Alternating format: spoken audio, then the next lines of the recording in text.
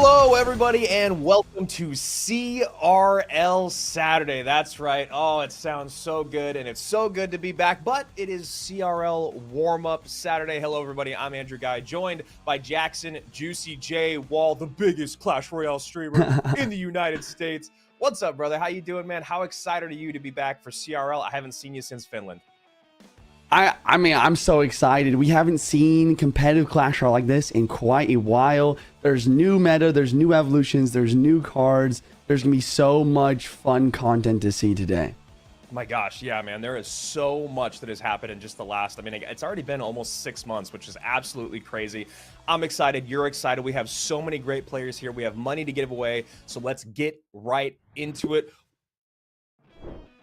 What are we doing? Well, it's been a month-long event, believe it or not. I know it feels like it's taken a while for CRL to get rolling, but here we are, a month already into it. We had our Phase 1 qualifier. We had our Phase 2 group stage, where we invited the 8 highest-ranked players from last year's CRL. So we have world finalists, world champions, we have world runner-ups, a lot of great players in the mix, and of course, a lot of players that you guys are also familiar with to get us all the way here today. Phase 3, the top 12, and I absolutely love the top 12. We're going to talk about that a little bit more when we get into our bracket, but this allows us to have a first round bye, which is absolutely awesome. And speaking of buying things, Juicy, we are CRL. We are giving away some cash today. Well, tomorrow. Indeed. We do have a $15,000 prize pool. First place taking home $7,500. This is the Clash Royale League warm-up. Big prize pool, a lot on the line.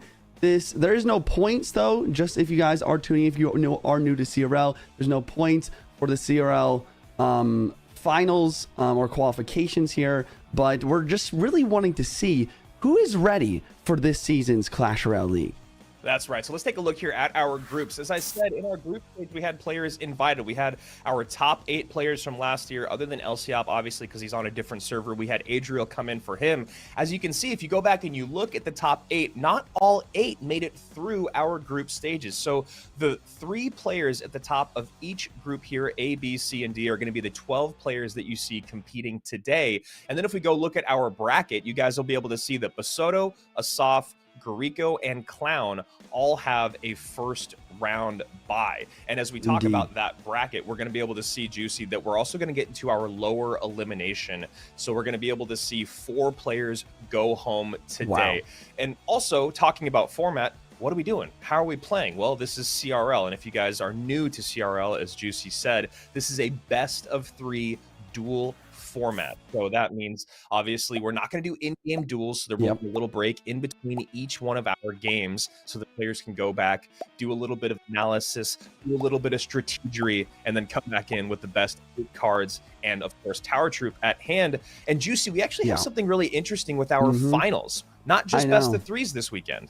Yeah, so for grand finals, the lower bracket finals and the upper finals, it's not going to be just best of 3s. It's going to be best of 5s with the out-of-game duels. That means if we go to game 5, for example, there's going to be 4 different sets of decks with a bunch of cards that neither player is allowed to use.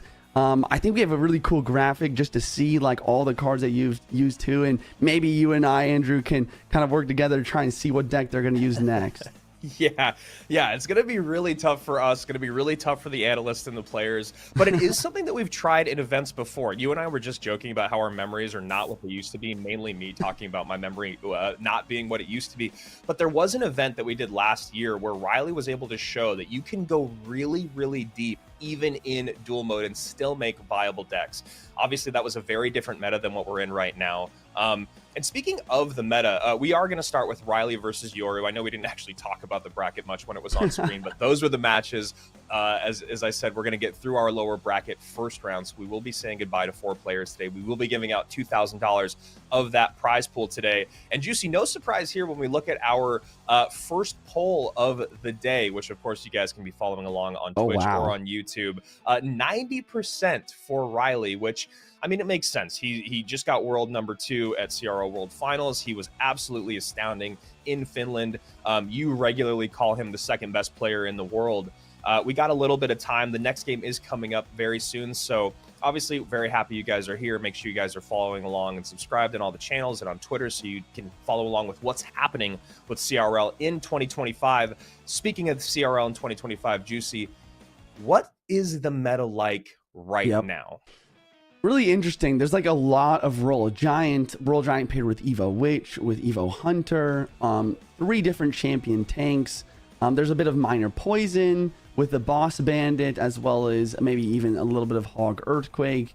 There's some lava to counter the Royal Giant. It's gonna be interesting. I think Royal Giant's very strong, and I think a lot of lightning could be used as well to counter that Evo Witch. Yeah, it's really interesting when you talk about all those different kind of archetypes and metas, or archetypes that are working in this meta right now. You were able to go from quick cycle all the way to heavy beatdown, even up to the skies with lava. Talking about the Evos, talking about the champions, is there anything right now that feels a little bit more powerful than it should be? Not to, get on top of our balance team right away, but we always see cards abused in the competitive scene. Shockingly, I thought Witch was going to be a little bit more broken when she came into the game. I actually think she's kind of in a decent place. Boss Bandit, maybe like a 10% HP nerf. I'm not sure if that's just me being a noob. What are your thoughts on the condition of the meta right now? I mean, I completely agree. I think that Evo Witch is a little bit strong, but it is fairly balanced, more balanced than I imagined. Boss Bandit, I do think we'll see a lot of it. I think it's really strong just to have kind of a really high HP 3-card cycle tank, where you can just spam Hog Riders or spam minor poisons to your heart's content. And what I think is really great about the Boss Bandit is, while she does seem pretty strong right now, she is really expensive, right? The 6 elixir plus the 1 for the ability. You see people misuse that ability a lot, which is actually, with things like you want to be able to get that ability elixir back. With things like Boss Bandit, it's almost good that they're being punished. So here we go. We're hopping into the game a little bit late, and looks like technically we're still kind of this is the CRL warm-up, ladies and gentlemen, the warm-up. So Juice, bottom of your screen, we're seeing a lot more Golden Knight in the current meta, which makes sense because of his buff. Top of your screen, Elixir Pump to start things off. Elixir Pump is wild. I have seen this deck, or variations of this deck, quite a bit. A lot of time we don't see Elixir Pump in Clash Royale League though, and that's, I mean, Riley's showing why you don't as well. I mean, you have Lightning. He's got the Miner ready for the Elixir Pump. Every time he plays that, it's just going to give an opportunity for Riley to attack at the bridge like he's doing right now. And looks like we're all kind of caught up. And Yoru, someone that you and I were discussing also before the event today. It's always great to see new names. It's one of my favorite things about Clash Royale League. Hey, wasn't too long ago where guys named Riley, Mohamed Light, Samuel Basoto, names like that were people that you'd never heard of. So it's really cool to see Yoru working his way into the mix. He has gotten #2 on the leaderboard all the way back in December of 2023. He's won a global tournament. That was Sudden Death, which is actually my favorite version of the global tourney. And I love the change to the Golden Knight, Juice. I really enjoy now that his dash is just a little bit more effective, moving farther across the map, moving forward and backward. I actually think it was a really, really great change. Yeah, Golden Knight's in the mix, Boss Bandit's in the mix, Skeleton King in this mix. I mean, a lot for the last like 2 or 3 years in CRL, we've seen evolutions kind of push champions out of the meta. Champions are back. I mean, everyone is using different champions, abusing the 3-card cycle, but even their abilities, I mean, they're providing value that we haven't seen before. Yeah, it's interesting with that 3-card cycle and then like the heavier lightning spell with decks like this at the bottom of your screen. The Golden Knight, not the tankiest of all the champions, but you get him off on the back of the board and you're able to actually create a lot of pressure, get more lightnings out than you might feel, which is why I actually think we're starting to see more Mother Witches. We've seen so much lightning in the meta lately that Mother Witch has actually been pretty dominant, especially against these decks with like Bats and Goblin Gangs, which we're seeing a lot in these Mortar, Lightning, Boss Bandit decks, even though this is Golden Knight. Triple Elixir just coming on the last second here, Andrew, allowing Riley to defend. That push was looking scary. Golden Knight, the bridge here, plus the Law, going to clean up the Mother Witch. Other Golden Knight cleaning up the gang. Arrows drop down the Evil Bats, and the Mortar is not the right play. And the Mother Witch prediction on the Bats. Riley's struggling to defend here.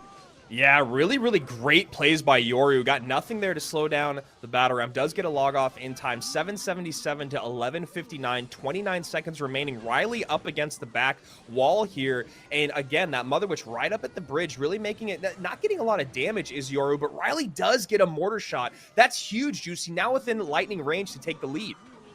Yeah, and the Evil Mortar is on the board. There's 13 seconds left on the clock. The Mortar is just applying a lot of pressure, and the Lightning does drop down, like you said. Yoru does not have a big spell. He has to do something, but he can't. It's over. You know, it's really interesting. It feels like there was a bit of that experience now that Riley has. So you guys can see in the bottom right-hand side, popped off in 2024, grabbing second place at World Finals. That's on the live stage. That's in front of everyone in the world. And, you know, Riley was really, really impressive. He was a huge question mark going into the World Finals last year. And it felt like there at the end that Yoru and Riley just kind of, you know, not panicking as you get into triple elixir, but it felt like it was just like spamming at the bridge. Yoru, it felt almost kind of got caught up in it, whereas Riley was still kind of evolving and figuring out how he was going to win that game. I don't know if that's just experience. I don't know if it's just the first game of the day, the first game of CRL 2025, but I did feel like experience came through there for Riley because it felt like he was on his back foot for a bit. Yeah, he was on his back foot, but I mean, I think you're completely right. I think that he has a lot of experience in defending when he's low on elixir. He stayed calm, he stayed collected, and he made it happen. Triple elixir did come in and kind of save him, allowing him to have enough elixir to drop that mortar down, but he also was able to delay and defend as best as possible, waiting for that triple elixir to come in to really allow him to kind of make a reversal there on who's attacking. So I really like that first game because we're seeing already how different the meta is from even what it was at World Finals, right? We're seeing Evo Battle Ram, we're seeing Witch, we're seeing Golden Knight on both sides. Elixir Pump is out. Lightning hasn't been super popular, but right now Lightning is absolutely everywhere. Juicy, is that just because of the Witch? What are the other reasons why Lightning is so popular in the meta at the moment? Great question. I think another big reason why Lightning is really in the meta right now is because of the poison tower damage nerf, the rocket tower damage nerf that happened fairly recently. And I think that Lightning's just a really good card that does a lot of damage to towers, and it also has a huge radius, so it has a decent amount of versatility compared to the rocket. Juicy, I know you were devastated when rocket got nerfed. Yeah, it was a dark day. No, Andrew knows that Rocket is one of my, if not my least favorite card in Clash Royale. Speaking of more balance changes, I do think that we could use just like a overall tower damage nerf for maybe spells across the board. I don't know. I think it's just good to always see the pros try to break through with troops and with skill rather than focusing on defense mainly. So here we go. Breaking through right now is Yoru, bringing that Tower of Riley's all the way down to 1075 in a very similar look here. Monk is also showing up a lot more. A lot of reasons, you know, I mean, you guys can do the math on why Monk would be everywhere, talking about the meta that we're in, especially paired with Royal Giant. You could see how effective it was there. And yeah, like you said at the top of the show, Juicy, RG is also everywhere. And hey, I mean, this is your job, so I'm just going to keep asking you questions. Why now RG? What is the moment now? It does seem like it's kind of found its perfect meta once again. Seems to be really, really hard to stop. Seems to be always breaking through. A lot of options through double and triple elixir. What's the reason for this moment in Clash Royale? So there's a couple reasons. I think number one, a lot of the buildings have gotten nerfed over time. We saw an Evo Tesla nerf. We saw just a regular Tesla nerf. We've now seen the Evo Cannon and the regular Cannon get a nerf recently. Bomb Tower and Inferno Tower don't really provide that much value. Really, buildings, you know, they're not great. And Royal Giant excels in a meta like that. I think another big reason is, I think like 2 or so years ago, when they started adding evolutions, I predicted that Monk would become more and more valuable. The more units, the more evolutions they add that are ranged, the more Monk has potential to deflect Evo units. So, and I do think Royal Giant is the card that synergizes best with Monk. That is a great breakdown. That is an absolutely great breakdown. Love to hear that. 318 remaining on that bottom right-hand tower. Riley was able to break through. This is the second time now on that top left-hand side. He's going to get another Evo shot in. Doesn't get the third. 1035, 318. Most likely a fireball in Yoru's last slot there. And no, it's a lightning instead. I was thinking it might be lightning because we hadn't seen it. Comes out, takes the tower, and we are all even, 1-1. Now that experience might go out the window. Yoru with a little bit of momentum behind him. Yeah, I like what Yoru did there. He knew that Riley used Lightning in the first game, and he's immediately, okay, I'm using Evo Witch. The Lightning's out. Lightning and Rocket are pretty much the only two cards that can really wipe the Evo Witch off the board before the Skeletons are able to heal her. So it was a great play there, and he plays very aggressively in this mirror match. I've really struggled playing Royal Giant in a mirror matchup, but the more I see and the more I play it, I think that whoever's like more aggressive is going to end up being on top.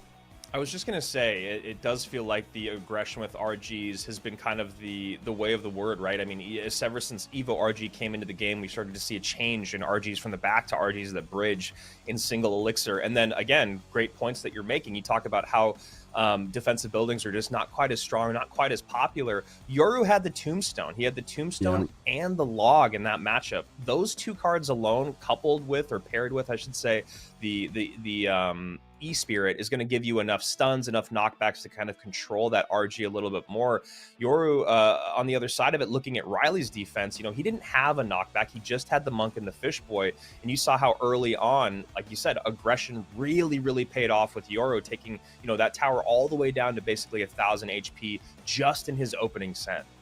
Yeah, and especially with that Monk, it's just so frustrating to go against a Monk that's 1 HP, using the ability and just deflecting the Fisherman, tanking everything. Even in some cases, I've seen the Monk push the Royal Giant further to the outside of the map to dodge the opponent's building. It's just such a strong offensive push. Yeah, and honestly, that's a little bit of Nostradamus for you there. I don't know if you know what that means, Juicy, but looking into the future when you're talking about the Monk and what it's doing as the game evolves more, that's actually really, really interesting. It's almost like it's like he came out and he was really strong, and then he kind of like found himself in metas. But like you said, with more and more ranged units getting evos, getting champions, and all that, is really interesting to see. The Monk is just gonna be one of those cards that might be a must-have in every best of 3 in duel mode. Obviously, things change as metas evolve, but that's just something to kind of keep in your back pocket because, yeah, I have seen a lot more Monk lately, and as you said, couples very, very well with RG. Back to the matter at hand, Juicy. We're going to game number 3 here. Riley takes game number 1. He goes Mortar, Lightning, Golden Knight. Then we get like a similar look RGs in game number 2. I'm not going to put it on you to say what are they going to play in game number 3. It's obviously still very early in the day. But based off of what we've seen so far, you know, Yoru was actually playing pretty dang well, right? It felt like he had Riley kind of up against the ropes in game 1, but then we saw, you know, Triple Elixir came in, Riley's experience came in. Game number 2, Yoru just kind of steamrolled him the whole time. So here we go, game number 3, Riley starting with a Snowball. Snowball can mean Balloon, Snowball can mean Drill. Drill maybe now that we're seeing Fire Spirit. Evo Snowball plus Drill, really, really great combination. It cycles really quickly, and you can clear everything off the board with that Evo Snowball. So we'll see how Yoru wants to prepare, which looks like he might be going to the skies, Juice. Yeah, Skelly Drags in Bats. That's interesting. Maybe like a Lumberloon, maybe Lava, maybe even a Mortar deck. And Riley, great call. He is using a Goblin Drill Evo Snowball here. I think it's a great combo, especially since he's used the Log already. Evo Snowball does a great job of providing a lot of value with the drill, because a lot of time you can push the defensive units backwards to the back of the tower and allow your Goblin guaranteed damage lock on tower. Big shout out to our production team and Stats Royale here. Love seeing all the graphics on screen, and it's just nice to be able to talk about what we've already seen being played instead of having to, you know, do what we usually do, hopping back and forth between screens and trying to figure it out there. Obviously, champions out in every single game so far from Riley. And top of your screen, Juicy, is there a champion in this deck? Is there maybe AQ in that last spot or something? Maybe just a spell, huh? Yeah, probably going to be a spell. So Yoru not going to be able to compete when it comes to the cycle here. Riley cycles really quickly, especially with the 3-card cycle from the Mighty Miner. And it looks like Riley's second Evo is going to be the Cannon Evo here. I think Riley's got a great matchup for himself. Yeah. Yes, Yoru does have the Valk for the drill, but once again, Riley has the Evo Snowball and cycle. If he tries the Valkyrie, he's going to drop the Snowball on it and push it to the bottom. And there we go. Exactly what you're talking about. Snowball comes in. Yoru ready with the barb barrel. So, you kind of have to do that this early on in the game. I mean, you have to do it all throughout the game to track those cycles. Those skeleton dragons from Yoru, as you can see, cycling them both on the same side of the map, those are going to be a bit of an X factor here for Yoru. It'd be annoying for Riley to take care of. Wow. Rocket comes out just on the Evo Mortar, misses the skeleton dragons, but I guess the Mortar was really more of the threatening play. And a pretty decent cleanup there from Riley. I'd say medium. Juicy, rate that defense. Yeah, I would give it a 5 out of 10. I mean, he does take out the Evo Mortar, which is definitely the main threat, like you said, but there's a lot of damage coming through. Riley still has a lot of work to do if he's going to come back and win this. And Yoru is continuing the pressure. He's got the miner, he's got the mortar, he's got the poison. Riley needs to hit a pre-Evo snowball on one of these Valkyries in order to make it so that these goblins can hit, just because that barbarian barrel is always going to come through if the drill gets low enough on HP.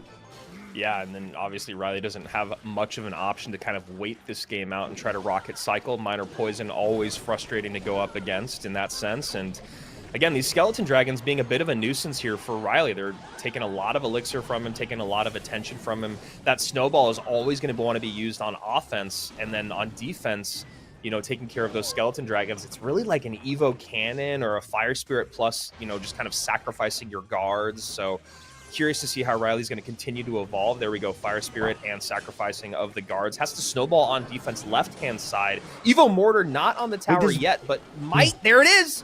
Wait, it's going to lock on the bomber first? But now it's on the tower. I think the Mighty Miner was out of range. No way. The Mighty Miner's able to distract. Riley's dragons are going to get pushed back. One skeleton dragon connects. No, wow. Riley playing some crazy defense right now, Juice.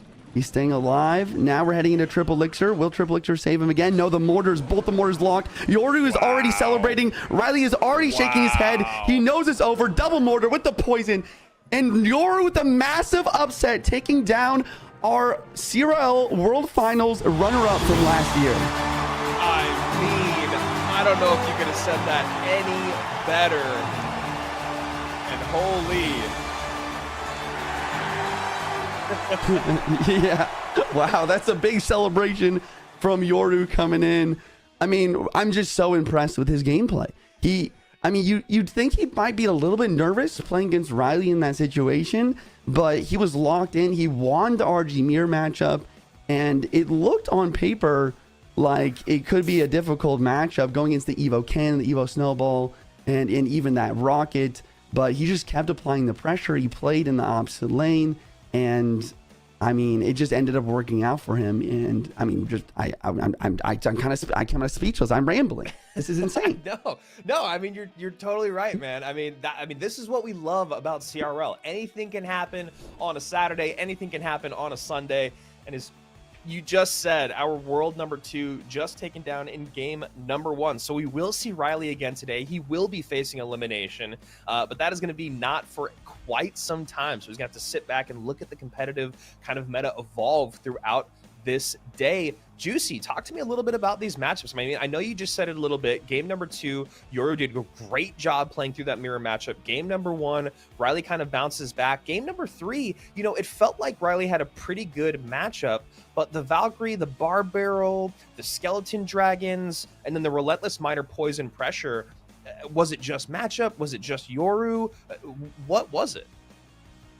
There's a lot going on here. I think that in the first game, Riley's got some great defense. The Ice Wiz is unkillable. The Lightning, the Miner for Elixir Collectors.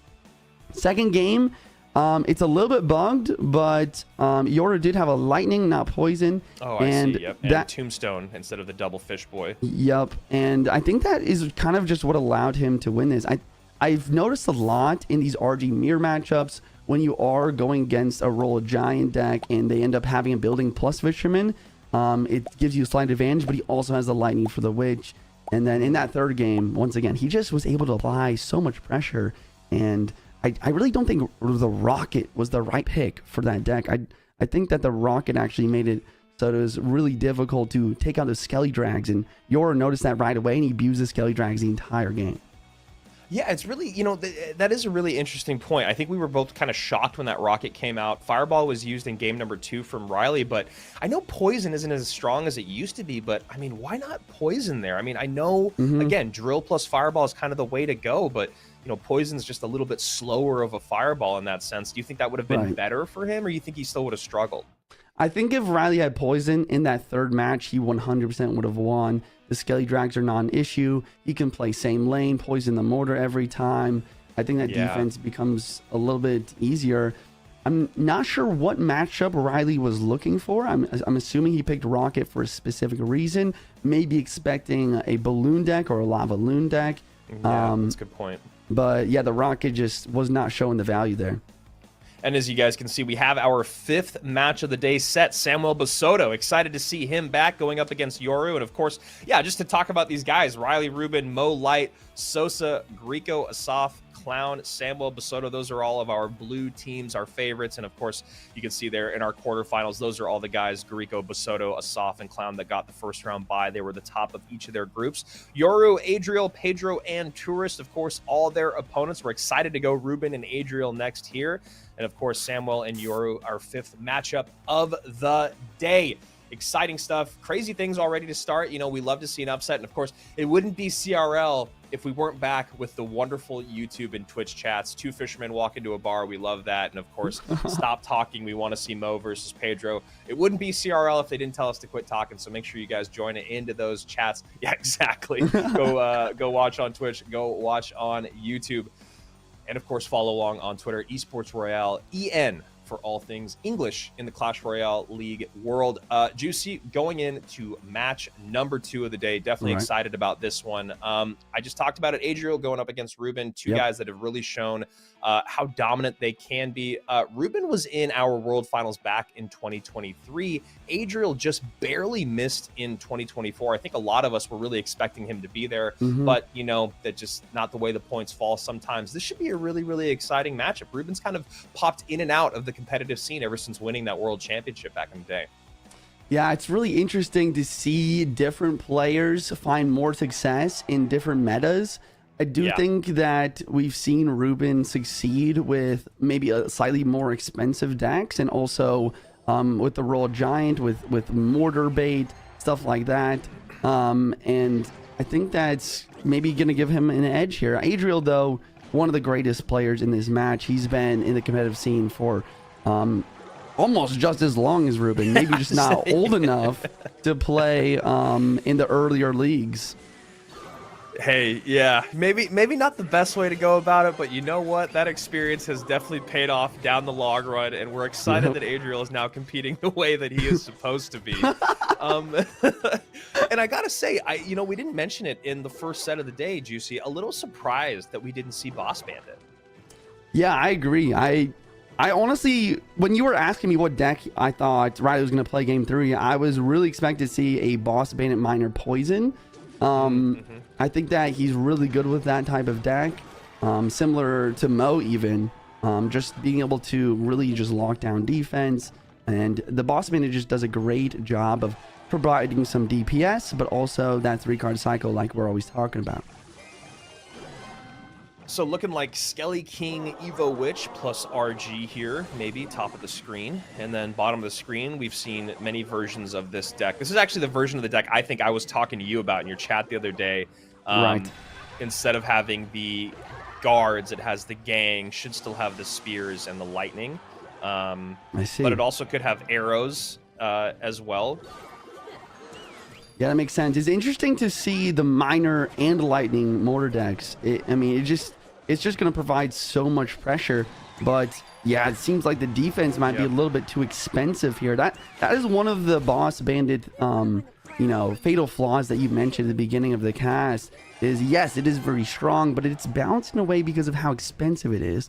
Ruben playing the Boss Bandit there on defense, but he has to wait a long time before playing those arrows, and that's a lot of damage. Yeah, that is probably the great equalizer there with the Boss Bandit. Big shout out to Donald, who's been doing an incredible job. We were both lucky enough to meet him in Finland. Great guy, lot of experience, and I think a lot of success in balancing Clash Royale so far. This is a game that I would never want to have the task of balancing, and I think he's been doing a great job, especially with all the evos, all the towers, all the champions. So big shout out to him. I absolutely agree. Okay, wait. This is a very important moment. He's got the Evo Roll Giant countering the Evo Mortar.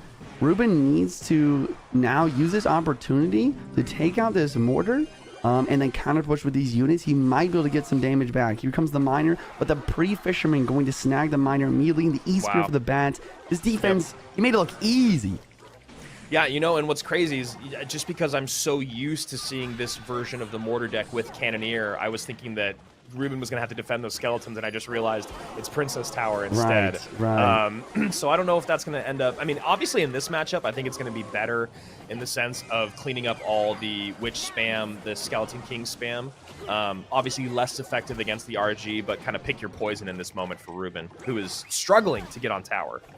Yeah, he can't seem to get the Miner, the Mortar, or anything on tower, and Adriel kind of just getting a damage. Wait, I say that, but here's one, maybe two Mortar shots, but look at this defense. Yeah. I mean, it's going to be tough to make this happen. But big push on that left-hand side. Mortar comes down last second by Ruben, doing a decent job defending. Boss Bandit on top of the RG and does clean it up. Second RG is going to be ready to go, but probably going to hold off for a second here. And yeah, Juicy, the version that I was thinking about doesn't have Miner, and it has Spear Goblins there instead. I see. And yeah, the whole Miner plus Lightning plus, because usually in this deck, I think one of the things that struggles is just getting damage on tower, right? Because you just have the Boss Bandit and the Mortar usually. Ruben trying to fix that with the Miner, but maybe losing some of the synergy. Yeah, I agree. And here comes another Roll Giant push. Boss Bandit going to dash, but there's not enough for the Mortar. He goes for the ability. The ice is a slow, but it doesn't matter. This Roll Giant is locked and loaded. His Skelly King ability on the right-hand lane. There's just too much Swarm for Ruben to deal with. Yeah, I mean, that was just so well picked and played by Adriel there. I mean, honestly, I don't even know what you do in that matchup. You know, Ruben's trying to go opposite lane. Minor damage isn't going to be able to keep up throughout the game. You're not going to be able to spell cycle in any sort of situation because of the pileup at the bridge. I mean, is there a way to play through that? I'm going to look at the actual matchup analytics here. Yeah, no, it's very difficult, especially since he just has the arrows instead of the log. I think a log could do a lot better in this matchup versus the Skeleton King, the Tombstone, maybe, I mean, especially even the Royal Giant. You talked about it earlier. Once again, like, log is such an important spell to have versus Royal Giant because you can kind of stun it and make it so that it maybe just does a little bit less damage to either your building or your tower to give you a little bit more time to make that defense happen. And of course, you guys playing at the highest level have the perfect timing on that log, you know, right before the shot goes off to give it that like half step or a couple of milliseconds longer of a stun. Completely agree. And yeah, when you talk about the synergy of that deck, looking online at Royale API, just because these are like a little bit, the version that Ruben ran isn't quite as popular. It's still a 70-30 matchup for Adriel, and I completely agree. There's just no way to keep up with that Swarm. You've only got two cards that can do that in the Ice Wiz, which you don't usually want to just drop on top of Swarm units. You usually want to keep him in the back, being one of the strongest defensive cards in the game. And then as you said, Juicy, yeah, you're just not having that log. It just makes the deck a little bit heavier. And as I was talking about the synergy of this deck, it is a weird deck to usually only have the Boss Bandit and the Mortar as your win conditions, but the Miner just kind of, I don't know, just didn't really fit. The deck just didn't quite fit the way that it's supposed to. So Adriel does a great job in that opening game there running RG. Like you said, Juicy, RG, really, really strong right now. It's so strong. It's so difficult to defend, especially when, I mean, once again, we've seen it now paired with the Skeleton King. We've seen it paired with the Monk. You can even put just a Ghost as a tank in this deck. There's just so many different ways to play Roll Giant. You can play it as a kind of cycle deck, try and get multiple Roll Giants on the board. You can also play it as a beatdown deck, especially when paired to the Skeleton King. That's what we just saw. It's so difficult to stop a Skeleton King plus Roll Giant plus a support unit with the Skeleton King ability. If you're able to get that push going together, it's like, how are you going to make that happen? Unless you have like an Evo Valkyrie, it's going to be very difficult. I know, and I was even thinking, like, what are the decks that match up well against it? You know, we are still seeing a lot of Royal Hogs AQ with Earthquake, but even there you see, because of the Fish Boy, the Tombstone, the Skeleton King, the Log, probably be tough to match up against. Even the Wish has splash damage there. What are the best matchups out in the world right now for that RG deck? The interesting thing is that Mortar is supposed to match up well versus it, but apparently not versus the Skeleton King and Tombstone variation. I don't know. I mean, I think that a good like Minor Poison or maybe a good like Hog Earthquake could get it done. I think that Royal Hogs are also very strong in the meta, very underrated. The Royal Delivery does a great job, and plus the Cannon does a great job of dealing with the Royal Giant plus a Witch or whatever other support unit they might have. Yeah, I was thinking Evo Cannon plus Delivery, plus if you need a Log or an Earthquake at the bridge could really stop that pile up. Obviously, the quick cycle there to get another Cannon down for the second RG. But that's just us theorizing about a good matchup while we are in another game here. In game number 2, we got Hog EQ, top of your screen. A little bit of a funky version with Guards and Fire Spirit. And there's the Evo Firecracker. Bottom of your screen, we're seeing Ruben run Drill with Evo Cannon and Evo Snowball. No surprise there, but... Interesting. So we see a little Prince for 3-card cycle from Ruben, and then we do see the Boss Bandit Hog EQ variation from Adriel. Interesting. I'm thinking about who might have the matchup here. I want to say that Adriel does, just because Ruben isn't going to have a big spell, and that Earthquake's going to do a great job of cleaning through that Cannon. And the Boss Bandit is going to provide decent value, although Ruben does have the Knight and Guards to help defend. Yeah, nice work there with Ruben having to use the Guards, the Knight, and the Ice Spirit to cover that Boss Bandit. But if you think about it, with the use of the abilities, that actually ends up being, I think, a +1 trade, because Ruben did use the ability twice. So it is interesting when you think about how many cards are spent. But when you look at the elixir value actually spent, not a bad trade. Just feels like you're having to spend a lot of attention on one card. Yeah, that's a good call out. The other thing I want to call out is I forgot that Adriel actually used Log in his first match. So he actually has a Royal Delivery here instead of Log. That might give Ruben an opportunity to make something happen with the Drill Evo Snowball combo. It does a great job of clearing out the supporting units or the defensive units from Adriel. And without the Log, it might be able to allow those goblins to lock on tower. Yeah, that's a really interesting point that you make. That's something that Adriel's going to have to keep track of, and then have to have that Royal Delivery kind of hovering, you know, for when that Drill does come in. So here we go. Drill comes down. I think Evo Snowball's in cycle. There's the Evo Snowball. Grabs the Delivery. Maybe not the perfect order, but does do a decent amount of cleanup, although Ruben does take the lead here for the first time in this matchup. Yeah, and the Evo Snowball does a great job. It also took out that Fire Spirit there, and that's the thing about the Evo Snowball. It just has such a wide radius, and it just really pulls in almost everything, allowing for nice connections there. Wait, Little Prince gets taken out. Pre-Earthquake for a Cannon. He goes for the Drill on defense because the Drill has more HP. But now the Evo Firecrackers on cycle, and this Boss Man is a menace to deal with. He is defending well, but another Hogger to inbound. Cannon on defense. Wow. Ruben doing a pretty good job, but look at the Earthquake at the Firecracker chip damage that's coming through. Yeah, and that all started from Ruben kind of trying to catch the Hog Rider coming out early. He dropped preemptive Guards, and I wasn't sure if I had lost something. I was like, am I gone? But apparently we are losing a little bit of our gameplay. We're going to try to hop back in as soon as possible, obviously. What I was going to talk about was Ruben kind of looking for that Hog early, but now that the game is not on the screen anymore, it doesn't really matter. But let me see if I can try to pull up API here and at least follow along with who ended up winning that game. I don't have my phone next to me, so I can't. While you're doing that, I'll just talk about one other interaction that really went down there.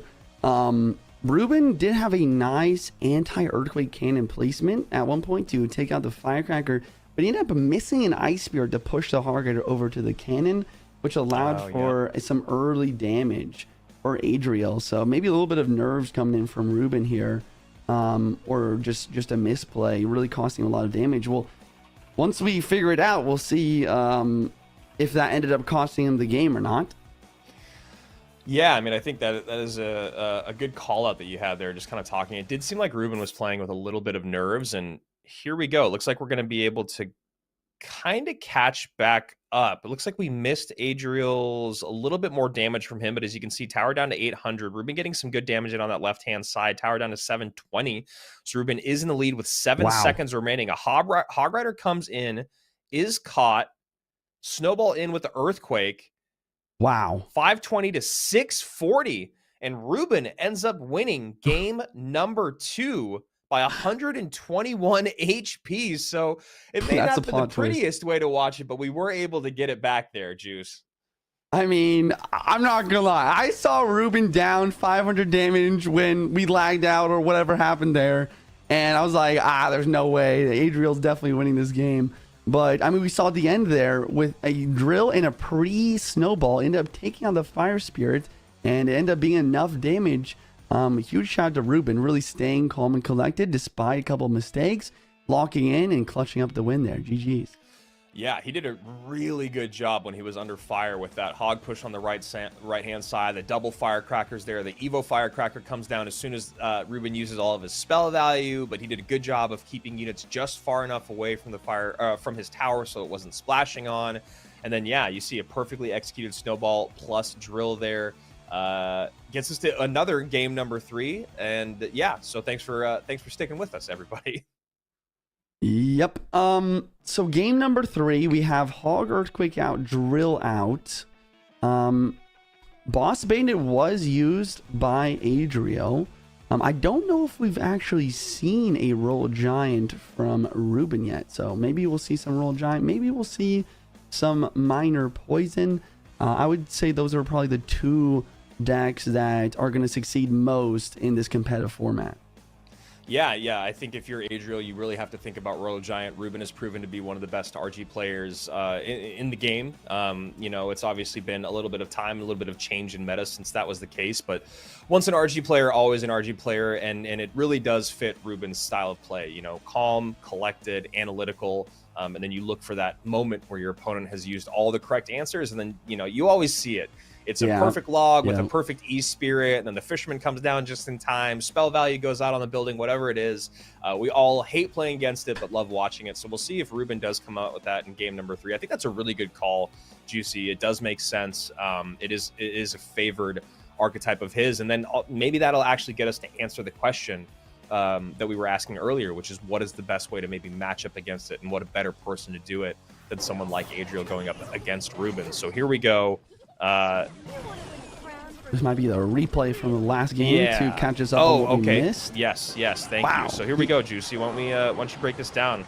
Yeah, I mean, this cannon here at the last second, stopping this Hog Rider, allowed him to somehow stay in the game. He's still down 300 HP at this point, but the Goblins are getting a couple hits through.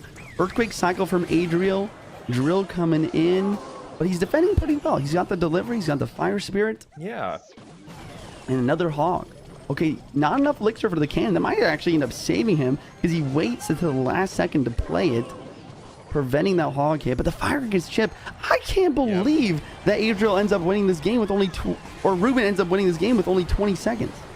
Wow, look at that value from the Evo cannon. Cleans up the units on the left-hand side, takes out the Evo firecracker, cleans up the units on the bridge on the right-hand side. I mean, pushes back the Hog and puts damage on it.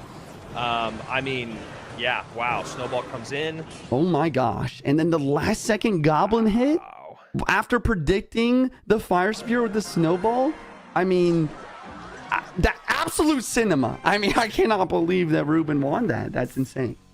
Yeah, shout out to our production team for being able to get that back for all of us to watch. You know, it took us a second, but we were able to get there. And again, sorry for the technical difficulties, but this is the CRL warm-up. We should have all this ironed out just as soon as CRL rolls around. And Ruben, world champion, able to bounce back there. I mean, it really did feel like it was just going to be a 2-game sweep. Adriel doing all the things correctly, but Ruben never saying die, just like back in 2020. There was a lot of times when it felt like Queso was kind of out of it or down, and Ruben was always able to bring them back. I mean, obviously why he won the MVP that year. So You know, I don't think we got a poll for this one. I'm really curious to see what that would have looked like, because I actually don't know who the underdog is in this matchup, Juicy. I mean, you would think you would just say Adriel because Ruben's a world champion. But maybe over the last couple of years, you know, it's been 2 years since, it's been 2 years for both of them. I don't know. What are your thoughts on this matchup? Yeah, I would give Adriel a little bit of an edge. Just because, I mean, I've been very impressed with his gameplay watching the last few years. It seems like Ruben, I mean, he's definitely still got it, as we've just seen, but it seems like, I don't know, I see a little bit of less of Modelight in Ruben. I see a little bit more of Modelight in Adriel, if that makes any sense. Yeah, I feel like Adriel still has the hunger a little bit more, and it Right. makes sense, again, when you talk about already being a world champion. And, of course, back in 2023, they both ended up in that 5th, 6th, $50,000 spot, so it makes sense why it's very, very tough to pick maybe who the underdog and who the favored player is. I think I'm going to have to agree with you, but you know what? Just to play devil's advocate, I'll say Ruben because he's a former world champion. Here we go. Piggy's out in game number 3 for Ruben. Top of your screen, looks like an interesting version of bait. Golden Knight, Dart Gob, Inferno Tower. Yeah, this is gonna be a fascinating matchup. Adriel really gonna struggle versus the Royal Hogs. He's actually already struggling versus the Royal Hogs because that Inferno Tower just isn't what you really want. A nice Goblin Gang in the middle, though, gonna help counter both the Valkyrie and the Royal Hogs, and that's the most emotion we'll see from Adriel all day today with a little eyebrow raise after that defense. Yeah, I bet he was like, okay, all right, that Goblin Gang was perfect, and that was a little stressful. So here we go. I forgot to mention about the new meta, but we almost have a new card here in the Goblin Hut. A complete rework, making it actually one of the best buildings in the game at the moment. But that's another reason why Royal Giant's so dominant. If Goblin Hut is being used as one of the main buildings, I mean, it doesn't have that utility to actually get damage, the amount of damage you need versus the RGs. Yeah, what a crazy, you know, out of nowhere rework for a card that has been so dead for so long. Right. Again, shout out to Donald, because I do think it is a really interesting change. It's also really interesting to see how it's changed the way people play the card. You'll see people play it almost not aggressively, but like a little higher on the board, so it triggers those goblins to come out in stressful situations. It's not always advised, but it is just a really interesting rework of the card. Yeah, absolutely crazy there. Okay, here comes another snowball onto the Goblins. Barbarian Barrel trying to clean up, but another Goblin spawns in. That's another reason why Snowball synergizes so well with the drill. If you're able to get the Snowball down, a lot of the time it slows down the tower enough to allow for one extra Goblin spawn on that Gob drill. 25-16, 21-37. Adriel making the Inferno Tower work, but obviously having to spend an arm and a leg every single time to avoid any damage. Still gets a little piggy nuzzle there on the tower. 1904 to 2466, excuse me, is the lower tower on Ruben's side. Snowball once again coming through, but the Goblins, wait, well, look at this Gold Knight. Tower. This Gold Knight hits everything. Wait. Wow. Did it not hit the tower? I don't know if it did. Run out? I think there's enough. I think it hit enough targets where it actually did not hit tower. Ruben playing the Goblins last second there to soak everything up. But that Fire Spirit taking out the entire Gob Gang. There's so much happening right now, but Ruben's up a solid 600 HP. Yeah, what a wild interaction of like 20 seconds that was. Adriel trying to play defense with the Dark Gob on the right-hand side. You know, the Golden Knights dashing right. Yeah, there's another bit of emotion there as Adriel raises his eyebrows again after the huge Golden Knight connection. I mean, that's the biggest play that's happened so far in the game for him, and that's all we get out of him. 13-16, 14-73, 1 minute remaining in play. Royal Hogs cycled in the back for Ruben. Evo Valk on defense. And I really like this play from Adriel. He knows that he's trying to outside the Inferno Tower, so he decides to defend without the Inferno. And it's very close. Another Royal Hogs in the back. Another drill. Pre-Snowball. Fire Spirit does jump, though. Evo Snowball is going to be in cycle. That might be the difference maker in these last 30 seconds. A lot of good damage on the left-hand side. Adriel actually didn't get as much out of that Golden Knight dash as he could have. I think he wasn't expecting it to do as much damage as it did. Doesn't pull the dash in time. Now we see Ruben switching lanes to the right-hand side after this big pile-up. 11:57 to 11:01. 15 seconds remaining. 2 nail-biters back-to-back. 10 seconds remain. Ruben down, goes in with the Royal Hogs on the left-hand side as a drill comes down on the right.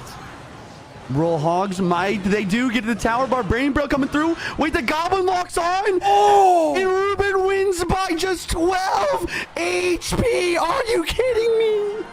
My goodness, the Fire Spirit does just enough. 12 HP for our former world champion. And this wonderful back and forth between Adriel and Ruben continues on. Absolutely great stuff. I mean, in my book, we've seen 2 upsets so far today. I mean, this is why I was excited to cast this CRL warm-up. Not only is there a $15,000 prize pool, but we have not seen these players play in a competitive scene for so long. Here is where we see who's been grinding in the offseason, who's been practicing, who's been putting in the work, and who is ready for the Clash Royale League season this year. Yeah, I mean, incredible gameplay there. Games 2 and Games 3. I know Game 2 we had a little bit of a hiccup, but we were able to go back and watch. Also an absolute nail-biter. Adriel takes game number 1. Ruben somehow survives in game number 2, and then again in game number 3 by 12 HP with 2 absolutely wild decks here, Juicy. I mean, neither of these were on my bingo card for the day. Yeah, I mean, and that's what I love about this duels formatting. I have not seen Drill Snowball played in like Hop Ladder or in any sort of like competitive game mode in game recently, but I always thought that would work with the Evo Snowball buff. But now we get to see the pros play a lot of Drill Evo Snowball in this duels formatting, and it seems to be working so far for both players here. But Ruben just barely able to clutch the win. I mean, I also really like the fact that he almost predicted what his opponent might play. I mean, the Royal Hogs, great matchup versus the Inferno. He has the Fire Spirit, the Witch, the Goblins, the Barbarian, and the Valkyrie to help out versus the Drill. But I mean, the crazy thing is after all that, because of the Evo Snowball, that game was so close. Yeah, and then, you know, the other side of that is all these units, the Hut, the Witch, the Goblins, all that, they leave a little bit of, even the Royal Hogs, there's a little bit of a trail for that Golden Knight to connect, as we saw happen for Adriel. Right. So a really, really fun one. And also, you know, you talk about some of the cards that we're seeing, that Goblin Hut, it was legitimate. It worked. You know, it is a building in the game that is viable. And I have not been able to say that about the Goblin Hut in my this is my 9th year, which is absolutely incredible, of casting CRL. It's my 9th year, and never has the Goblin Hut felt like it was a viable card. So pretty cool to see it being used here in our warm-up in 2025. Wow, Juicy, we are only 2 matches into the day. We are already an hour into our broadcast. We've had 2 great back-to-back best-of-3s. Obviously, Riley falling in our very first matchup. There we go, production team right on time. So now we have our first 6 matches of the day set up. We have match 11 and 12 getting ready, as they're going to be waiting for the losers of the other matches at hand. So here we go. Riley falls to Yoru. Yoru moves on to play Samuel Basoto. Ruben able to take out Adriel, edge him out just by, I mean, combined less than 200 HP over those 2 games. Grieco will be going up against Ruben. Mo, Light, Pedro next. That is going to be absolutely incredible as the soft waits to play the winner of that matchup. Sosa, Tourist, 2 of our, honestly, 2 of the biggest names in the game right now. They've really kind of shown how good they are over the last couple of years. Excited to see both of them back in the mix, and of course going up against Clown, who I'm a big fan of. And like I said, Riley and Adriel down at the bottom of our screen, waiting to see. They will be playing once again today, so if you're fans of Riley or Adriel, make sure you stick around to the very end of our day, because they are facing elimination. $500 or an opportunity to keep playing for that $15,000 prize. Here we go. Mohammed Light going up against Pedro. This is a good exciting one. Yeah, this is the powerhouse matchup of the first round. Mohamed Light, you know, obviously best player in the world, but we saw Pedro last year not really, you know, play as expected. You know, we did see, I believe in 2023, Pedro end up getting to number 2 in the world at the World Finals on his kind of debut live event. And last year we didn't see the same Pedro, but I have been seeing Pedro absolutely grinding, playing a lot of Clash Royale recently. And I think this year we're going to see Pedro back in form. Yeah, you know, not everyone can have that repeat of getting second place, you know, at the CRL World Finals. Pedro did an incredible job, and honestly, that was one of those where we went to the upper bracket, or the Grand Finals reset, where Mugi was able to take it from him. Maybe if Pedro had as much stage experience as Mugi had at that moment, maybe we'd be talking about how Pedro is also a world champion. Yep. But on the other side of it, he is going up against the two-time undisputed GOAT of Clash Royale, the two-time world champion, undisputed GOAT of Clash Royale in Mohamed Light. Juicy, you and I were doing just a little bit of work this morning before the show talking about Mo Light at World Finals last year. In case you guys don't remember, Mohamed Light lost one game last year at CRL World Finals. Okay, yeah, just that's ridiculous. One game, and that was to a former world champion in LCOP in the very first match of the tournament. Other than that, it was Mo Light 2-0 over Lucas, Mo Light 2-0 over Riley, and then Mo Light 2-0 over Riley again in our grand finals. So Mohamed Light still just really locking in why he is the greatest player in the game, and we'll see how much work he's been putting in this downtime. I mean, we're still seeing him grind. We're still seeing him get to that number 1, number 2, number 3 spot on the leaderboard. I mean, this is Mohamed Light we're talking about. So here we go. This is an exciting best of 3.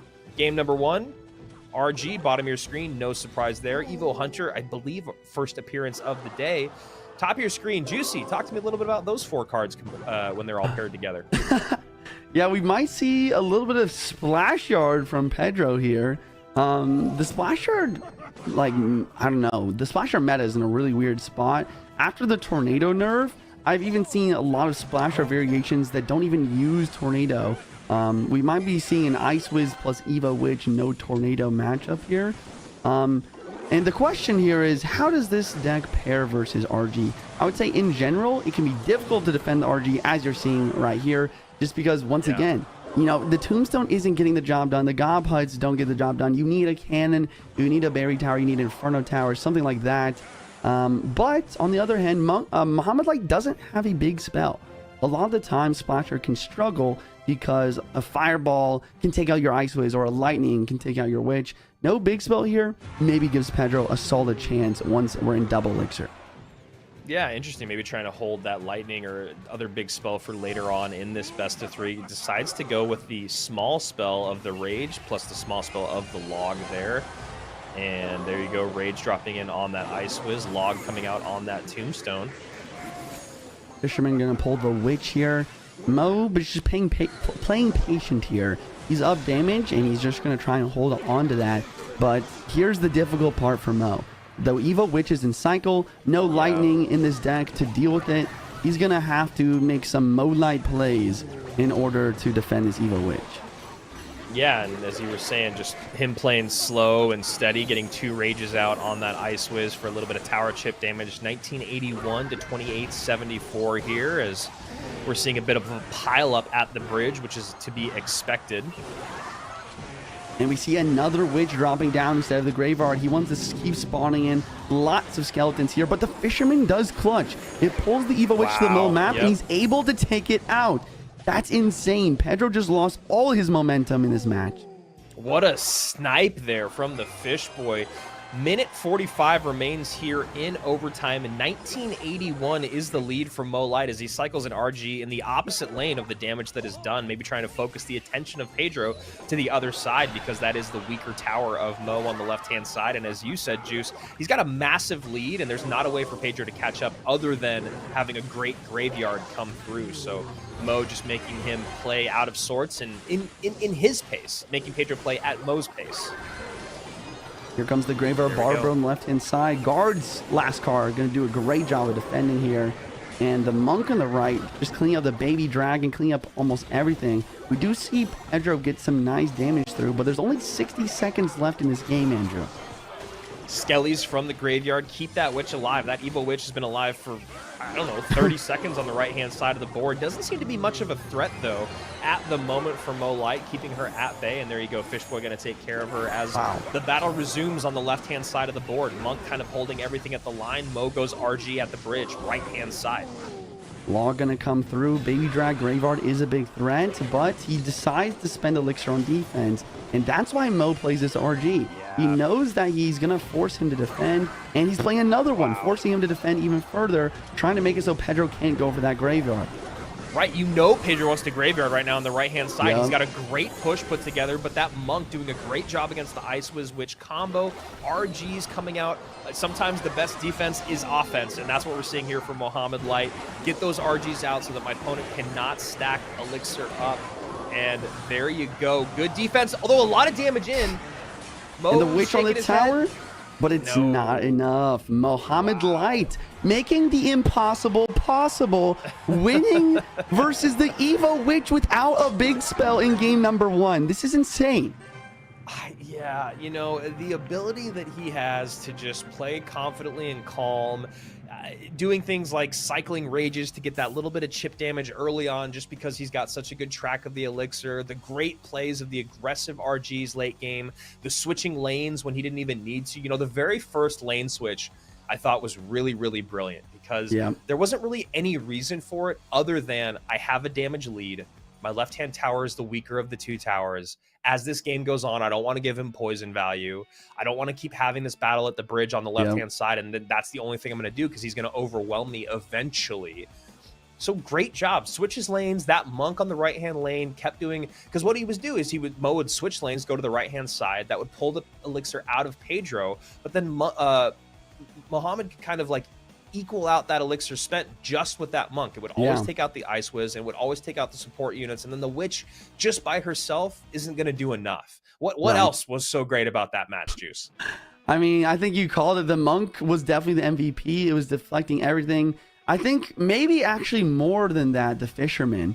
I think that without the big spell, Mohamed Light realized that there was only one way he's going to take the Evo Witch off the board, as she's just constantly healing herself with those skeletons. Is he needs the Fisherman to lock onto that Witch and pull it in, allowing his towers and everything to lock directly onto her instead of the skeletons. And he did a great job of clearing away those skeletons with the log, the rage, to allow those Fishermen to really lock on that Witch and make the defense possible.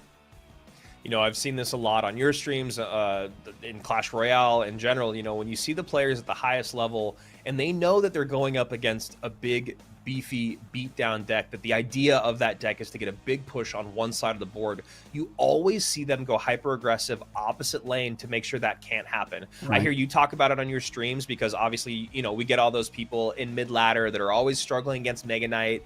And you know, the best players in the world, a Mega Knight comes down, they pressure opposite lane, and then they usually kite that Mega Knight to King Tower with like 3 Elixir, right? This is that very basic idea brought out to the highest level of gameplay. If you're going up against this deck that you know is going to start to succeed more in double Elixir, you know that that pileup is going to happen, you know they have the poison value, and you know the only reason that they're going to be able to beat you is with that Knight plus Witch plus Baby Dragon and then the Graveyard. You've got to make them spend Elixir elsewhere, and that was perfect from our 2-time world champion. I love what Mo's doing here. He's like, you know what? I'm going to show you how to play this deck, Pedro.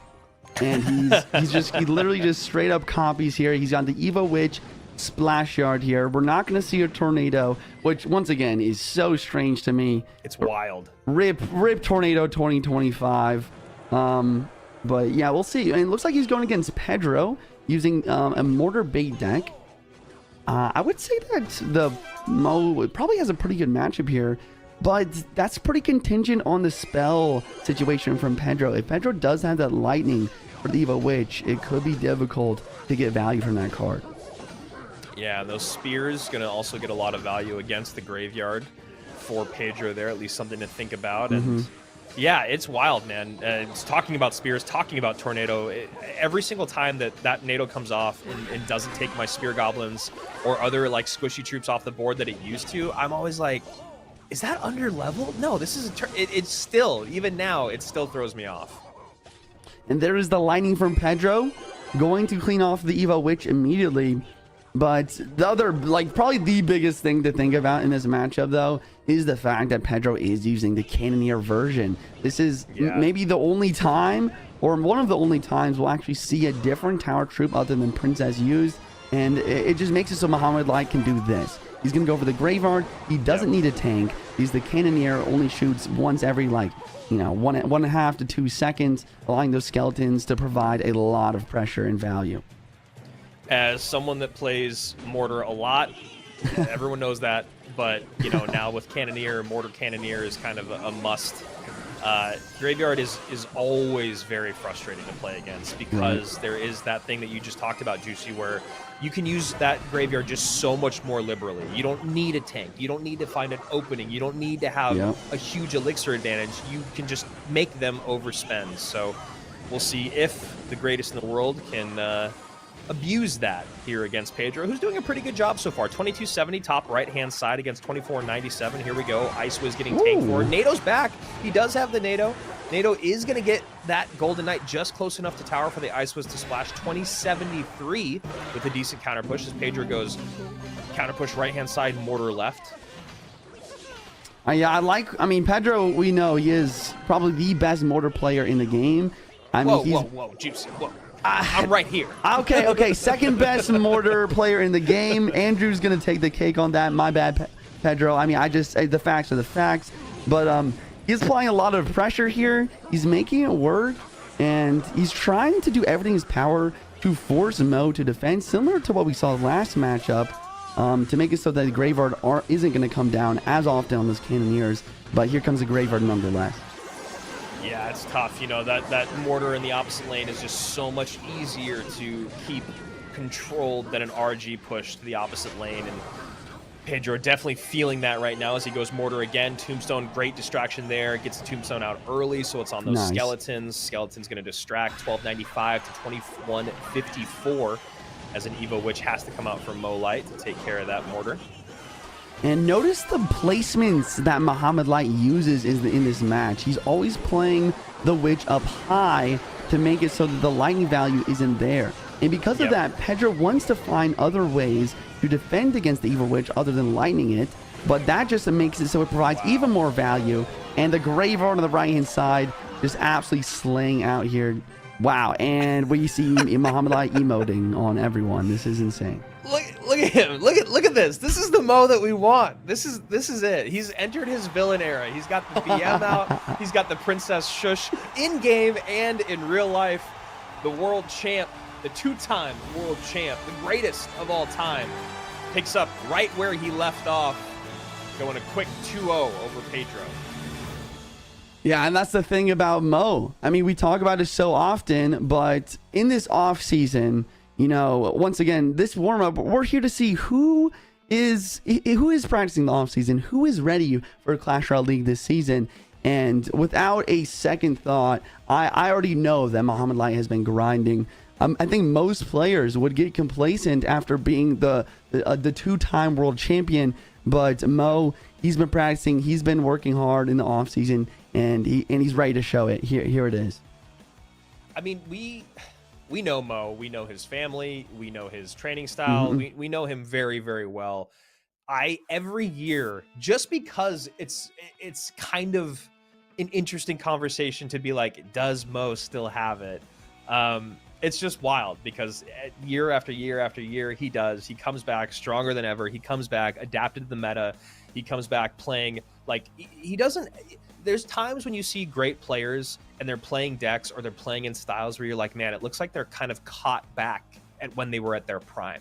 It looks like they're playing 2023 Clash Royale, but because they're so good, like Igor is a great example of someone like that. I love Igor, and he's a guy that I really want to get back at the very top level. But sometimes when I watch him, I'm like, it just feels like he's not playing this current version of what you need to be at the absolute 1%, 0.001%. And Molite has done that time and time again, year after year now for almost half a decade. Yeah, I mean, he's playing so well. I mean, we saw, looking at the decks here, we saw Mohamed Light, you know, just abusing the Monk, is somehow getting the Fisherman's to lock on to the Evo Witch. I really do think that Pedro can and should win this matchup. I mean, even without the Tornado for the RG, if you can stack up a big enough push, you can win. But Mo somehow just applying pressure at the perfect moments, somehow allowing the Fisherman to lock on the Witch, he makes it happen anyways. And then second game, we saw Mo use Splash Yard Evo Witch with the Tornado here. And I mean, I kind of talked about it a bit, but I just want to shout out someone in my chat really had a great point. He said that Mo went with the Graver to the right side while the Evo Witch was on the left side, making it so the Evo Witch was healing herself when the Graveyard Skeletons were dying, making a dual lane pressure that was simply unstoppable. And Mo ended up just taking the tower with the Graver in the right hand lane. Shout out to Juicy's chat, and shout out to Igor. That was not, hopefully, you feeling like you're catching strays. I love you, man. I want you back. I want you back at the highest level. I want the Mortar God back in CRL. So here we go. Mohamed Light takes out Pedro. Our first 2-0 of the day. Asaf has the tall order of taking down the goated one. In Mo, we're going to go to Sosa and Tourist here for our fourth match of the day. Finally getting through almost the first round of our upper bracket. And then, of course, as you look at the bottom of our screen, Riley, Adriel, and Pedro, which is a crazy 1, 2, and 3 to be in our lower bracket, Juicy. I mean, we've got number 2 in the world, and then Adriel, who's been playing CRL since 2005. So it's really, really exciting to see that those 3 guys are at the bottom of our bracket. But that just goes to speak about, I mean, the thing that we haven't even talked about yet today is the 4 guys that have buys, right? And how well Asaf, Basoto, Greco, and who was the last one? And Clown have played in those qualifying groups. So I'm so excited once we get into the second round of our upper bracket.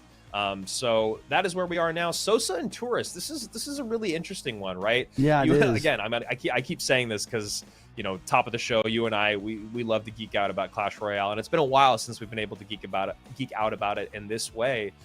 2 guys that have really kind of proven over the last few years that they've got the mettle to be at the highest level of CRL. Yeah, I mean, they're both great players. Tourist, obviously one of the best Bridgeman players in the world. Evo Pekka did get a buff recently, but still, I think that Boss Bandit kind of taking the cake as a better like high elixir tank for bridge spam decks. So, I mean, this is always entering the conversation when we talk about players that are really, really good at one deck. Do we see Tourist using a bridge spam deck in game number 1 or game number 2? Or is it about the mind games of making Sosa always have to be ready for the bridge spam, but then never using it?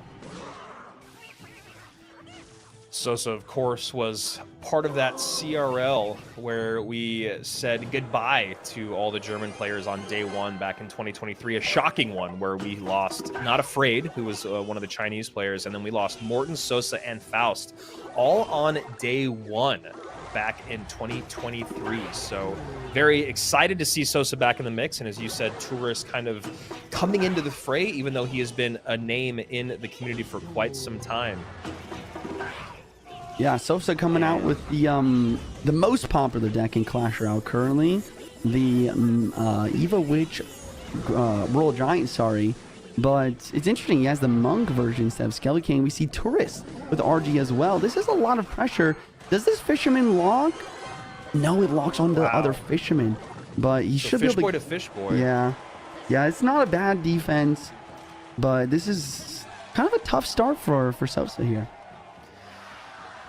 Yeah, big defense Sosa there. Looks like is what his name stands for, bottom of the screen. Not able to defend that push too well. 2006 to 3052 as the Goblin Hut comes back out. I'm still thrown off by the sound of the Goblin Hut. You know, like, you know most all the sounds in the game, and this is one that I'm still getting used to, so...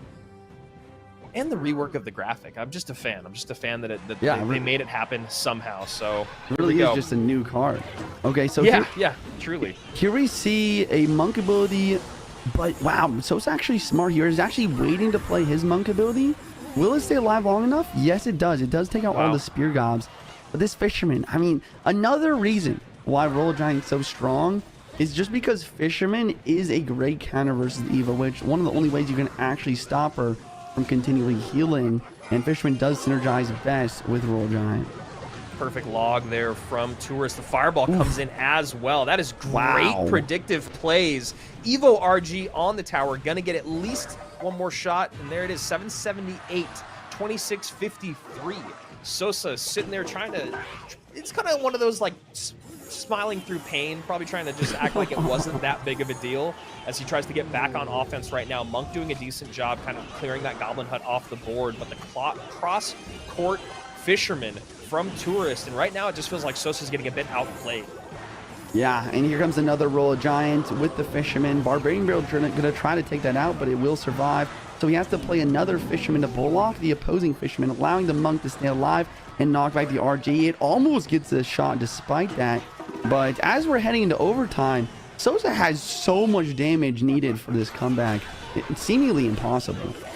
Yeah, and I mean, that Evo Hunter is not going to help either. Evo Hunter doing some great work on that Evo RG. Now the Monk in to push it back. Evo Hunter still on the board, and that is, I think, going to pretty much sew up game number one. I mean, obviously anything can happen. This is Clash Royale, but right now Sosa is just having a very difficult time breaking through at all. Wait a second. Another RG comes down. This could be a moment. Wait a second. Evo Witch ends up surviving here. Fireball number 2 does come down, though, and the Evo Witch was not able to heal up enough. And Tour's very happy with the second Fireball clearing off the board. That was the only chance Sosa really has. Maybe he can run it back. Maybe he can get one more Evo Witch push to maybe make something happen here in Triple Elixir. Yeah, that was actually the moment where you're like, oh wow, is the caster curse going to come in right now? And all of a sudden Sosa's going to break through. Nice fireball there, as you said. Tourist with a big smile on his face, probably letting us and his team know that, wow, okay, felt the pressure there for a bit. Fisherman pulls in the RG of Tourist, but I think the Larry's is going to do enough there. Sosa gets some decent damage on the right-hand side, but still 1989 to 390 HP.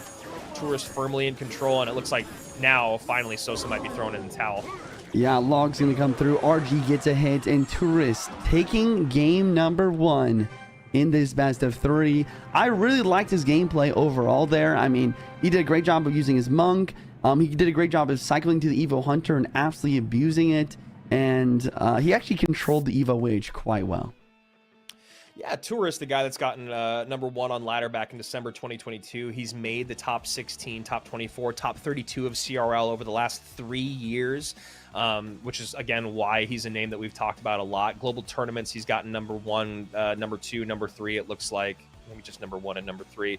So he's clearly a guy that has put in a ton of work over the last few years.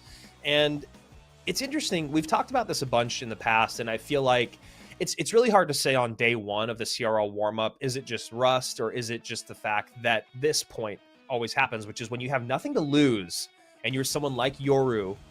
And even in a matchup like Tourist versus Sosa, Sosa's been to World Finals. You know, I think that once you've been to World Finals, it does put you in a different tier of competitor, just having to experience what that's like. But that being said, Yoru and someone like Tourist, people that are the underdog by a lot. I mean, we saw 90 and 10% of Riley and Yoru at the top of the day. When you have nothing to lose, you get to do crazy plays, crazy aggressive plays like that. The pre-log on the Tombstone with the pre-fireball to hit the Fisherman and whatever else could come down is something that felt insanely hyper aggressive super early in that matchup. But when you got nothing to lose and you know how well you can play, Juice, sometimes that's all it takes. You're so right. And the other thing about that play is that, I mean, I'm so glad you called that out, because the pre-fireball hitting the Monk away from the Evo RG just made it so that the Evo RG was continually knocking back the Monk, preventing the Monk from knocking away the Royal Giant. And then once again, it's just so interesting, but a lot of the time in the mirror matchups, it is whoever's more aggressive. And I think that Tourist knows that, and he really was able to apply a lot of pressure. Sosa seemingly just on the back foot defending most of that last match. Suspicious Bush making its way to CRL 2025. You love to see it. Actually, one of my least favorite cards to play against, but one of my favorite cards to be in the game. It's just... it's just annoying enough to where I'm always like, man, do I really want to spend the elixir on it? But the damage that those two guys will do is just enough to make you have to spend it. So I'm very excited and curious to see what this deck actually is at the top of our screen. Yeah, Tourist with some interesting variations of decks so far. I'm liking it. And Sosa here with what seemingly a maybe just a solid 3-card cycle with the Little Prince, with the maybe a minor poison, maybe a minor rocket. I would assume a poison here though. Tesla doesn't pop to really do much of anything there, as this boss bandit is going to get on tower right hand side. Sosa misses the Valk, but it kind of helps with the Skarmy question mark. Wow, no, it doesn't. 702, 1988. I was trying to make some lemonade out of lemons there, Juicy, but that was just horrible. Oh man, yeah, this is not looking good. Sosa's trying to make a comeback here with the minor guards out of the lane, but that's just going to give the Evil Witch even more value. Wait a second, Little Prince somehow winning the 1v1, but I mean, let's be real. Sosa, he's down a lot of damage. He is up a little bit of elixir. The problem is this kind of minor control type of deck, it's not good at making comebacks. Even if you are up elixir, it's more focused on perfect defense and controlling the match and chipping away throughout. And unfortunately for Sosa, we have not seen a perfect defense so far. So just to like give a little bit of context of the Molite DMing of Pedro, just because I see people talking about it in the chat still. Apparently Pedro made a video a couple weeks ago. It shows him, Lucas, and Wallace holding Mohammed Light, who is a baby. What? in the thumbnail.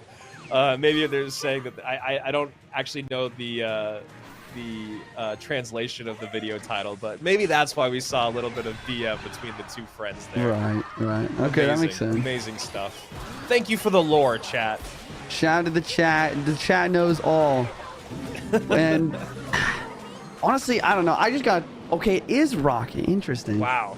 Maybe there's a way that, I mean, I feel like I was kind of counting Sosa out, kind of just waiting for the game to end here. But maybe there is a way for this comeback to happen. You know, Tourist does not have a big spell. There's a lot of defense to be done and a lot of minor rocks is to happen on the offense. But, you know, anything can happen in triple elixir with minor rocket. I mean, yeah, this could happen. He's got no big spell to break through. The Little Prince can put in some work. Those Teslas being pre-cycled early. Now the Suspicious Bush. We saw Tourist try to work it in behind the Witch on the right-hand side, but it didn't work. Now this is a big push on the left. Never mind. Just giving up. All that just being said for nothing. And I don't know. Man, you know, yeah, go ahead. I just want to say I do not think that we have seen the last of Sosa this year. I think that he's coming out today. He obviously played well enough in the group stage to qualify for this stage. I think that the nerves got to him. He definitely did not play as well as I've seen him play before. This is a world finalist here. I mean, huge shout out to Tourist though. He takes advantage of Sosa's mistakes. He plays very well in both games, and he is going to be the victor here. Sosa going to try to walk that one off, it looks like, and Tourist there showing up. One of the first times I've seen that Tourist graphic there, so congrats to him. And yeah, it didn't just, I mean, you know what, let's just, like you said, I don't think that's the last we've seen of Sosa. It did feel like that was a lot of cobwebs, more cobwebs than I've seen today. Especially, it's a great point that you make. He did play through that month-long group stage and qualifier event, so, you know, it maybe just wasn't his day, which, Juicy, maybe you can speak to this. Maybe sometimes that just happens when you're... It happens. Right? Absolutely. You're a professional player. You're not going to be able to show up every single time. Yeah. One of those days for Sosa. Tourist, though, you know, great plays. Look in the decks here. The Goblin Hut, I do think, provided a little bit more value than Tombstone in the RG mirror matchup. I also think the Evo Hunter is just much stronger in the mirror match as well.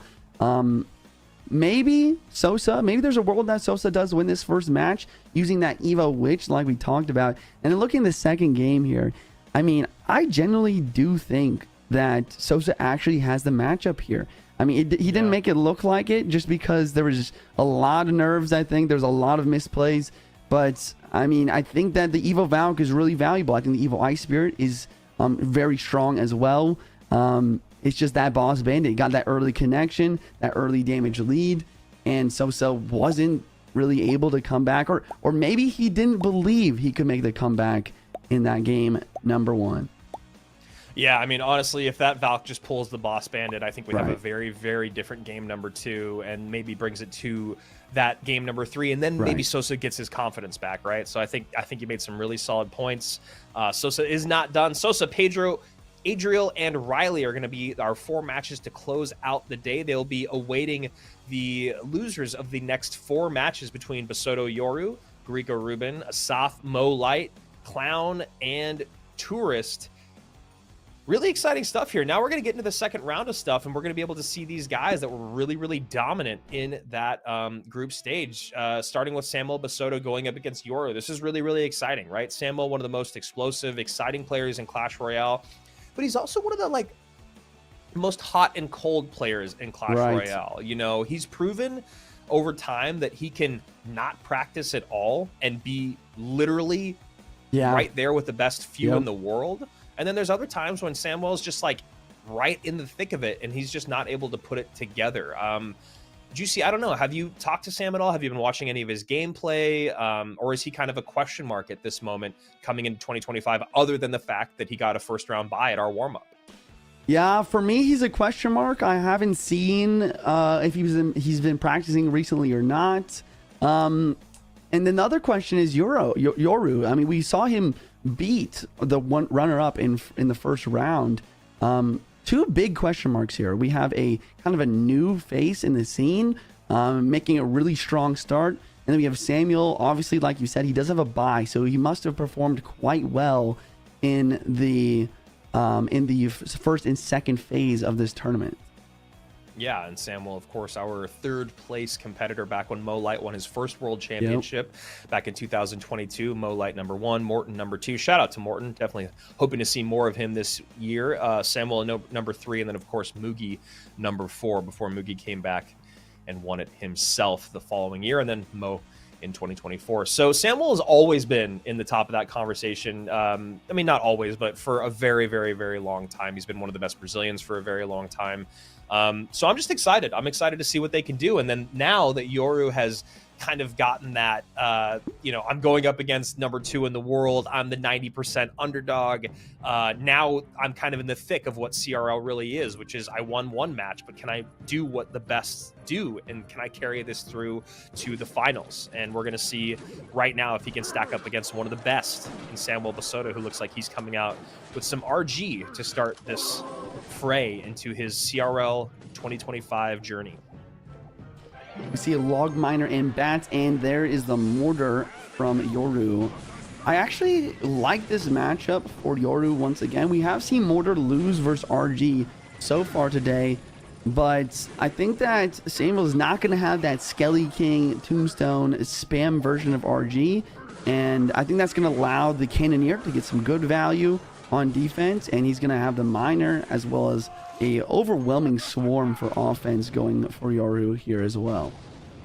Yeah, since we see the miner out early from Yoru, I'm curious what exactly the version is that he's running. And yeah, maybe as you said before, since mortar does stack up well against RG at times, a lot of times, honestly, we'll see if Yoru can do that against Samuel, who is also one of the best RG players out there. Monk in the back. We see a Goldeneye coming out for Yoru here. Goldeneye does struggle quite a bit versus the Monk. The Monk just has more HP, and he does a little bit more damage. Goldeneye's definitely not going to get much value in this matchup. Yeah, this version has been a little bit more popular. There was that version that we were talking about with the guards, Ice Wiz, Boss Bandit, that was super popular for a few days, and then now it seems like this newer version with, this version, it's like changed a little bit. There's a few of them out there, some with Spears and Gob Gang, and Lightning, so we'll see exactly which version Yoru is running as we are still experiencing just a little bit of lag. And yeah, this is what we're talking about with that Goblin Hut. It's fascinating when it's played closer to units or in different spots. You can see it just pops out those goblins at a rapid rate. Lightning comes in to clean up that mortar. 1749, 2008. Yoru does have the lead by a bit. Yep.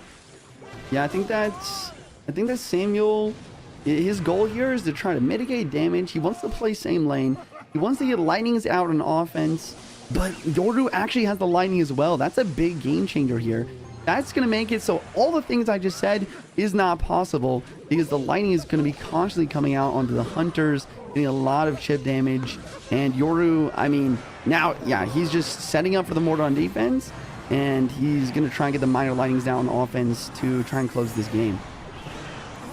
So here we go. Monk ability comes in to help out against the Ice Wiz, the mortar, the goblins. Second mortar comes down. Evo RG trying to get some damage in. 1550 to 1142 as a mortar shot goes in on that hut.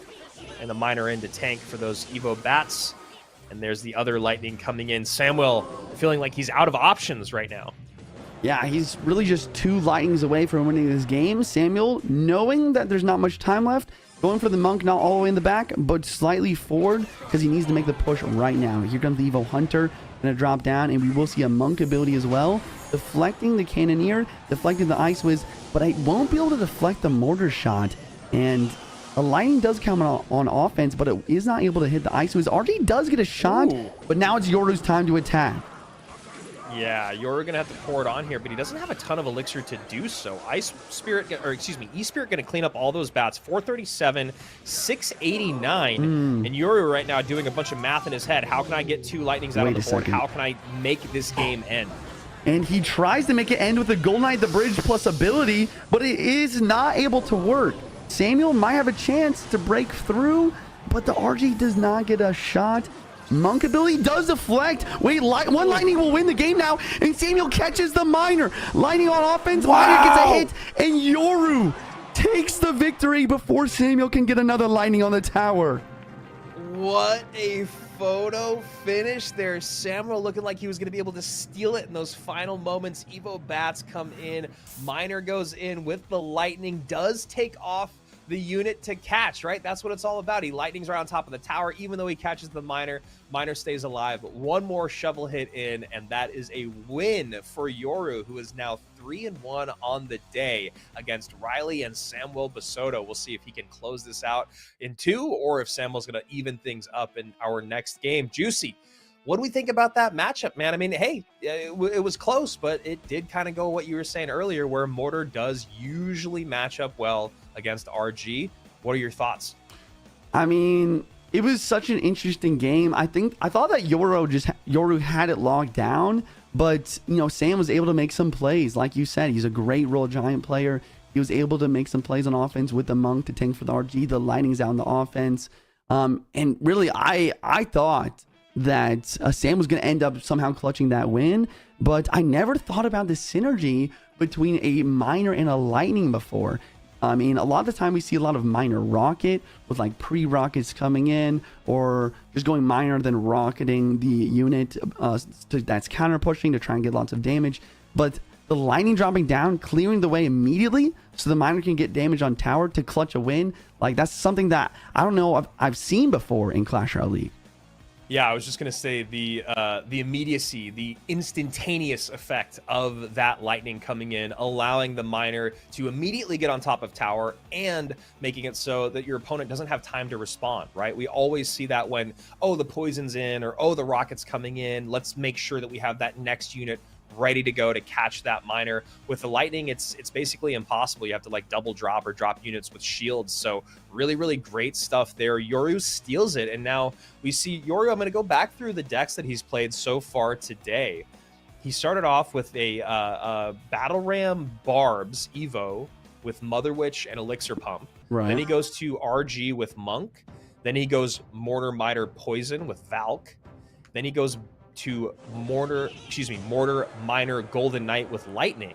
So he does seem to like Mortar in the meta at the moment. Looks like he might be going Drill now. Like, it seems like he's favoring faster cycle in these next couple, or in his most recent couple games. But in general, he's kind of been all over the meta, which I love to see as Samuel gets an early Mortar connection. Bean drops down, stops the mortar to one shot. It's counter pushing here. He does not go for a Goblin Drill on the counter push. He's waiting to play the Queen ability. You get as much value, taking out the entire Skelly King.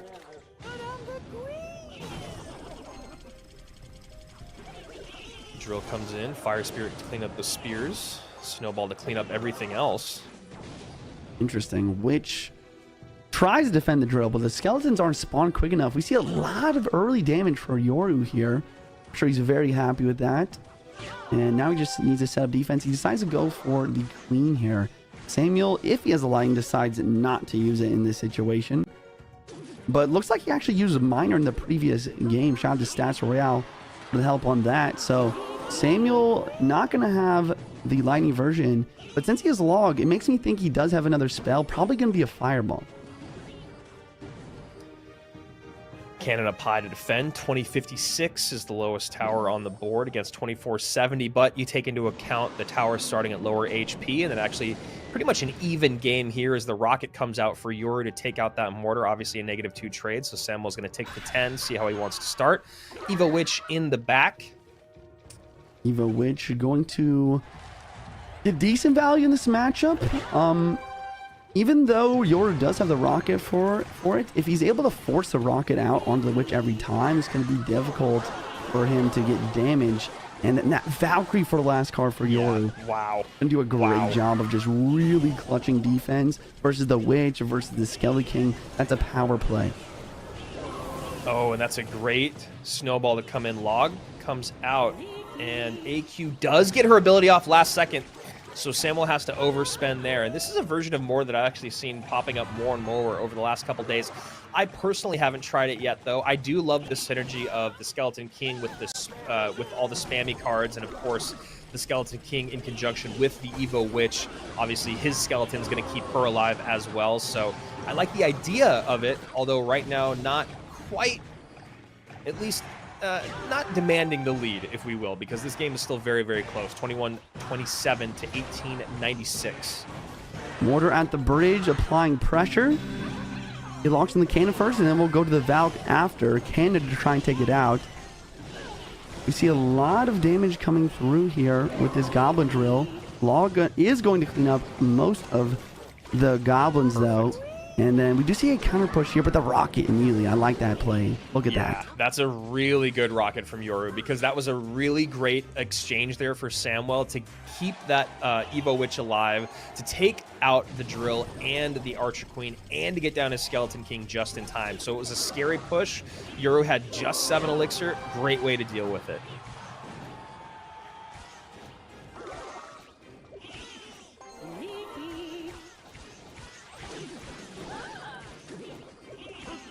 So right now, these two guys are trying to figure out how to break on through. Evo Snowball comes in early on. That's going to allow a decent amount of damage to get in, 15-24.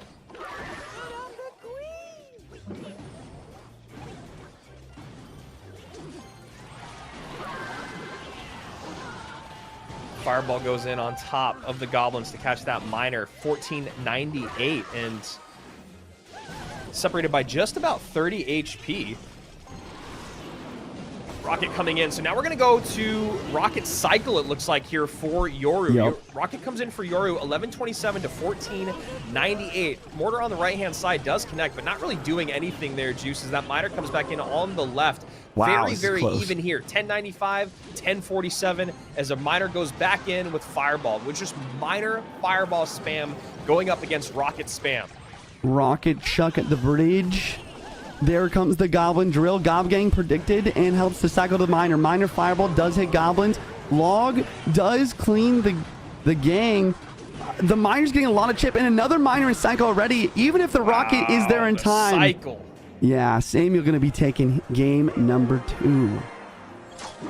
And that was a really, that was a very interesting, slow developing game here from Samuel. Just playing it patient, making sure that he's just enough, just staying close enough to where that rocket cycle doesn't become a huge threat. A lot of great Miner pressure there. And yeah, interesting because that Skeleton King Witch synergy didn't actually really work out much for Samuel in that matchup, but I do like the idea of it, and I'm curious to see if that deck actually does stay in the meta. Yeah, I mean, I don't know. That's such an interesting deck. Interesting that we just see minor fireball instead of minor poison as well. Fireball does do more crown tower damage now instead of poison, so it does make sense. And interesting to see how much rocket we've seen today. Usually you don't see much rocket cycle in CRL, but it looks like it's not really working out. Riley tried to make it work in our I think it was our first or second match of the day, and now just not really working much for Yoru here either. Yeah, it really does feel like lightning is kind of just the way to go when you talk about a big spell these days. If you're going to go that big, like the really expensive big spells, it just feels like lightning is probably the way to go. We've seen very little poison. We saw it with Graveyard. You know, we've seen a little bit more fireball, so obviously a little bit more popular. That pushback is something that's been really utilized today. And as we go to game number 3 here, I don't actually think gameplay was a huge problem there with Yoru. I think it was just a great game of Clash Royale that Samuel came out on top of. Was there anything there that stood out to you gameplay wise from either of these guys? I mean, it was a very slow developing, even matchup. Yeah, I think that it's not exactly gameplay, but one other thing to really mention there, especially when it gets to the very end, is the 3-card cycle, right? The Skeleton King, even though it didn't provide much value versus the Valkyrie, the fact that you had the 3-card cycle to get more miners, more poisons versus those drill rockets, which were really coming towards his tower a lot less frequently, it really just gave him a solid advantage there in the last 30 seconds, minute of the game.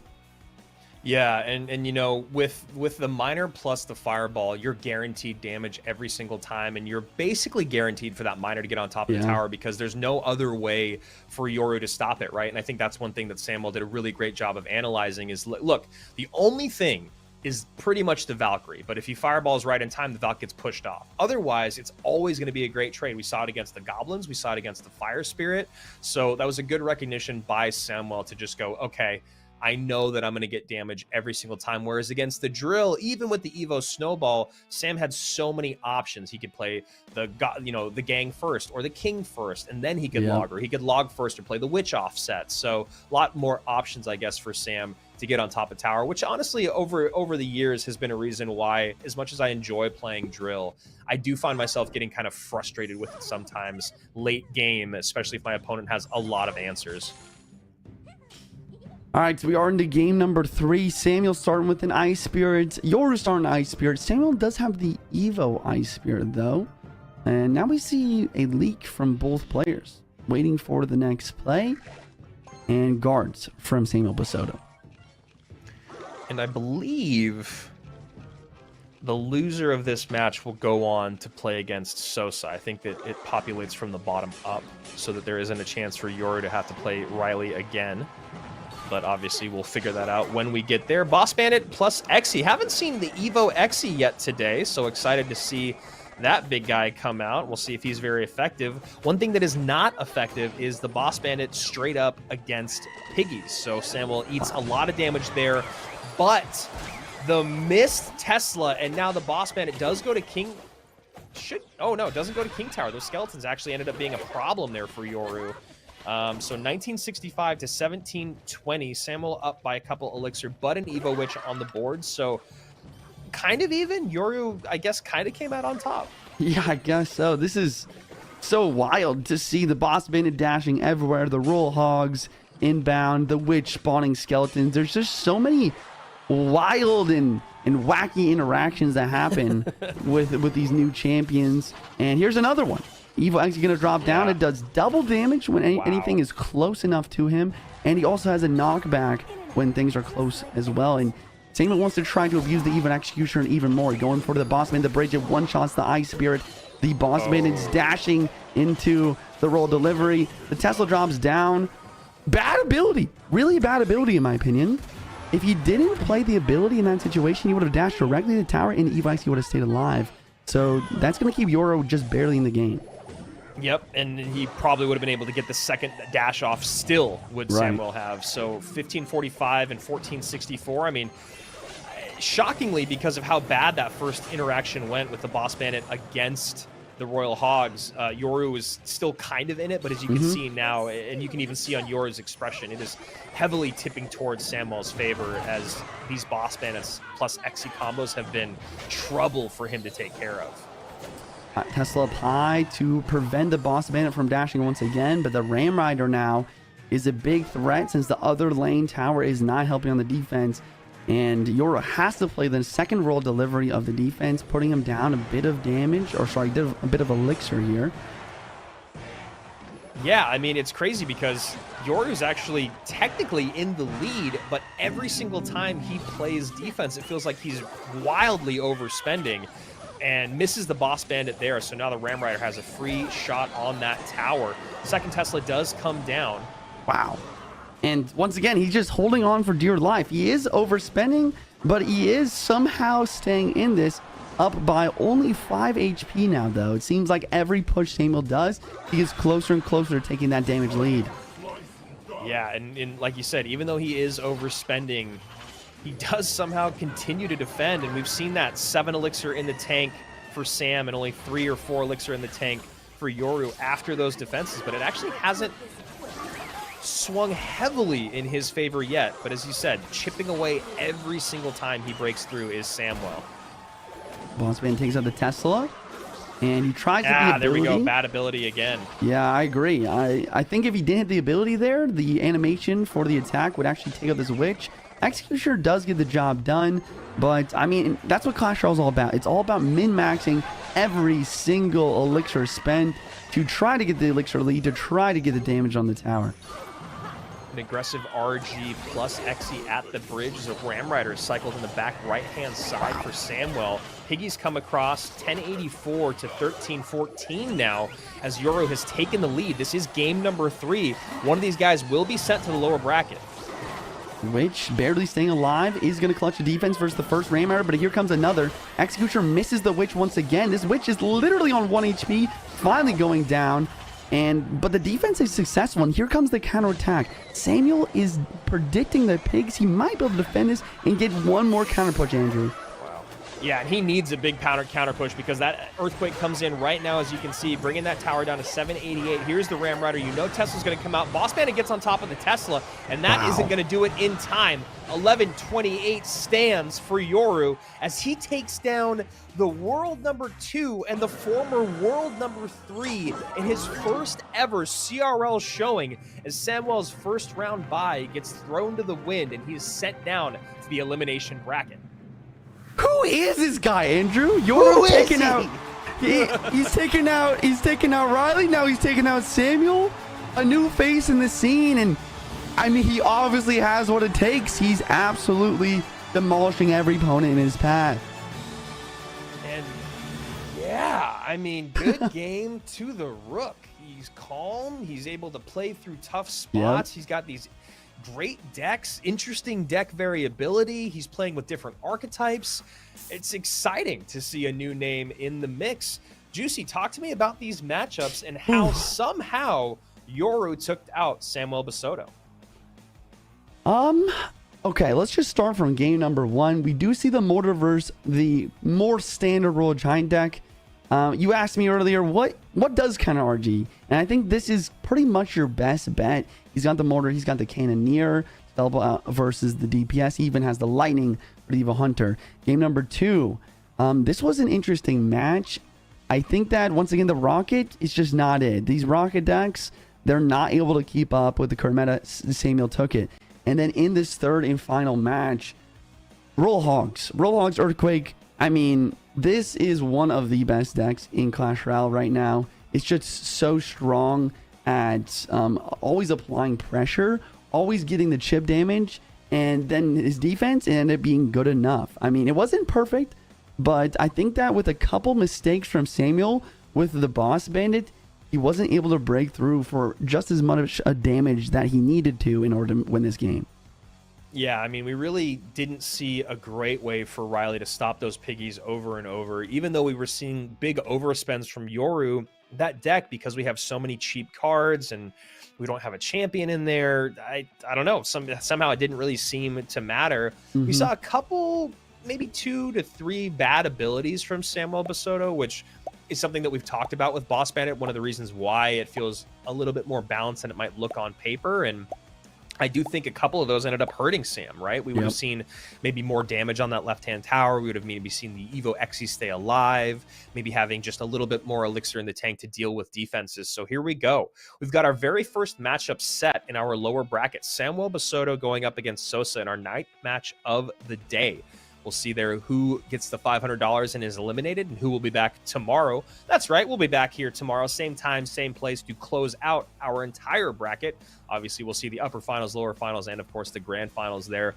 But now we go to Greco Ruben, then a Sophmo Light, then Clown versus Tourist, as Pedro, Adriel, and Riley all wait to see who will they be going up against. And now we get to Greco and Ruben, which is a really interesting matchup. Yeah, it's a very good one. We got two of the best players in the game, obviously. We have Ruben, who was, without a doubt, the best player back in 2020. He carried Queso to that world championship. Greco has been a guy that, like Ruben over the last few years, who's kind of been up and down. I would probably still give the edge to Ruben, even though we've seen Greco, I think, a little bit more regularly. I don't know. How do you feel about that statement? I'm going to take the other side so we can see who wins this battle here. I think you're right, though. It is very close. Greco does have some ups and downs, but it's crazy to say 2020 was 5 years ago. I can't believe how fast the time is flying. But yeah, I think Greco has a little bit more of that young blood, more of that oomph. But we'll see. I mean, once again, this is the Zero warm-up. This is all about who's ready for the Clash Royale League this season. Obviously, we've seen Ruben is ready, making some crazy comebacks in his first match. And, Greco, he must have done great in the first and second phase. He does have a bye here. But part of me has to wonder, like, is this bye? I don't know. I feel like this bye can be a good thing. It can also be a bad thing. Ruben's kind of already warmed up. He already has that first match. He already has that confidence. Greco, I mean, what do you think about that, Andrew? Yeah, it's actually really interesting. I was thinking about it during that last matchup because you do get the first round bye, but then you kind of lose that second life to give situation if you lose in this next matchup, right? So it's kind of a double-edged sword in which you don't have to play in round one, which anything can happen in round one, as we saw. So there's still the edge there to where no matter what, you get to make it to that second round of matches. But that being said, Ruben is warmed up. Ruben did play really well. He did play a very good best of three against a very good player. So it's really tough to say, Juicy. I don't know the answer to that question. Because it's new, and I do love that about this format. Greco and Ta last year, we talked about kind of the countries failing on a specific day of a tournament. The Germans in 2022. It was the Japanese in 2024, where last year we saw Greco and Ta both get eliminated on day one. A little bit of a surprise there, just because I think both of them had played really, really well throughout the year. But it was Greco who fell to Lucas 2-1 and then fell to Elsiop 2-0. Ta on the other side of it wasn't able to pick up a win at all last year in World Finals, going 0-2 against Riley and then 0-2 against Pedro, which is, the two world number twos back to back is pretty tough there. So we'll see if Greco can kind of right the ship after having a successful 2024, but maybe not at World Finals. And of course, Ruben kind of a down 2024. Okay, so we have what looks to be, I mean, I know it's RG from Greco here. I'm a little confused about Ruben's deck. It's probably going to be a Ram Rider. It's probably going to be a Ram Rider, Boss Bandit, Bridge Spam with the guards in the deck just for solid defense. I really like that Barbarian Barrel there. Hiding the Monk backwards, allowing the RG to go in front. The RG still getting some solid damage, though. Yeah, Ruben having some really nice predictive plays already. Like you said, that bar barrel was really nice. He snowballed the Skellies that were going to come out to stop his Boss Bandit from charging. Then we get a nice other prediction right there. So Ruben kind of vibing right now, and that could be part of exactly what you were just mentioning, Juicy. He's warmed up. He's ready to go. His brain is in that mode. Rico taking a second to get some elixir, hands on the head. He's confident that Ruben's not going to play anything either. And Monk in the back, Eggsy from Ruben, try and get the Evo and cycle. I think that's one of the biggest things in the matchup for Ruben is that Evo Snowball. If you can use the Evo Snowball to kind of mix and match this push that's happening in the bridge currently. They'll be able to have a little bit easier time defending, but that's why you see an early monk ability from Greco trying to predict that Evo Snowball. But Ruben, he knows that's a possibility as well. He's patient, and he gets it down late, allowing for a solid defense. Ruben misses the Fisherman, or excuse me, Greco misses the Fisherman there to not pull the Ram Rider on the right-hand side. Maybe just needed to play it one tile up. Gosh. A Fireball deflection. We love a monk deflection always in Clash Royale League, and just like that, a well-played game from Ruben just goes out the window. Greco, 2498 is his weakest tower.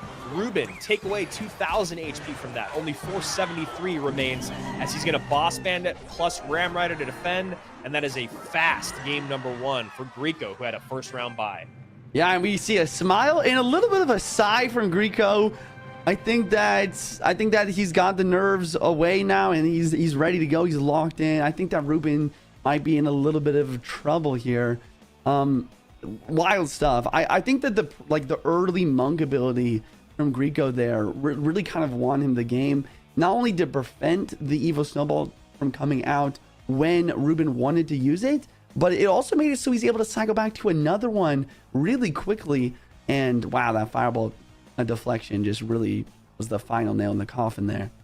Yeah, you know, it really felt like Greco did a great job. I mean, again, as a Royal Giant player, you have to be slow play and very analytical. And I think what Greco did was he recognized Ruben's playing not hyper aggressive, but he's playing hyper aggressive with his predictions, right? Right. Spells are coming out really, really early on. That bar barrel is out before even the thought of the monk crossing the bridge, right? He was doing the right things, but when you play at one pace for the entire 5 minutes or however long that game lasted, Greco was able to go, okay, so I bet you're going to Fireball immediately on top of this push, because that's what the best play is, and you're an incredible player. So Greco may be starting to kind of slow his pace to keep up with Ruben's predictions, or maybe speed up his pace, and he catches him looking a couple times. So great adjustment there from Greco.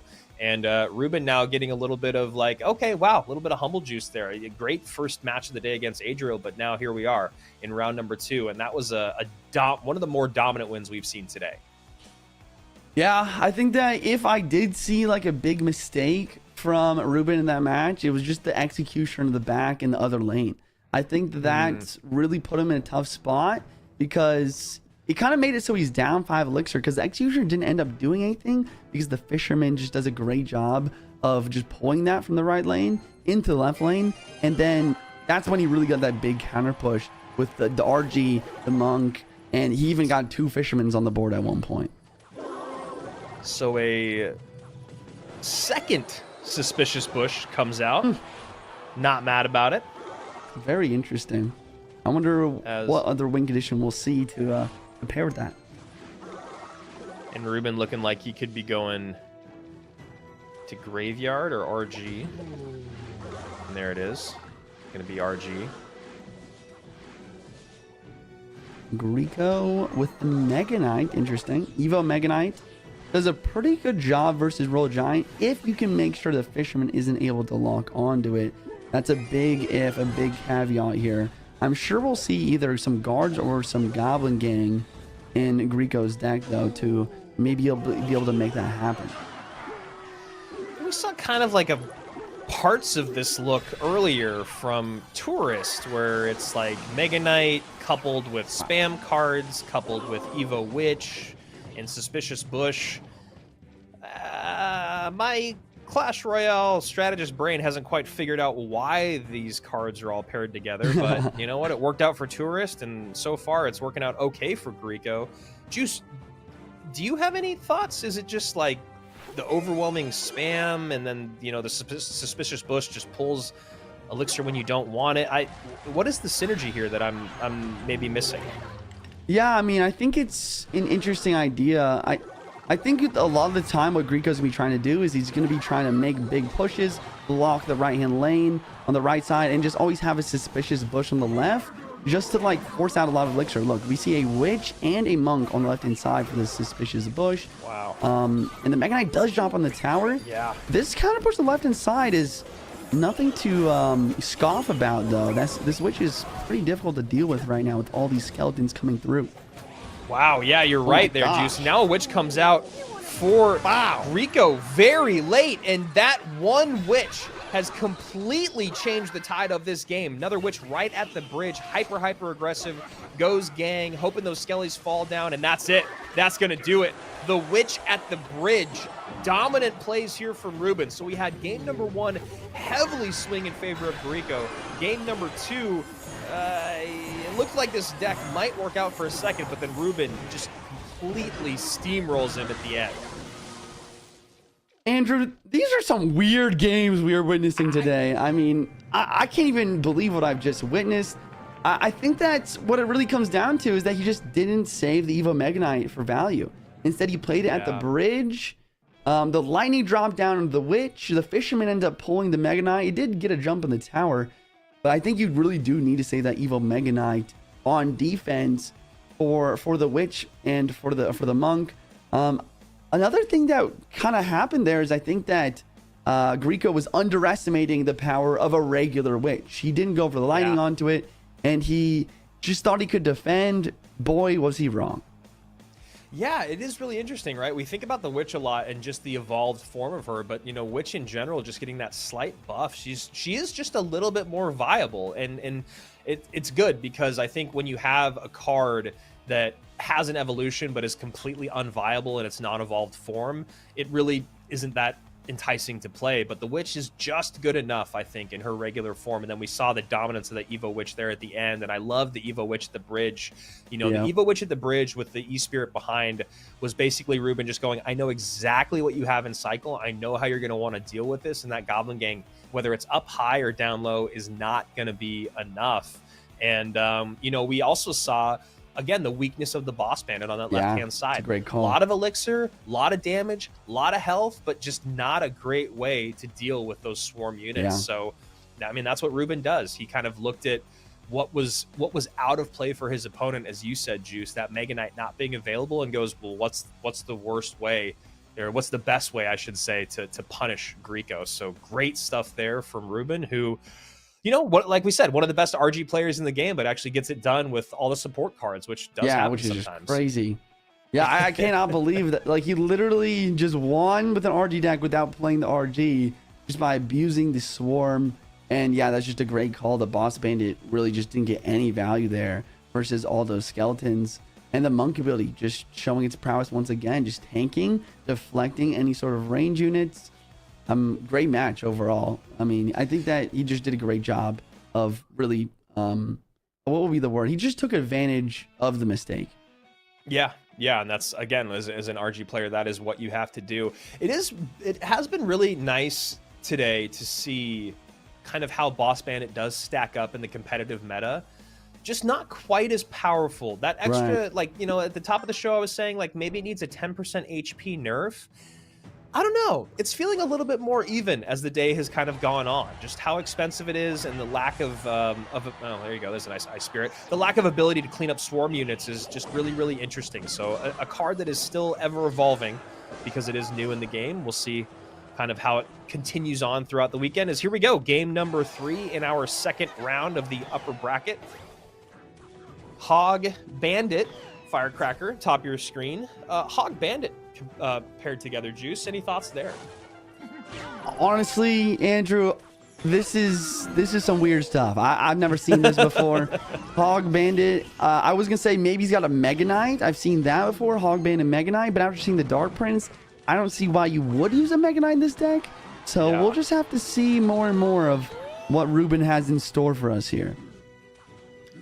And there has been a couple times in the past where Ruben has run decks that just don't make 100% sense to me. Right. He's not one of the guys that has done it like time and time again. Like, again, I'm going to go back to Igor. He's going to hate me, but there's been moments where you've seen Igor play something that have worked, and most of the time have not worked, when you're like, what on earth is this? So we'll see right now what Ruben's idea is here with this deck, as another Hog comes out and meets a Tesla here. Firecracker will get a shot. Yeah, get some damage on the right side, but also kind of chip at the left here. And Earthquake coming out from Greco. This is what this deck's really good at. It's just solid defense, Earthquake Cycle, big chip damage inbound. I think it's really going to depend on Ruben's last couple cards. He does have the Earthquake. That's pretty helpful versus the Tesla. And then, I don't know. I think that it's going to be pretty difficult for Ruben to win this, though, just because he's getting out-cycled. And, I don't know. It depends on this last card, though. We'll see.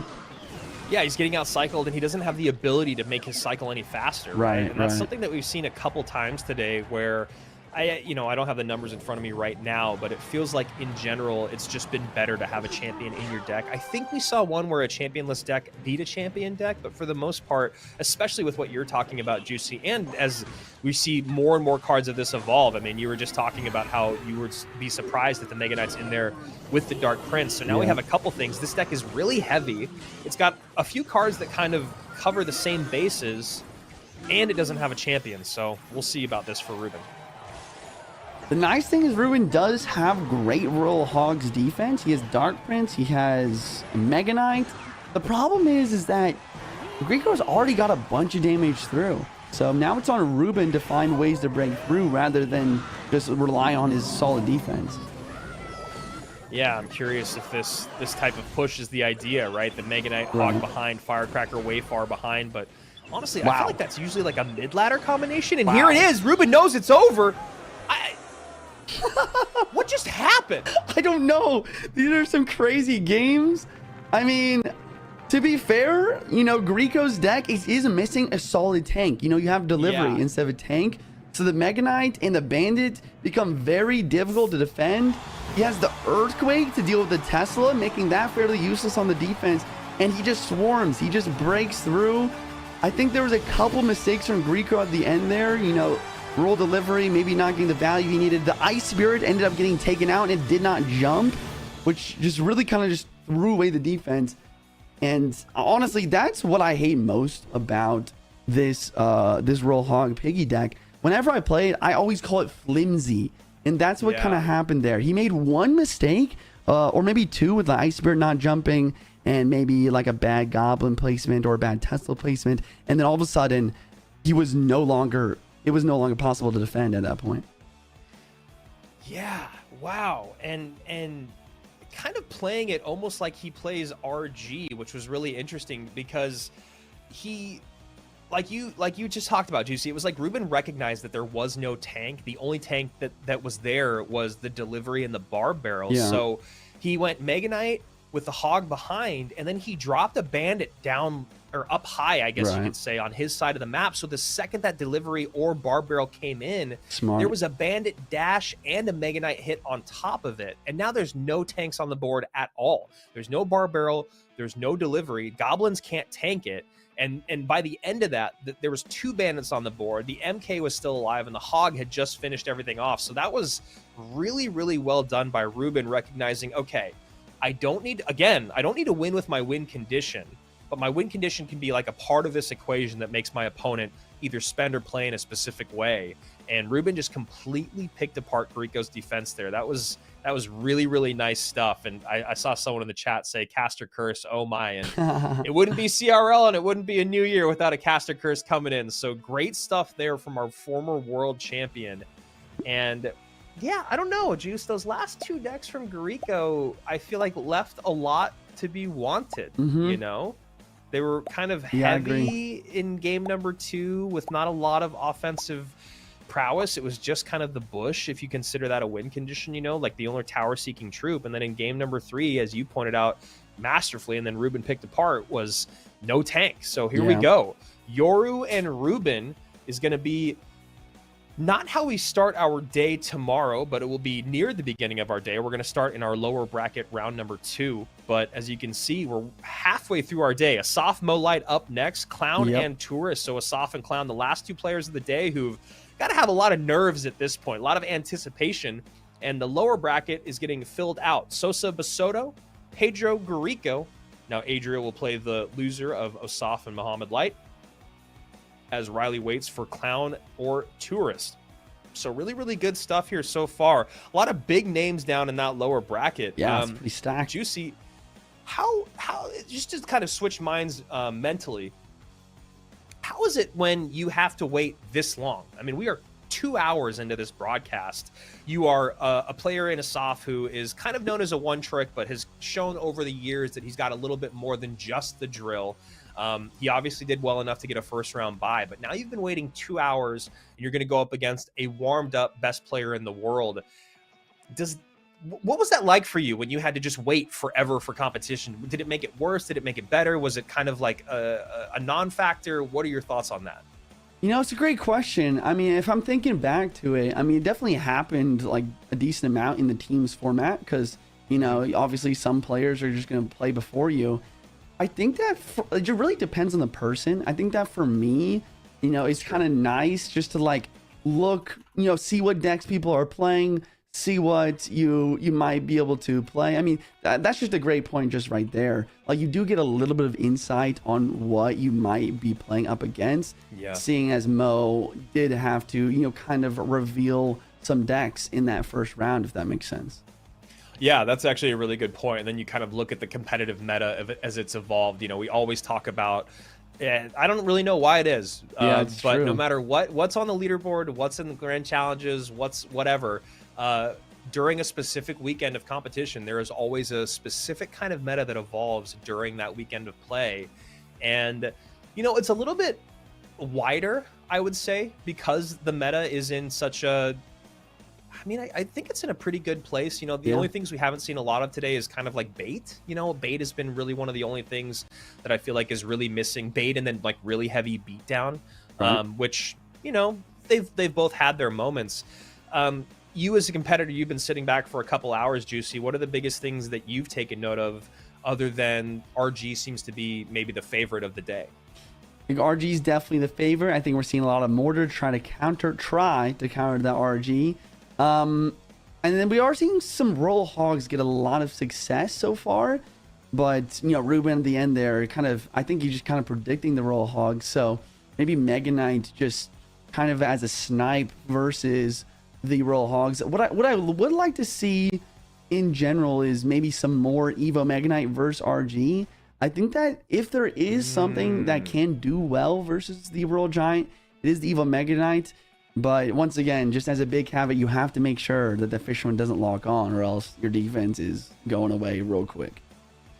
Yeah, that's actually really interesting. I actually didn't think. I mean, I don't know why I didn't think about it. Just because maybe Evo Mega Knight is not something that we see played a lot at the highest competitive level. But that is a really, really good point. It is super strong. I think it's a card that for a while was kind of like a joke at the highest level, other than in like one or two decks. But now we're seeing more and more viability with it, with that Evo. So that's really interesting. Like you said, very expensive though, so easy to maybe take off the board or take out of contention with that Fisherman. So we'll see if things kind of evolve over the next half of the day. We're about halfway through our day right now, guys. And like I said, we are going to be back again tomorrow for, of course, the resolution of the CRL warm-up. $15,000 up for grabs. We're giving away $2,000 today, $500 to each of our eliminated players. But we'll be back same time, same place tomorrow. So make sure you guys are subscribed to the channel, following along on Twitch, and of course, following along on X as well at Esports Royale EN. I still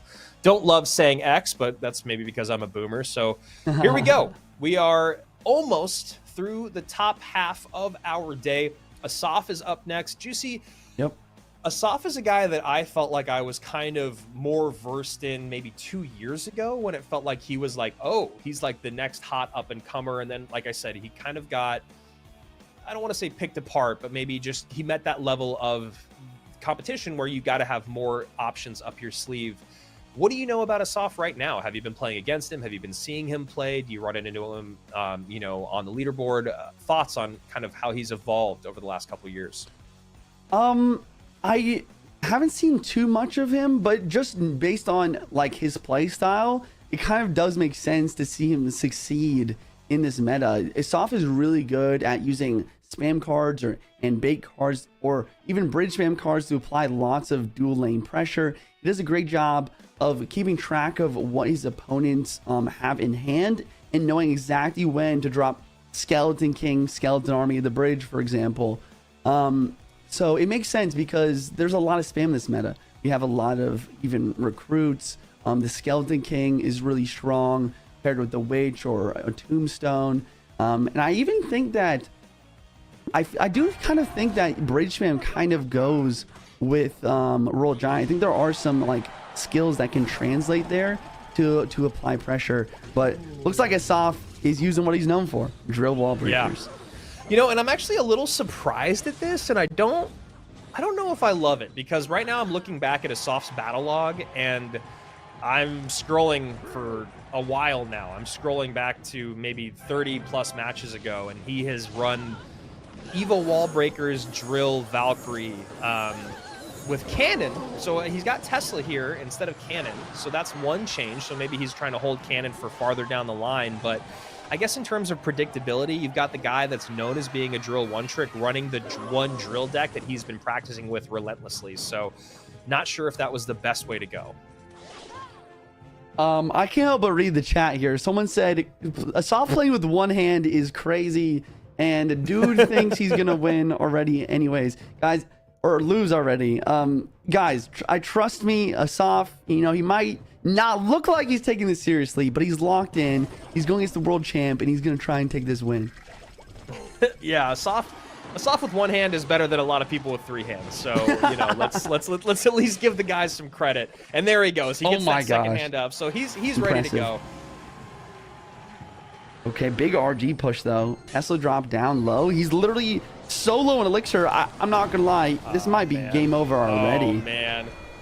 The wall breakers defense against the Evo RG, it hurts to see, but honestly, Juicy, it could have been a lot worse. I mean, he's down 3 elixir, he's down 500 and some change, but I honestly thought we were going to see that tower at like 20%. Yeah, I mean, Soft, once again, he's just really good at being aggressive, but Mo is really good at defending. So Mo's going to defend, he's going to counter push. And we even see a pre-monk ability by Mo trying to predict a fireball. Good try. Soft not going to fall for it right now. And the fireball all coming out now to deal with the Evo Hunter. Well played. Good patience there. Honestly, though, the Evo wall breakers actually did a little bit of damage to the RG because it was Evo and it cleaned up the Hunter. So while it was a super weird play, I think that was one of the reasons why we didn't see quite as much damage come in, as now we see Asaf using that Evo'd Valkyrie to do a much more efficient job cleaning up. Wallbreaker gonna connect left side. Never mind. Nope. Rage dropping down. Mo very precise in the defense, and somehow being able to get this Royal Giant to get a connection left side too. He's just extending his damage lead even further. Yeah, Soft was looking for the log for that E-Spirit there, thinking Mo might go log plus E-Spirit with the tank in front, but he instead decides to go the sure route and get damage in. As Soft gets a little bit on that right-hand side, 1338 now to 1989. Guards trying to take out that Monk. And now an Evo or a Drill has to come out on defense as well. Log going to come in for Mo, and that's trouble. Wow. And the RG takes out all the goblins as well, so it does get another hit despite the log from the Soft. And we only have 1 minute and 25 seconds left in overtime, and Mo's just continuing to apply massive pressure. Yeah, I don't know. I've always been a person that's been like this, and I don't know if it's a good thing or a bad thing about me, but I really don't love playing your most predictable deck. Right. Not just archetype wise, but also in terms of battle log wise, because I feel like that's just two routes of just like, if your opponent's doing their job at all, they've got to have options in game number 1, and Mo does. He's got 2 small spells and an E-Spirit that is going to make it impossible for wall breakers to ever break through. He's got guards for the drill. He's got tanks on the ground, all the options. So, he's still in it. 1472 to 852 as Mo has 2 RGs on the board. Evo Valkyrie doing a great job cleaning up, but does get pulled. Yeah, I was helping out versus both sides. Soft trying his best to defend here. He goes for the Valk on the right side to prevent the Hunter, and that means very little elixir for the Evo RG that's raised up in the left. RG rage, boom, boom, and that's another shot, and it's over. It is over. Oh, Mo taking game number 1. Yeah, that was a really well played game by Mo there. Kind of felt like he was in control the whole time. What was really interesting about it was every single time I would look at the top right-hand side of the board and I would see Asaf was really not that far out of the mix, but it never really felt like he was competing for the game. Does that make sense? That makes a lot of sense. You know, he tried to make the defenses happen. I think if anything, the only like big mistake I saw was a lot of the time he was trying to use his Evo drill to help defend against the RG. A lot of the time you want to try and make it so the drill tanks, so the Tesla can stay alive longer. Other than that, you know, I think he played the best he could. But Mo, I mean, he's just going back to apparently his new bread and butter. He did really good in his first set here with the Evo RG with the double small spell. And I don't know, it's just interesting to watch him play this deck. It's like a beatdown and a cycle deck at the same time with the amount of pressure you can apply, but also how quick it goes. Yeah, and like the ability to kind of pair the log with the rage with the e-spirit if necessary is a really unique way to kind of create a big spell. You know, it's kind of fascinating there. So Mohamed Light still kind of you know, teaching us some stuff in his long tenure here at CRL. And with Asaf, on the other hand, you know, I'm not going to harp on playing the predictable deck too much. I will say that with that deck, he did some really, really impressive defensive stuff. Like, you know, I felt like there was many moments where that game felt like it was already completely out of hand, and Asaf proved me wrong time and time again with some good defenses, some good uses of Ice Spirits, good use of the Evo Valk. I mean, Evo Valk still to this day, I think, is one of the craziest broken defensive cards, but it's not so powerful that you want it to get nerfed that much, because then I think she's just useless. But the defense that she can bring in just one push is absolutely insane. The other thing about this is that, you know, Asaf ran that deck, as I said, you know, at least 30 times in a row in his battle log, but he had Cannon instead of Tesla. So maybe that Evoed Cannon was being missed there at the bridge pileups. I do think it's important, though, for players that are drill players at home to recognize what you said, Juice, which is you want to get that drill to tank so that the defensive building can get the damage in, not the opposite. And so that's maybe something that Asaf could have kind of tightened up throughout that game. But he was also just trying to create offense because his wall breakers were useless, right? There was always either a log plus rage or one of those plus the E-Spirit to clean up the wall breakers. So he just didn't have a good way to break through.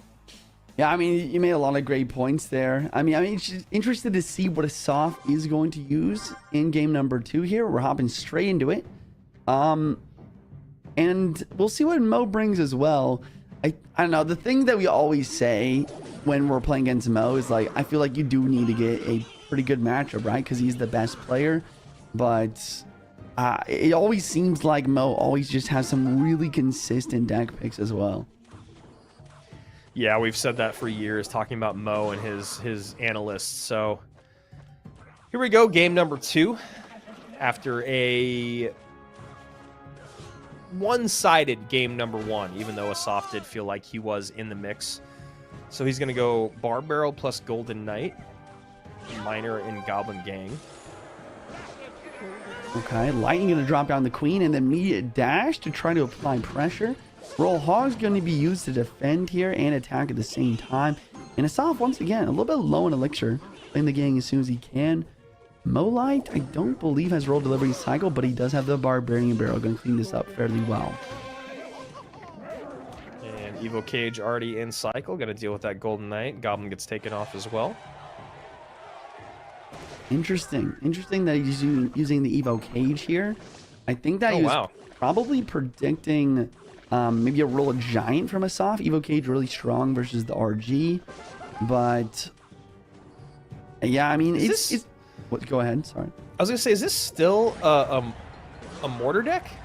I think so. Yeah. Right. I think so.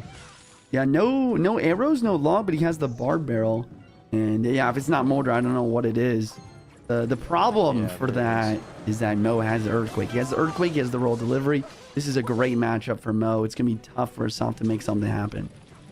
Yeah, it's interesting because those Skeleton Dragons are actually going to be really, really great for Asaf, but only defensively, right? Sometimes those Skeleton Dragons can be a problem on the offensive side of the board too, but with the AQ, with the delivery, with the Spirit, they're going to be a lot less of a threat, whereas on Asaf's side of the board, Mo has absolutely no way to get to them. So something that Asaf is going to have to abuse as this matchup goes on is figuring out how those Skelly Drags can be great on defense.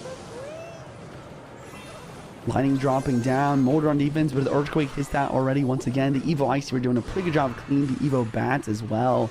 Mo's continuing his prerogative of applying pressure, getting chip damage, and having perfect defense.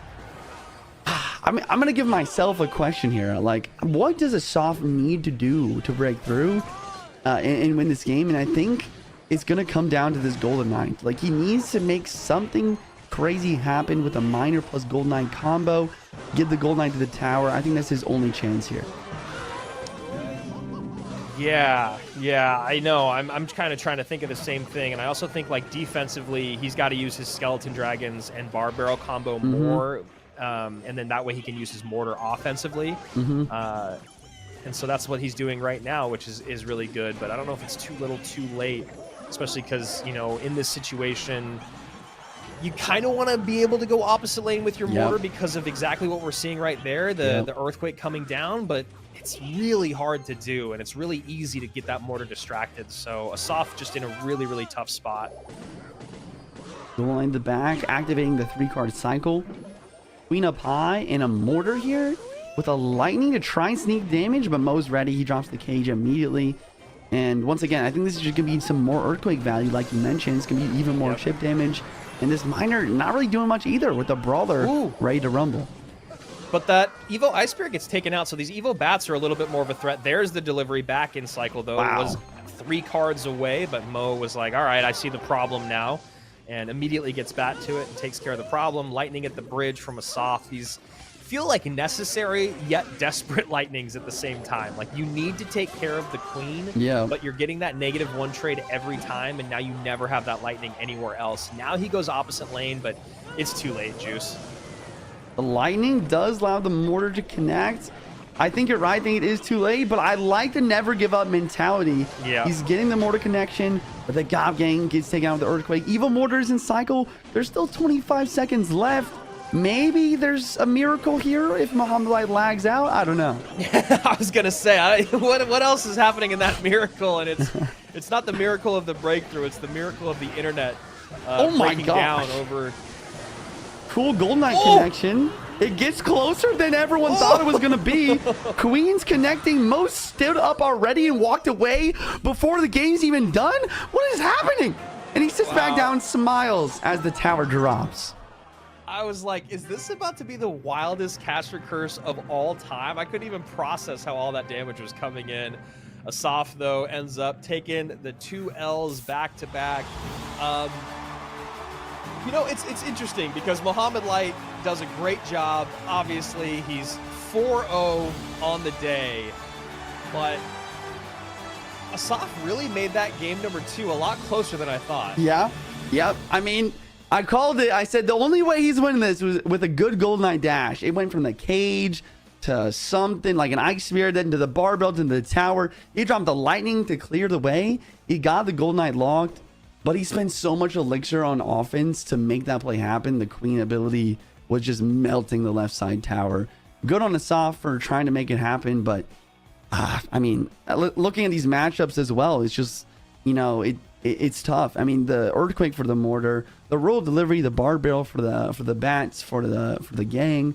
There's not much Golden Knight value here in that second deck either. In the first game, Mo, I mean, you talked about it. The E-Spirit or Rage plus Log or Log plus Rage, you name it. It's going to take out those wall breakers. He has guards. He has Log. He has pretty much anything he might need versus the Drill. And then on offense, I mean, Mo with his deck on offense is tough to defend. Asaf did his best, but it wasn't enough.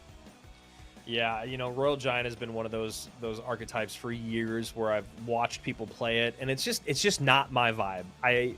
I wish it was. I wish I could slow play it and then have that wonderful moment of everything coming together where I pick apart their defense. But this definitely seems like if I were to try Royal Giant, this seems like a really fun one. It's really high skill cap, as we talked about, with how fast cycle it can be with those spells and being able to turn all those spells into a big spell. Also because, like what we talked about with how popular Evo Witches right now, being able to get that snipe with the Fish Boy when you don't have a big spell. So obviously a very high skill cap version of RG, but a very, very viable one, as Molite has shown today.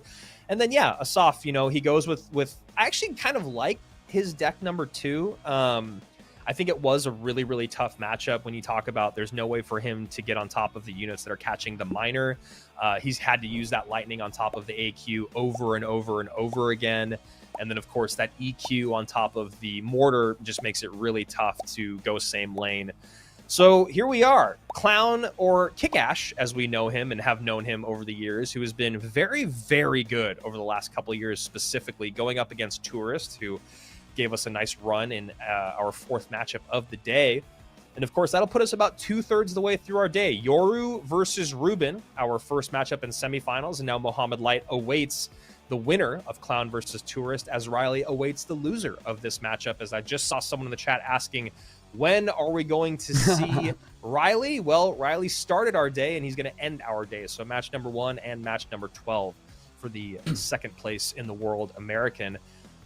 Juicy, going with Clown and Tourist, you know, Tourist did some really, really great stuff against Sosa. Sosa did look the most out of sorts of anyone today. It just looked like he was a little bit, just like not quite warmed up or something on the day. I don't know if it's late there. I don't know if it was just kind of that moment. Tourist looked pretty good. Kickash has been a pretty dominant force for the last couple years.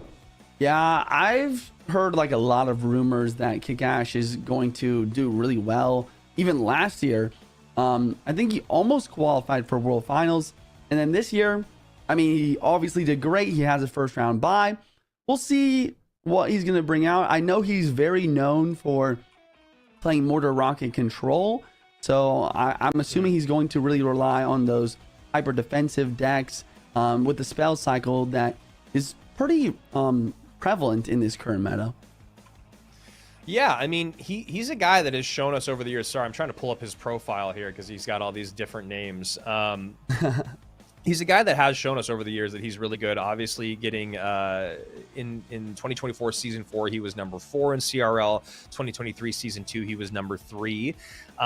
So yeah, I mean, and that kind of speaks to what we were talking about, because he has been up and down over the years. 2024, he had his best, or his 2nd best finish in CRL, but he just hasn't been able to get to that next level, right? It did feel like he was going to be a guy at the beginning of last year, during the warm-up especially. He got 4th place. We were talking about, oh, wow, I think we're going to see him at World Finals at the end of the year, but then he kind of lost some steam. So I'm really curious to see how he's evolved with the meta. And as we've talked about time and time again, like, have you been practicing in the off season? You know, and do you have the tape against Tourist, because he is such a kind of a new commodity at this level? You asked me a lot about these players. Kickash, aka Clown, is one that wait. Okay, I'll finish my sentence first, but I've seen Clown practicing a lot. Is he in the car? Yeah, I think he's in the car. But he's in the car, so I'm sure he'll be fine. I see him practicing every day. This is incredible. Oh, I love it. I absolutely love it. Man, I hope he has like a good internet provider or mobile provider, because a lag out here would be just truly sad. Juice, I gotta swap my headphones. Alrighty, so we see a miner coming through on the right hand side, and we do see a deck, you know, pretty much the deck that he's known for. Miner Rocket is what Clown is using, and we got Tourist with Splash Art, no Tornado variation with the Baby Drag, Ice Wiz, and all that. This matchup overall, it's interesting. We'll see. I think that Clown can win this, but it's definitely not easy to defend these graveyards. We'll see. I love chat. Bro is in a literal moving car. It's so good. We've seen Samwell play at a wedding. We're seeing Clown play in a car. We've seen Faust play in an airport. Skydiving. Yeah, that's right. In the airport, skydiving in 2025 or 2026. It can happen. It can happen. This is peak mobile esports, ladies and gentlemen. It doesn't matter where you play from. All that matters is you show up and you play your best. What I want to know is, where is he going? that is so important that he could have either been there already or gone there afterwards. But I digress. Let's get to the matchup here, Juicy. Miner Rocket Cycle, your favorite thing to play against. Yeah, going up against GY. Yeah, like I was saying earlier, I think that Clown will win this matchup if he's able to mitigate these Graveyards well using his guards, his log, his delivery. But it's definitely not easy to defend the Graveyard Poison. But this is the deck that Clown's known for. I mean, if anyone can make it happen, it's him. Yeah, I mean, he's already cycling rockets here. We're not even into overtime yet. 2 rockets out already. 1100 HP remains on that tower as he defends with an Evo cannon. Knight up high, delivery down low. And yeah, Juicy, this is really interesting because you're not going to win that race unless you get damage in. And there we go. Almost gets the baby dragon there. Luckily, Clown wasn't going through a tunnel and was able to get the Ice Spirit down in time. Yeah, I think another thing to mention here in this matchup is the baby dragon. Clown really doesn't have any air defense, so he's really going to have to rely on his towers to deal with the baby dragon. He does have the roll delivery, and I do like the block of the bridge here to allow his tower to defend the Graveyard Skeletons. Good block. Poison comes out nonetheless. Baby Dragon needs attention. There's the Knight coming down. Rocket goes in for Clown, 729 to 1183, and things are definitely getting close here as that Miner sneaks in just in time to get on top of tower. Larry there to help, though. 533 to 1183. High cannon here to stop at the bridge, get damage out early on. That is a decent amount of pile up at the bridge, though. Baby Dragon's still very healthy. Witch still very healthy. Wow. And now that Baby Dragon's on tower, that's it. That is it. Poison on it. Wait. Poison doesn't do enough. It did get a crown tower damage nerf. I feel like they're back around. The Witch doesn't splash tower. He needs to get one more poison on the tower. Miner coming through. It is triple elixir, but here comes the Graveyard. I don't know if he can defend this. Graveyard in, log goes out, and there you go. He looks out the window. Something we've never been able to say in Clash Royale is a loss and then a look out the window at the world going by. Wonderful stuff. I mean, that was like straight out of a movie. I mean, he was so close. He just did not have quite enough elixir to get the Knight down in time to stop the baby drag from hitting the tower. I mean, he was so close. He just needed one more rocket to finish the game, but I don't know what to say. I mean, we just saw this man lose barely in a car. What is going on? In the highest level of gameplay. I absolutely love it. $15,000 tourney. I mean, yeah, I mean, okay, so my question is, there's another minute left to play, right? My question is, where is he going? There's another minute left to play.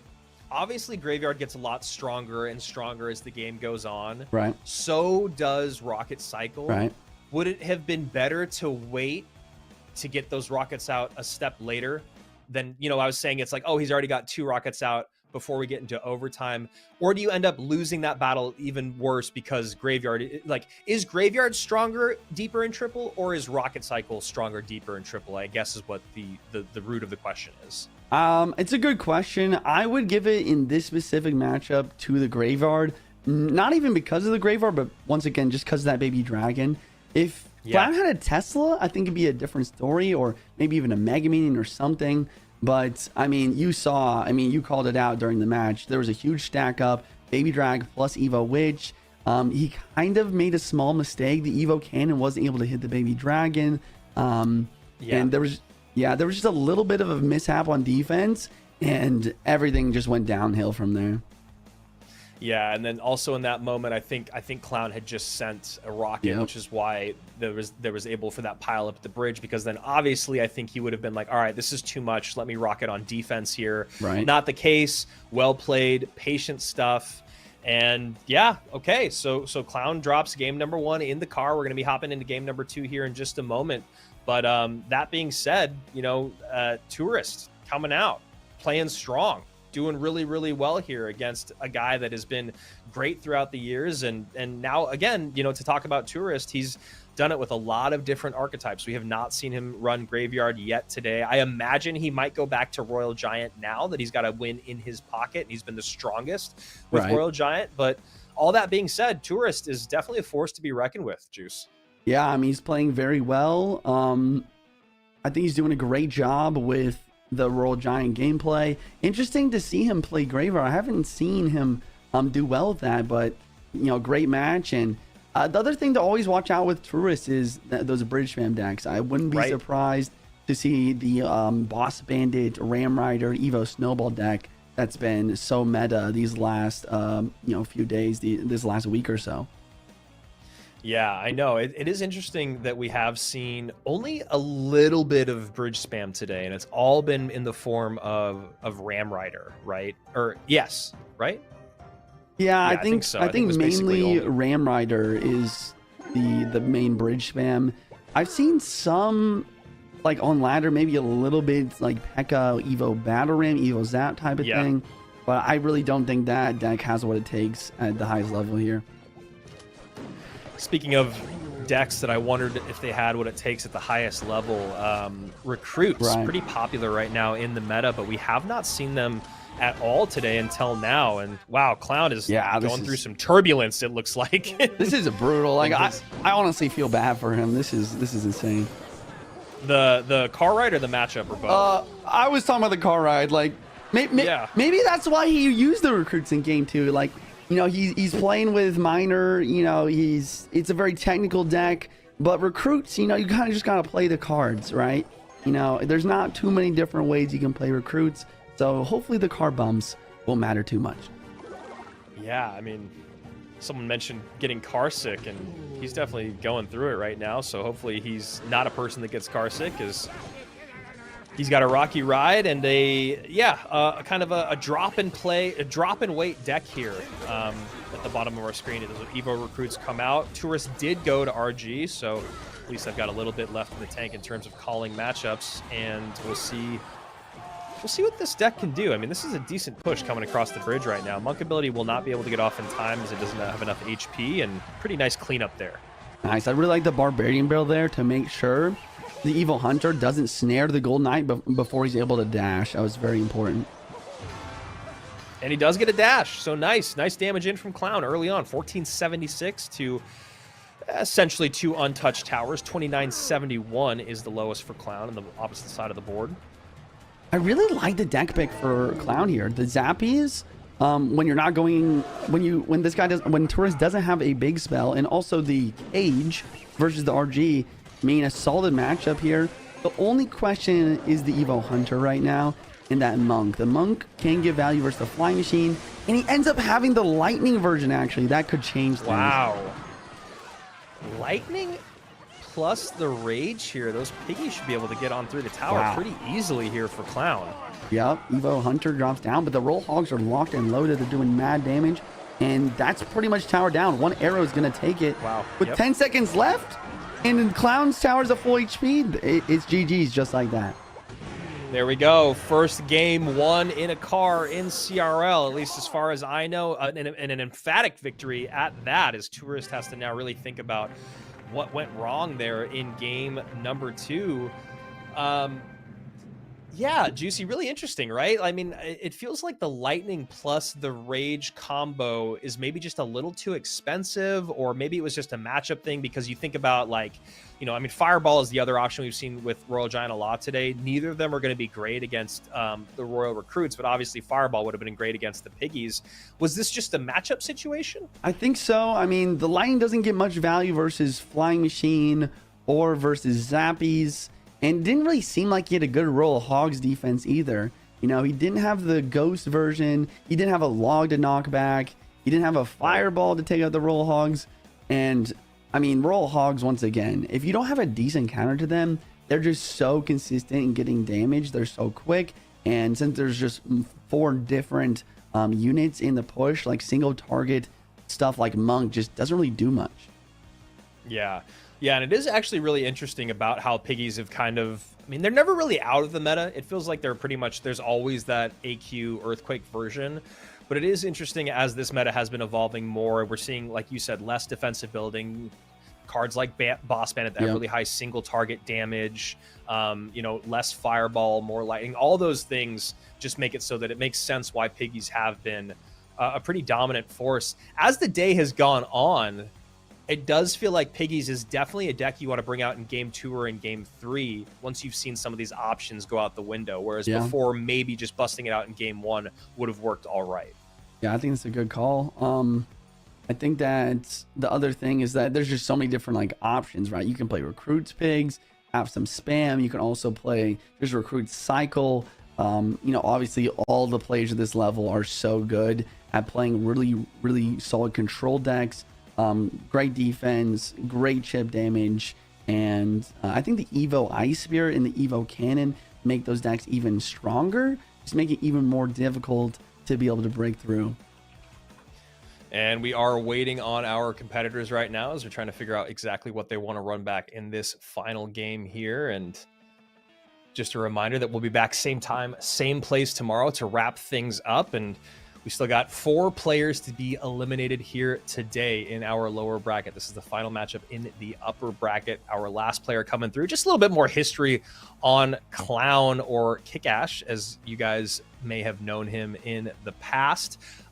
Did some good stuff in the ESL Snapdragon Pro Series. Remember commentating on those a couple years ago. Did some really good stuff all the way back in 2022. That was one of the first times that it felt like he had kind of popped onto the scene, at least for me in that sense, at the CRL level and at competitive play. Ladder wise, he's never been a guy that's finished too high. His highest finish is 6th place back in early 2024. That's pretty high. Yeah, I mean, it is. I know. That's a good point. It's a good point. You know, we talk about all these guys that have numerous number 1s and number 2s. Number 6, number 8, number 9, all very, very impressive. Let's call it what it is. And then, of course, Royale Masters, I think, was that moment. You know, we're all big fans of Royale Masters. They have cool formats there also. And Royale Masters Season 3, he got number 1 near the end of 2023. And that was like, okay, 2023... He's been ramping up all year long. We saw him for the first time in 2022. It felt like 2024 was going to be the year. And this was just kind of a little lackluster. You know, we did points and golden tickets last year, and he just missed by a bit. So don't worry, guys. If you want, in the chat right now is a great time for you guys to tell us to stop talking and to play the games. But don't worry, the game is coming soon. There it is, right on cue. Here we go. Game number 3, Clown versus Tourist, and Tourist bringing out the Lava Hound and a smile. First play of the day of the Lava Hound as Clown goes straight opposite lane looking for a tower trade. And the curse! Wow. Goblin Curse Zap. Keep the ghost alive. The goblins are getting damage. Tourist knows the defense is impossible. He's going in for the tower trade Lava Loon, right hand side. And Clown looking like, yeah, he's looking like he is in trouble. Inferno comes out, and now he's going to have to figure out, how do I stop everything that is on the board? I have 9 elixir to do it, and probably not a lot of air options. A bomber to kite the Inferno. Okay, that's a start. I mean, that was a threading of a needle if I've ever seen it. And I don't know if he has any air defense right now. He's deciding to go all in attack.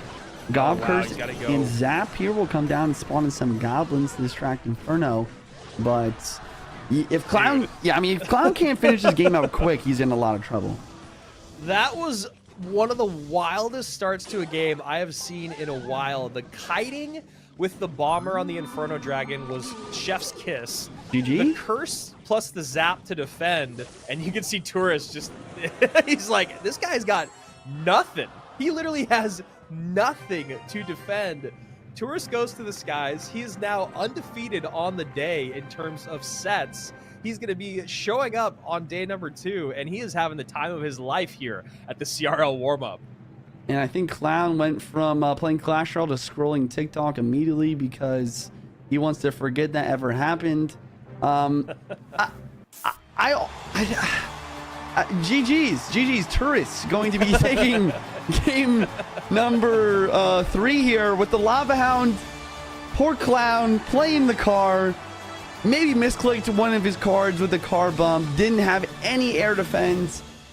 I mean, I don't really blame him. That's the first time we've seen Lava Hound or really any balloon deck played today. So maybe he thought he could get away with it. But man, I mean, that's a brutal way to lose a game of Clash. I mean, we're going to get the deck graphics here in just a second, but well, look at that. Look at that game 3 matchup. Brutal. Zap plus Goblin Curse. That is your air defense. That's Yeah. it. That's not going to get it done anywhere. And then you got your monk to reflect stuff, I guess. But great deck choice there from Tourist. As you said, Juice, you know, first time we go to the skies, totally catches Clown looking. And I mean, yeah, what are RG decks? What do they normally have to defend against air? Hunter, I guess, is usually the card that you go to. Yeah. Usually a Hunter, sometimes a Phoenix, maybe a Mega Minion, and also Witch. Not a bad option. I think if you had any of those, this game would have been a bit different for sure.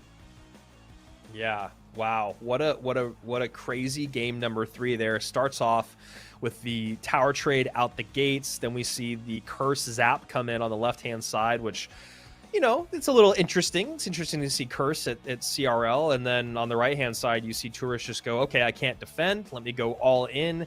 And then he recognizes pretty quickly that Clown has 0 air defense, naked balloon in the, not even in the pocket, but to go for the 3 crown.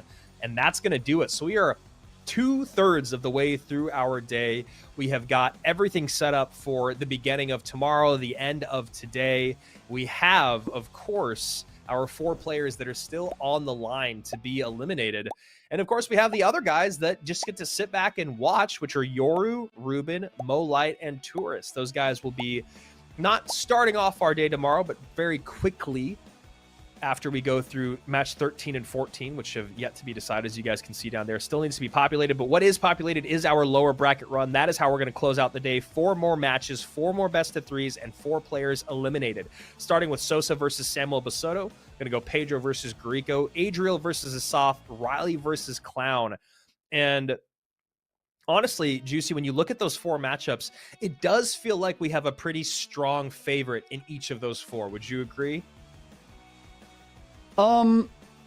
Yeah, I would say that Riley's definitely favored here in the lower bracket. Although he did lose quite quickly versus Yoru in round 1. And I just wanted to quickly bring up some information I just got. Shout out to Darian. He messaged me. Yoru is actually Akaza/Nexus, if you have heard that name before. Oh, yeah. Yeah, he used to be really good at like Expo Rocket and then also Electro Giant. But it seems like he's really expanded his deck versatility, and he's doing a great job so far. Yeah, shout out to the chat once again. I remember Akaza and oh yeah, Akaza Heart Dominic. Yeah. Wasn't this the guy that got number 1 out of? I believe so. Was that was like that last second number 1 or something crazy like that? Oh yeah, and then it got pushed to number 2 or something. I think that might have been them. Yeah. But either way, thank you so much, chat, for throwing that out. I do recognize that name, the Frenchman. We have seen him before. But anyway, that is where we're at with those next 4 matches. Yeah, Sosa, I think, is going to be really interesting to see if he can kind of reset after that that start to his day. It's tough because, you know, when we talk about that World Finals back in 2022, it's really hard to reset after you have a rough start, right? It's really hard. You know, in 2023, it's really hard to reset when you have that rough start. And also, you know, in this format, same as at Worlds, it's like when you start off and you have a dominant or an emphatic loss, you go 0-2, and then there's all this time that passes in between where you just sit there and you think about what went wrong, what you could have done differently. Hopefully Sosa will be able to take that time and bounce back. And then Samuel, on the other side of it, this is what we were kind of mentioning earlier about, you know, is it better to go early on and play that round 1, or is it better to get that round 1 bye? Samuel had a pretty interesting game, a pretty interesting set there against Yoru. It was that game number 3 going up against Royal Hogs. Juicy, you talked about that Executioner being cycled in the back. Right. Maybe that's just a bit of a mental mistake, right? Maybe that's just something that slipped his mind. Maybe now he's in gear, ready to go. But either way, we're about to see a pretty great matchup here between these 2 guys, 2 obvious, you know, previous world finalists and a previous world number 3. Interesting. Yeah, I wonder. I don't know. It's just such an interesting meta that we're seeing today. I mean, we talk about all the time, but it really is wild to see kind of like a little mini meta created whenever there is a tournament hosted like this. It's also wild just to see a lot of Royal Giant double small spell. You know, I think that's very odd to not see Royal Giant paired more with the Lightning, more with the Fireball. But it seemed like Mohamed Light is kind of just changing the meta, and a lot of people are kind of following there. Yeah, I mean, we've seen him do that a lot, as you know, over the years. What's been interesting in the last handful of matches is it's like shifted a little bit. While we have still seen a lot of that Royal Giant, we've been seeing just a little bit less Mortar in the second half of the day, which is kind of interesting. And then also, as we just saw in that last matchup, going to Lava Hound. Yeah. Is that something that we should expect to see more, Juicy, or is that something that you would do more if you were competing in this tournament? Or you think that was just a really good, I mean, obviously it was a really, really good matchup. Do you think that's a good idea? Lava Hound, you know, it's a good question. I think that, you know, obviously worked out for him the first time. I think that, I don't know. I wouldn't go more towards Lava, mainly just because of like the Evo Executioner, the Evo Hunter. I think that Lava Hound is another thing, kind of similar to the Monk, where Lava Hound might get weaker over time the more evolutions we see for range units. I think that is just a really risky play most of the time. Yeah, and then of course the last thing that we mentioned, which I'm actually not too upset about it, is just that we haven't seen really any beatdown at all throughout the day, and we're getting word that we're getting a little bit of a drama from our players right now. You know, I'm not sure which players it is. I'm not sure what exactly the drama is, but we do know that is why we're getting a slight delay. So there it is. Enough yapping. Start the F match. Well, I don't know what that even means, but we are trying to start the match. You just probably just had a typo or something. Yeah, probably. Stop grabbing commentators. We don't care. Tell us when is the next match. And these guys don't even read the chat. Well, I think I just proved you guys wrong. That we do read the chat. We are trying to get to the next match.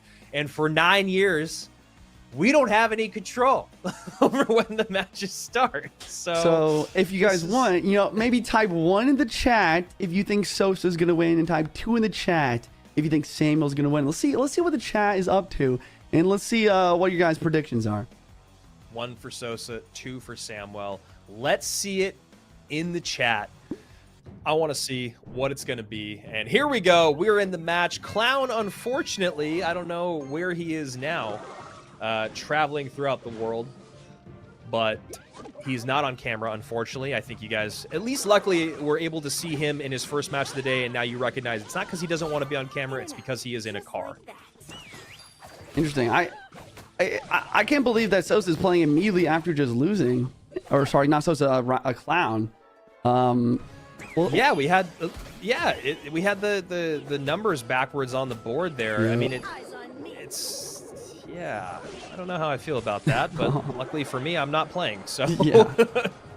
Okay, so here we go. Our first bait of the day, Juicy, and it's from, you know, arguably the best bait player in the world. So that's at least exciting. Yep, log baits, high pressure. He does have the cannon, and I don't think this deck does have a big spell. No, so usually not. It'll be interesting to see if he's able to break through with that spam. Clown gonna need some really good defense to make this work. Yeah, these decks can be really, really frustrating to play against. Just relentless pressure. And while defensively you might feel that it doesn't stack up, that Dart Goblin is everywhere. And the cycle on this deck, even without a champion, is relentless. So, and you're going to see one of the best players to ever do it with this deck run it. So exciting to see here, especially because, you know, bait was one of the other archetypes we mentioned at the top of the show that we have not seen yet. Hog inbound, cannon back in cycle. Prince is going to help support as well. I'm assuming Clown's last card is an Earthquake. We'll see if he ever will use that on the offense. Gang going to try and keep the Princess alive. A boss man ability, try and get his Princess Tower involved in the defense as well. Evo Falc played on offense. Usually you'd rather see that play on defense, but yeah, I don't know. I don't think it worked out well because now the Boss Bandit is providing even more pressure, taking out almost the entire Gob Gang while the Hog gets a hit. And there you go. Clown going to be taking the damage lead to start this match off. Solid defense here. Once again, though, Riley does need to find a way to break through. And looks like Clown is even ready for the Princess of the Bridge. Lost a bit down it as well. I think this is a wild version of Hog Earthquake. I think I kind of like it. I mean, he doesn't have the Firecracker, which is a little weird. But the Evil Witch seems to be able to provide a decent amount of value in this matchup. Mainly just because Riley doesn't have the big spell. There you go. Witch gonna drop on defense right here. Log onto the Goblin Barrel, and he's using his skeletons to try and keep the Evil Witch alive for as long as possible. But I really like the Princess from Riley. You know, Riley knows how to play the Princess. He knows how to keep it alive, playing it very low on his side of the map, or really high from our perspective. Makes the Log can't take that out. And Evil Barrel, you know, mitigated quite well. He needs to play something on the right side, though. He has to drop a cannon. Boss bane it, costing a lot of elixir here. This might be Riley's turn to maybe make something happen. Here comes the Dark Gob. It doesn't lock on. Witch is tanking. Goblin Barrel inbound. Log. Gonna get some nice damage, but here comes the Evil Valve plus Wallbreaker to the right-hand side. Skelly gonna try and kite back. Cannon drop it down, but the double Wallbreaker connection. We'll still have 13 seconds until triple elixir. And Clown desperately needs that right now. Princess does not lock onto tower. Log comes through, but now what about for the barrel? He has skeletons and a cannon, but the Gombro's getting damage, and Riley's very happy with his damage lead. Clown has only 60 seconds of triple elixir to somehow, some way, make a comeback here. With the boss man, with the Evil Witch, maybe, just maybe it's possible. But look, Riley is already setting up his Valkyrie, trying to get the Evo in cycle, and then applying pressure when the Log is not ready to rumble. Wow, and the Goblins are doing so much damage. Clown trying to make an offensive push and take some damage to deal some damage, but it ain't working. Log out to catch that Princess. Earthquake in. Try to break through. Hog will get a hit. Does. And Witch on tower, but... Wait a second. Oh, but the Evil Falcon cycle. Yeah. Oh, the freeze! Wait, the Hog? 15 seconds left, but the Hog doesn't get the second hit. And there's another barrel. Yep. And that's going to do it. No Log and cycle. There's the Log late. Gets the front two. Hog goes in. And Riley able to do it against... I'll say a medium matchup, right? Just having the one Log to deal with stuff. Not having Storm units to cover the barrels in any other way. Maybe not the best situation for Clown to be in, but still, well played there by Riley.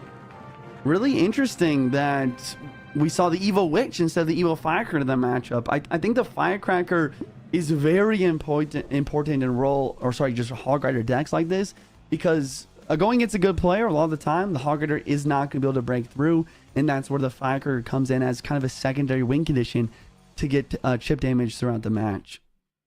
And also just like the board control, right? When you have those firecrackers out going up against someone that doesn't have a spell that can take them off the board. You get a few firecrackers on the board and they can be so frustrating to deal with. While the Witch, I guess at the end of the day, more powerful of a card, doesn't quite have the same effect, obviously, because it can't shoot across the map. Like the same way that their Magic Archer, like you were talking about the Firecracker. At the end of that game, really you need is kind of a win condition, especially if they have a fast cycle deck with a building in it like we saw. So... yeah, I don't know. It's really interesting. I think a lot of people, because the meta is still evolving, we're still seeing Witch kind of forced into holes that she doesn't belong in yet. And it makes sense because you want to try her out there because she is so strong, or can be so strong. Similar to like that Mortar deck I was talking about. The Mortar Skeleton King Witch deck. It makes sense, and I think it should work. But, you know, in this situation, Firecracker is just better to go, and it's just faster for your cycle. Right. Yeah, I think you're completely right. I think that, you know, in theory, the Witch could get value there, but ended up just being Valkyrie value most of the time. And it doesn't really do a great job of defending against the Goblin Barrel either. Even the Firecracker can be helpful versus Barrel in certain situations. Yeah. And, I mean, you're going against Riley. I feel like you always have to be ready for log bait at any given moment.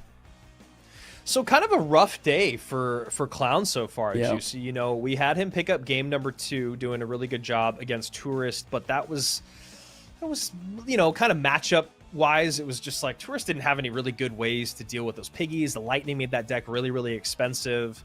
Clown, his deck selection has kind of been all over the place, right? Like the Curse and the Evo Zap, the Firecracker not being in that last deck and having the Evo Witch in there instead. And then even running the Minor Rocket deck, that was kind of like one of those moments that I was talking about before, where it feels like you're not playing the current version of the game. While Minor Rocket is something that Clown is very, very good with, that deck just didn't stack up as the game went on. So I am wondering if this is another situation that's come up many times throughout the years where, you know, this is why analysts get paid. They get paid. Yeah. You know, sometimes pros, especially in crunch time, and especially on a bad day in crunch time, they might need just that little oomph that, you know, the best players in the world always have. Interesting stuff. We are hopping to game 2. Riley versus Clown. Riley talking away here, trying to figure out, or, you know, probably just discussing maybe even with his coach about the strategy here. Looks like Clown does have the Bowler. Bowler is going to be a really good card to deal with the Gob Drill in this situation. Bowler plus Snowball plus Giant. So looking like GY, huh? Yep. Giant Graveyard and the What do you think Miner. about Giant Graveyard? It was pretty popular for a minute there, maybe like what, a few weeks ago, or maybe 2 or 3 weeks ago, but seems pretty quiet now. Viability thoughts? Yeah, I mean, I think it's definitely viable, but it is one of those decks where it's very matchup dependent, and I don't know. I don't mind it from Clown. I think that, you know, he's gonna have to make something happen here, and, you know, if you gotta, you know, let luck be the deciding factor of whether you get a good matchup or not bad. The bad thing for him might be that I'm not in love with this matchup for him, mainly because the Mighty Miner, great counter to the Giants. The only way to counter it would be the Evo Snowball whenever it's in cycle, and the other problem is that Riley's Evo Snowball can be used to knock back his push to allow his tower to lock on to the Graveyard Skeletons. Yeah, that's the point I was waiting for you to get to, is, you know, we've seen that a lot over the years of body blocking at the bridge. Right. Well, the Evo Snowball has changed that conversation by allowing your opponent to actually get across the bridge and then get it all soaked up in that snowball, and then it makes that graveyard not only easier to clean up, but it also almost makes it wasted elixir for your opponent, and then you deal with the push. Everything's out of sorts. We always talk about timing and sequencing with graveyard decks, and that is a great way to kind of deal with it. So we'll see how that plays as this game goes on. Arrows to catch the Bomber plus Fire Spirit. Goblin does get a stab on the tower. Night Witch has been out of position this entire game, so we'll see when Clown can actually get that Night Witch behind a Giant, but as of right now she's been having to use to clean up drills and soak up Fire Spirits. Evo Snowball on offense here is going to allow the Goblins to connect, but Clown has kind of been waiting for this moment. Now he's going to go with the Graveyard, and he's going to drop his Evo Snowball on top of the Mighty Miner to allow his Giant to tank for a little bit longer. But it seems like Riley's ready for this. He has the poison for the Graveyard. Wow. Maybe Clown can stack him enough units to make this work. This is a pretty scary push. The bomb does some decent work, but that is a very, very healthy bowler behind. It is on tower. It does not activate King Tower. Riley misses the spot there. Guards behind getting tanked for. Arrows to come in to help clean it up. While this isn't going to be game over, this is a great offensive send for Clown. 15-52 against 22-26. Riley right back on offense. Drill goes into the left-hand side. Bowler is here. It does pick up the Goblin hit. Riley with the energy drink mid-game, trying to I was just gonna say, get a little extra, you know, oomph to finish out this match. And honestly, still one of my favorite evolutions in the game, even though I don't use her a lot. The idea behind it is pretty brilliant, and when you see a great player use it to snipe those units off the middle of the board, really, really impactful as well. So Evo Muskie getting her laurels right now as that Evo Snowball comes in. Bowler up high to clean up, as you talked about throughout this entire matchup, Juicy. Now we get a Miner to switch lanes. Guards right behind. Night Witch going to do a pretty good job with the Snowball there, so nice defense here from Clown. 1760 to 1498. Bomber comes out to meet the Giant plus Night Witch at the bridge. Fire Spirit cleans up pretty well, and the Graveyard is down. Poison on the Graveyard. Guards in the Giant.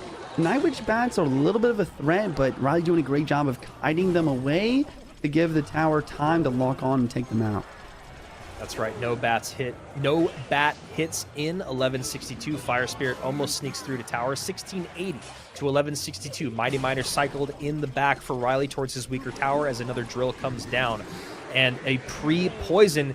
That's a great pre-poison. Riley recognizes that the Night Witch is out of play. The Giant's down the left-hand side. No Graveyard's going to come in. Doesn't have to worry about the Graveyard poison, so he just uses it offensively, and now he should be back to it defensively if he needs it.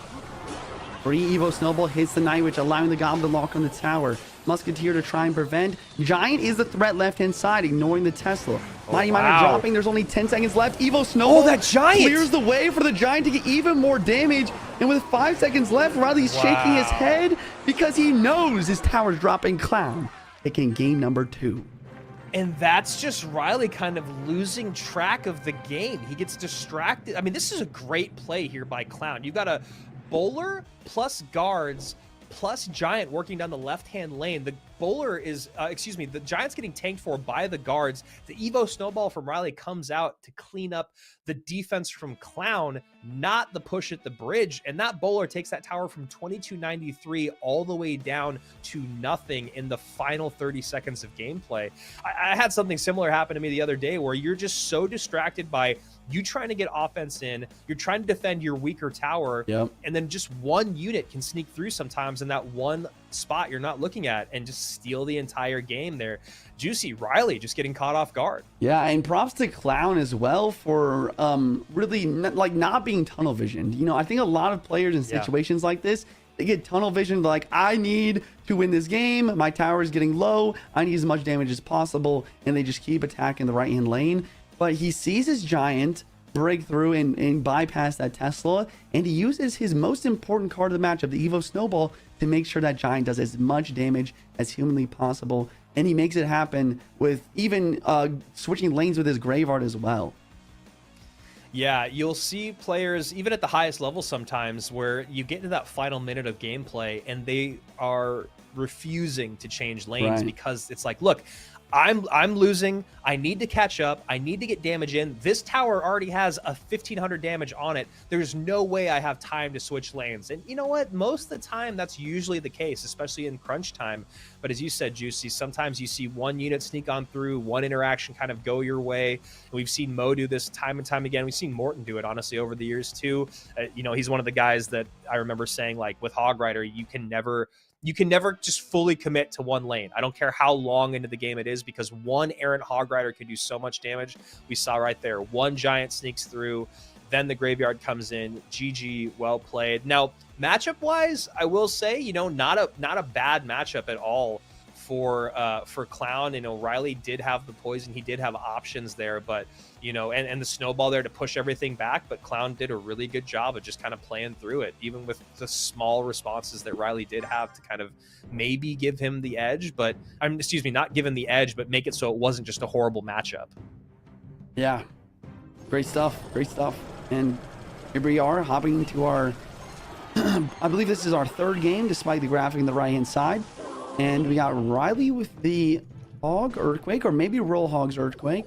Clown using the drill this time. A lot more E-Spirit being used right now, Juicy. Is that just because of kind of how popular Witch is and Bats? Yeah, I mean, I think you nailed it on the head there. I think that it makes a lot of sense to use Electro Spirit more often, especially if you aren't going to be using the Evo Ice Spirit. All the time, the E-Spirit can also pair well with the Log and even Barbarian Barrel to take stuff out like Firecracker, you know, even help out more versus like Musketeers and other glass cannons. So the first time we're seeing, oh my gosh, what is her name? Berserker.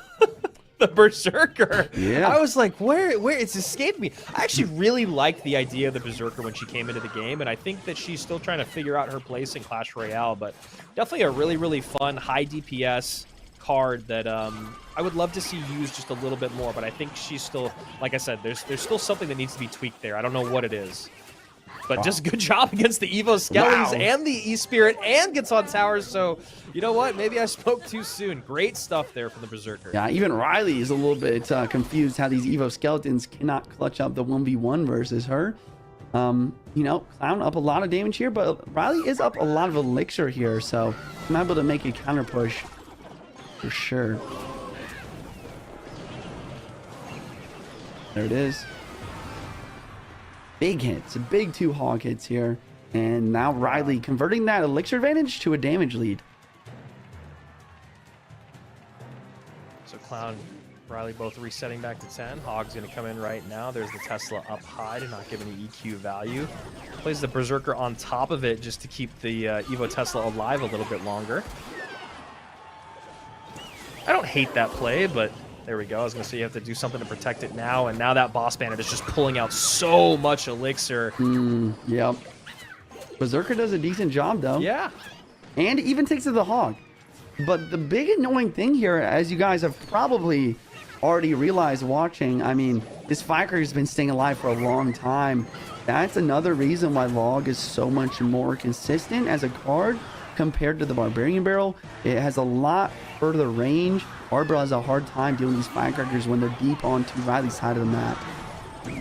Riley getting a nice King Tower activation there with the Evo Bomber. E-Spirit to soak up that first Boss Bandit dash. Now we see that Tesla coming out late. Exactly kind of what you had talked about before. Use the drill first to get the Tesla down second. Doesn't really matter, though, as Riley still gets a hit on through to tower. Berserker's been doing a really good job doing a lot of defensive cleanup here, but, you know, now we're getting into spot that's just not quite enough. Now we're getting out-cycled. Has to let the Hog get on through because he can't play anything to get shot by that Firecracker. 903, 2265, Riley pulling away. Yeah, it's just so difficult to defend. The Boss Bandit, the Hog Rider, especially without the Log. The Earthquake drops on the Tesla. Berserker comes down, but it's not enough to stop this Hog hit. And then the Firecracker immediately. This is what I'm talking about, what I mean. Yeah. Where sometimes the Firecracker does more damage than a Hog Rider in these Hog EQ decks, because a lot of the time the Firecracker just is so difficult to stop compared to the Hog. Yeah, definitely. And, you know, you see it so many times where you do get out-cycled against the Hog deck, and you're like, okay, as we saw Clown there in that moment do, he's like, okay, I have to figure out a different way to defend against this Hog because I don't have my Tesla in cycle, but I can't play anything on top of the Hog because you know the Firecracker is going to be right behind it. So Riley playing a tried and true deck with a little bit of a facelift very, very well. He is able to stay alive. He will be back for day number 2. So we do have both our world number 1 and world number 2 still alive to get into our second day of the CRL warm-up. And even though I forgot her name, which is hilarious, and even though she did a decent job during that matchup, I did talk about, okay, wow, and also Clown had the Phoenix in that deck. Did we even see Really? we didn't even see the Phoenix come out. That's No. pretty interesting. Yeah, Phoenix. Yeah, there you go. There's the full deck right there. I mean, I guess it makes sense. He never played it because it doesn't get value versus any of Riley's cards. Yeah, going back to what you were saying about the Berserker, I think that, you know, she is a card that might, honestly, in my opinion, just be categorized, if that makes sense. I think that I would rather use Berserker instead of skeletons or goblins, instead of using it as your main kind of quote-unquote tank, because, I mean, Clown just really struggled to defend against the Boss Bandit this entire time, just because the Berserker, I mean, I don't know, it's a glass tank almost. Like, it's not a tank at all. Like, you really can't use it as a distraction unit versus this Boss Bandit. Yeah, and that's the second time today where we've seen a deck that doesn't really have a true tank, or at least the second time, I should say, that doesn't have a true tank, that just cannot stack up as the time goes on. Yeah, I mean, really, the Berserker is what you're talking about. It's like Skellies or Goblins that can't be easily light spelled off the board. But yeah, not a tank by any means. So here we go. First player has been eliminated. You know, it's one of those things that's nice for Clown because he could just say, I was in the car. Yeah. You know? he can chalk it up as that. And even mentally, you can tell yourself, look, I'm playing in the car. I'm playing on the road. Wi-Fi is not perfect. Obviously, a lot more variables. It looked like on that second or third game that he was like going off-roading. Yeah. So Clown will be eliminated. He will walk away with $500. And obviously, he's someone that we expect to see a lot more as CRL does unfold throughout the rest of 2025.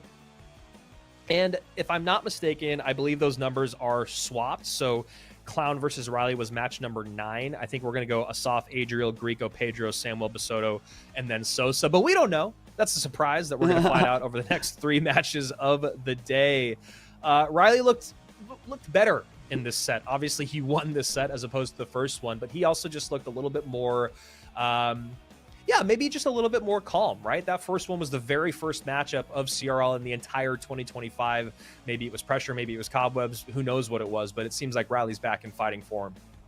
Yeah, and he's playing decks he's comfortable with too. You know, I mean, we always talk about, do you use your best deck in game number 1, or is it too predictable? In this situation, Riley just said, you know what? I had a tough first set. It's time to go with what I'm used to. It's time to go with what I'm best at. Use log bait. He took a nice win, and you know, after that he was smooth sailings from there.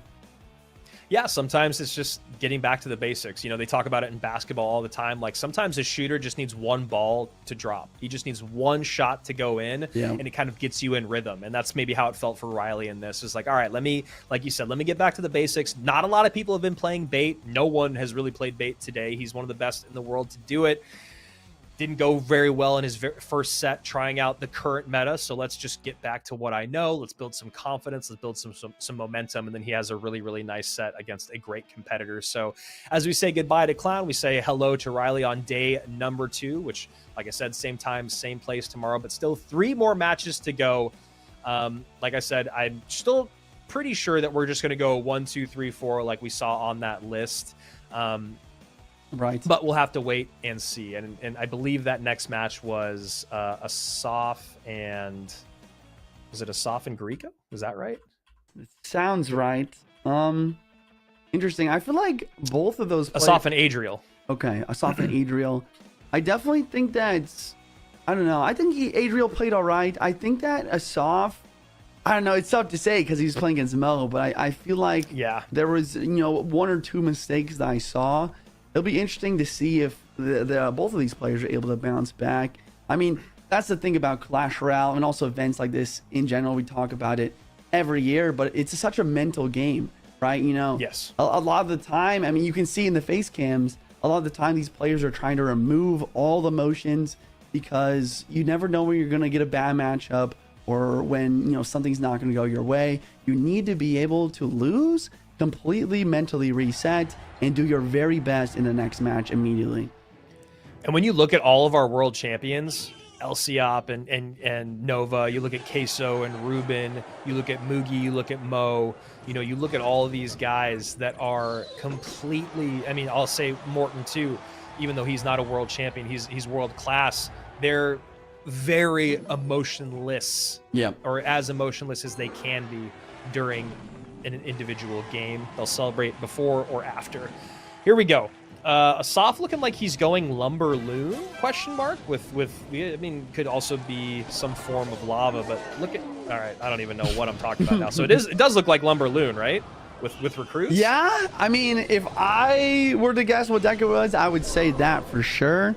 But maybe, just maybe there's a Ram Rider in here too. I think Lumberjack synergizes with Balloon and Ram Rider the most. Those are the 2 highest synergy cards that go with it. So we'll see which one he decides to be using here. And then Adriel using this Mortar deck that's just been a little bit more popular the last few days. Mortar in this meta still trying to figure out exactly what the best makeup is. Both players deciding to leak Elixir and wait for the next play. I'm kind of surprised, honestly, from Adriel. I feel like as a Mortar player, you want to try to get, just especially a Mortar and kind of spammy player, you want to try to get a little bit more damage in single. But maybe he doesn't want to get punished by EVA recruits in single, so I guess we're just kind of waiting. How's your Saturday? Got any other plans today? Not much. Just streaming, man. Just on the streaming grind. All right, love to hear it. Make sure you guys go follow Juicy on Twitch. He streams 6 days a week. Yes, sir. I believe, right? Thanks for the shout out, Andrew. You're the best. It's good. You shouting yourself out doesn't work. Me shouting you out every broadcast does work, and I will continue to do it because I love watching your stream. So it is going to be Royal Recruits with Loon. We've got Evo Lumberjack there behind. Evo Lumberjack, really interesting. Super, super strong when it first came out.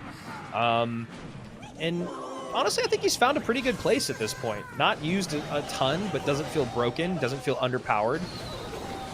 Yeah, I think you're right. I think that it's pretty strong. It's going to take out the Mortar Evo right now. It's also going to help the Balloon take out the other Mortar. But here comes the counter push. Miner, Goblin, and a lot of bats in here. I don't think there's a Snowball or arrows in cycle, but he decides to go for the Mother Witch. Wow, that is a game-changing card. I mean, you play this Mortar deck all the time, Andrew. Talk to me. Like, how struggle is the Mother Witch here? Well, it's really struggle, especially because Asaf has the option to Snowball plus Mother Witch against the Evo Bats. Right. And he doesn't have to use the arrows specifically on the Evo Bats. A lot of times when you're playing against Evo Bats with a deck that only has arrows or only has like a arrows plus log, is those Evo Bats end up being something you always have to think about.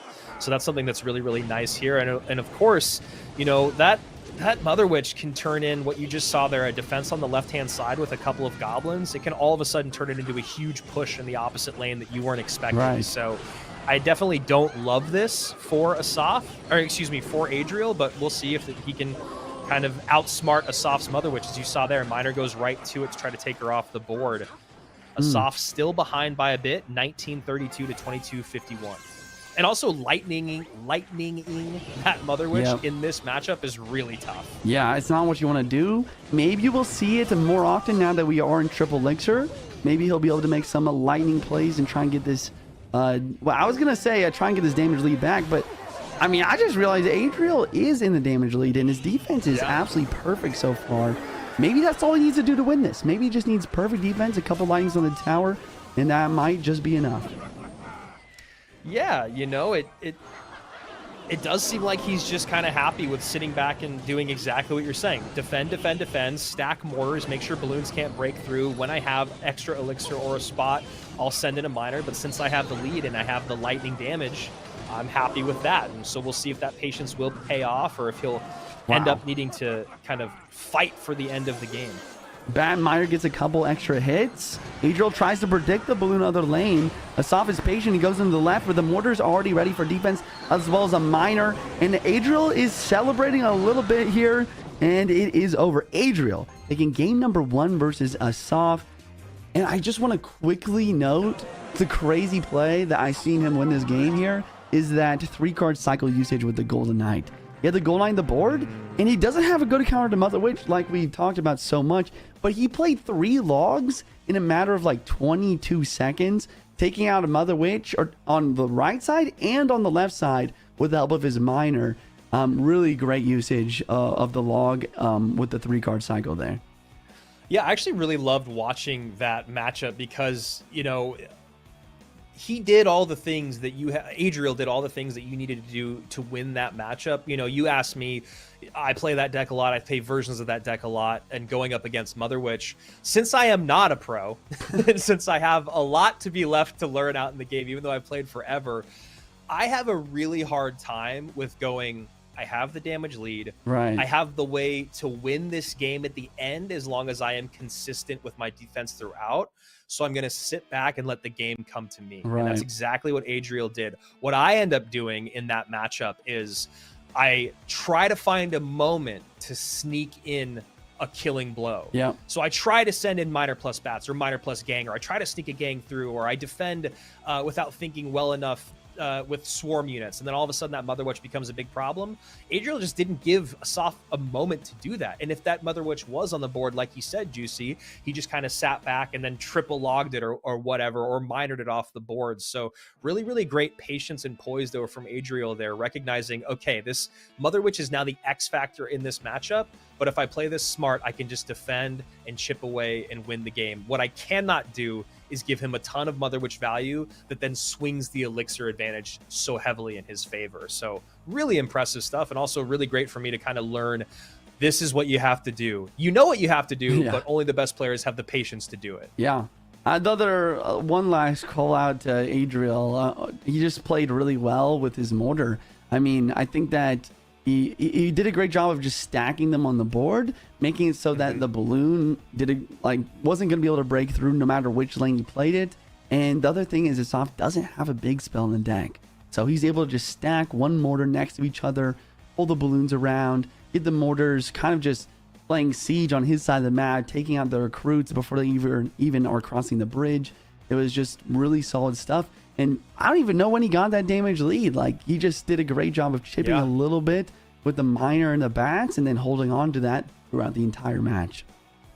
Yeah, that's a really great point that you make about like mortar defensively against the balloons in this situation. Is if you recognize your opponent doesn't have a big spell, you don't really have to worry about holding that mortar to see which lane your opponent attacks. You get that 3-card cycle out, you have the mortar down already, you can get the second and even the third one out eventually if necessary. So yeah, really, really great recognition of the matchup there by Adriel as well, and a good breakdown from you, because again, I play in matchups like that a lot of the time, and sometimes the best thing is to do the least. Just defend, just chip away, use that lightning as the coup de grace if you need it. So, Asaf, man, just kind of like Clown, and this is something that I've been this guy for years now, which is these decks that we're seeing them lose with are not decks that we're seeing anyone else play with. Yeah, you're so right. And I think that's a problem. Yeah, I think you're right. I think that, maybe we're just getting a little bit too creative on some of these decks.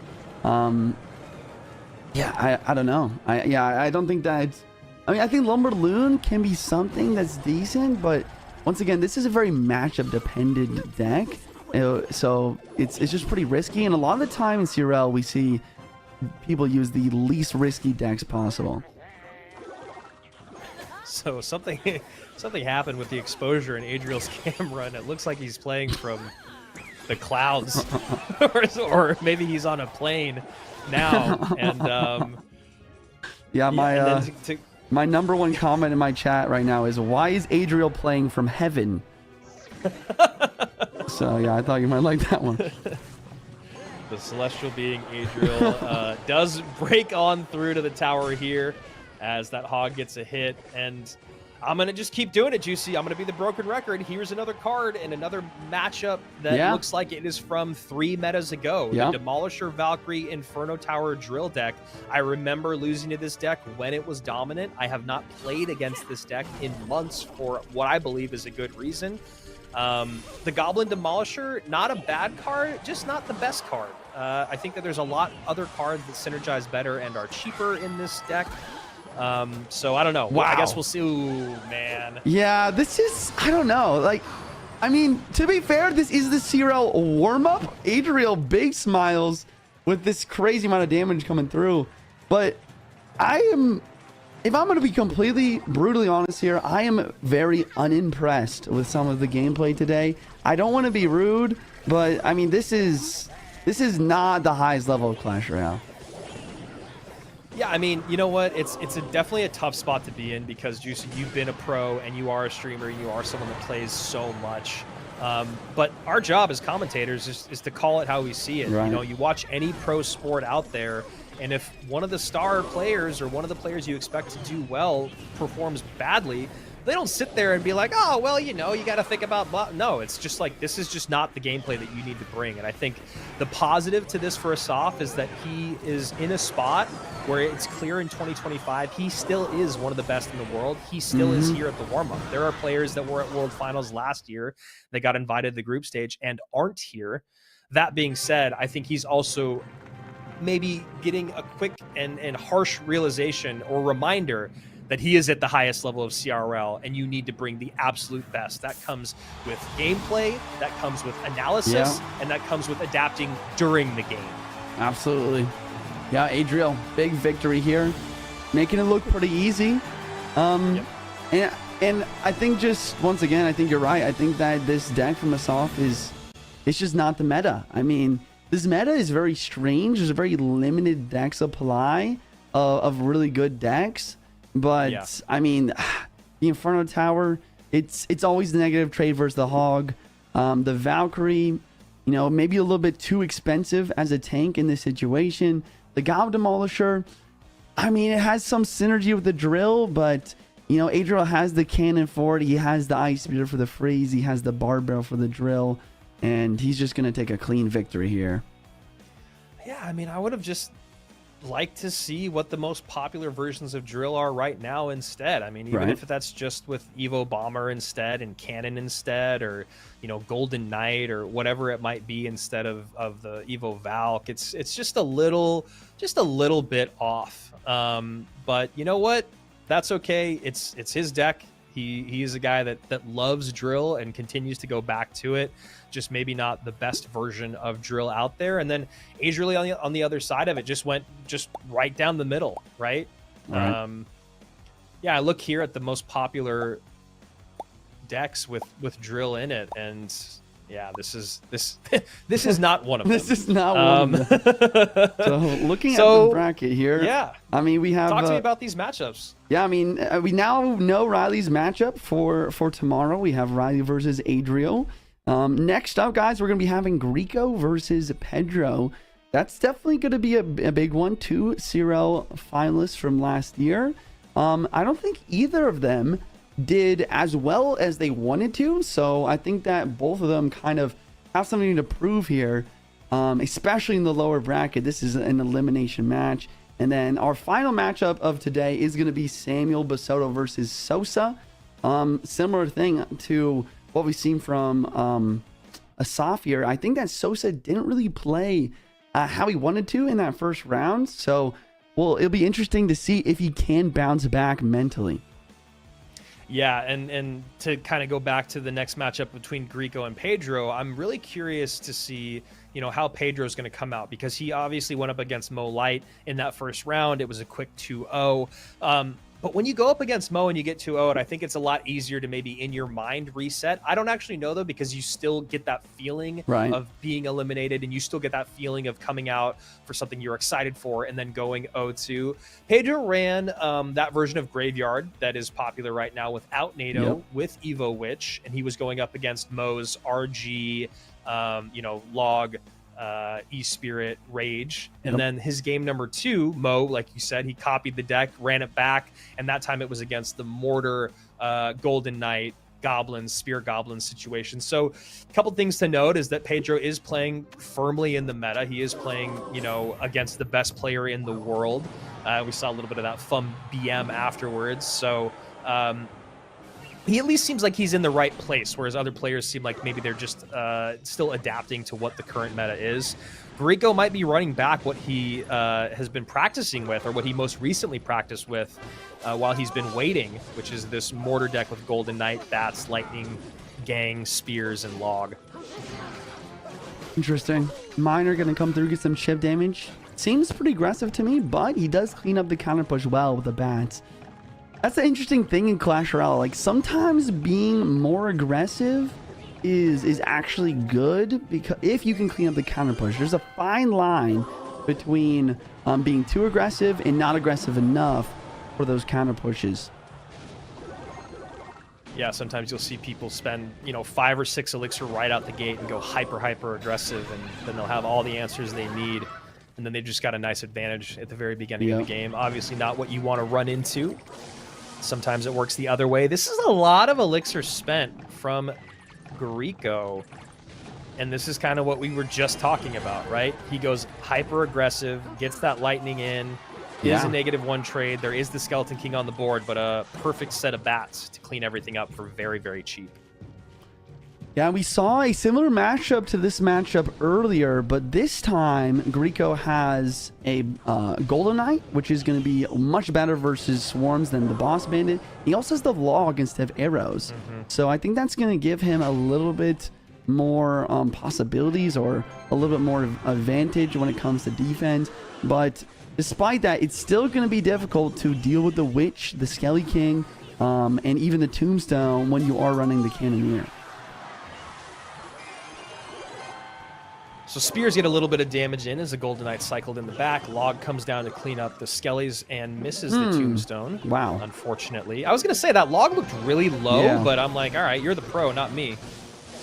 Interesting. Oh! Wow. Golden Knight does not go to the Witch, but Lightning gets value. And does clean up a lot of the Skellies. And this is the strength of Evo Bats. This is one of the reasons why this deck specifically can do well versus Royal Giant. Once you get those Evo Bats and cycle, the E-Spirit is pretty much useless in that situation. Yeah, Evo Bat's still one of my favorite Evos in the game. I really do love that the ability for them to survive through a small spell is basically what their evolution is. I mean, obviously there's the vampire effect and a little bit of HP, but the biggest value always comes when your opponent doesn't have a spell to take them off the board. I love this Goblin Gang placement from Grieco on the left side, knowing the log's going to come through, or at least preparing for that possibility, and that allows for a very solid defense, and he's just up so much damage here. And this is exactly the situation that you want to get in against these Royal Giant matchups, right? You've got good damage in single, you've been doing and chipping away in double, you're not getting too aggressive. You know, we just saw that Miner play defensively. You're not trying to make big things happen when you've already got a big damage lead. And we'll see if Grieco can just kind of ride that wave as this goes on. You know, if I'm Grieco right now, I'm doing exactly what he's doing, setting up defense in the back, making sure I have a response for that Skeleton King ability. I have the Lightning ready to go to catch the Witch as she works down the left-hand side of the board, doing all the things right at this moment. Yeah, and Pedro's trying to mix things up on how he plays by spamming Tombstones in Witch and Skeleton King on both lanes to try to overwhelm the Cannoneer, but somehow Grieco's able to really kind of just pick apart each and every skeleton by using his log, his 3-card cycle, his Gold Knight, and those Spear Gobs especially are doing a great job. A little bit of damage through on the right-hand side. Let's not forget that. 40 seconds remaining. 1884 versus 1255. Golden Knight on that left-hand tower. Lightning at the bridge on the right-hand side. So now Grieco in a spot to where he can go either lane, but going to stick to the right here as he's got a nice counter push coming in. Witch up high to prevent lightning value. Seems like Pedro's trying to lightning cycle, but he knows it's not enough. So he goes for the Royal Giant, the bridge, and an E-Spirit for the bats. A log on the Spear Gobs, but there's 2 mortars on the defense.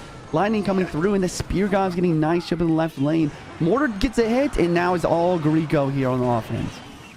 Yep, Mortar gets a hit on the right. Miner plus Spears on the left to pull out Elixir. Grieco knows game 1 is in the bag. Mortar shot doesn't come in to take the tower out. And the tiebreaker obviously goes to Grieco here in game number 1. Very, very well played there. And honestly, that's really kind of how you play that matchup. Yeah. You know, you've got to figure out if your opponent doesn't have, you know, the big spell like the Fireball or, I mean, Poison is usually never run with RG. When you know you're going up against Lightning and you have the type of deck that Grieco's running, you have the only thing that you can't do is exactly what you pointed out, Juicy, which is you have to make sure you have great Goblins placement. Whether that's your gang or your Spears, you need to make sure that that unit, whatever that card is, plus your Mortar is going to be enough to clean up. The second that you get the Mortar down, it gets Lightning, and then you put your Goblins in a loggable spot, that's when you lose that game. Right. And Grieco was not going to let that happen. Yeah, the placements were great. I think the other thing that Grieco made sure to really lock in there was his Lightning. I think that we have seen the Witch get a lot of value whenever you don't choose the Lightning. So a lot of the time he's literally just like, if I see the Evil Witch, I'm not even thinking about it. Drop the Lightning immediately and make sure there's no chance of the Witch being able to take out the Evil Bats or make any sort of crazy comeback plays. So Juicy, just as a question for me then, so you're playing, let's say you're playing this exact matchup and you're Grieco and that Witch is coming down the left-hand side of the board. Do you always want to Lightning it either on their Princess Tower or before like the big push gets dropped at the bridge? Because if the big push gets dropped at the bridge and there's like a Fisherman and a Monk and an RG there, you might miss the Witch. But then sometimes if you just go Princess Tower plus Witch with the Lightning, you know, do you sacrifice too much spell value at the bridge? Is there actually a tried and true equation for this, or is it kind of like you have to feel it out? It's a good question. I think in general, what I like to do is if it's a regular Witch, I might look for more value or try to counter with the Golden Knight. If it's an Evo Witch and they drop it in the back, I'm insta-lightning it every time, just because, I mean, that is one of the trump cards of the deck, right? I think that if you just lightning every time, I think in most situations you're going to be good to go. Good to know, especially because Lightning and Witch is in about, I don't know, 60% of the matchups you see on ladder right now. Pedro going to Piggies. Piggies have had a lot of success throughout the day. Grieco, with his win in his pocket, is going to go to RG.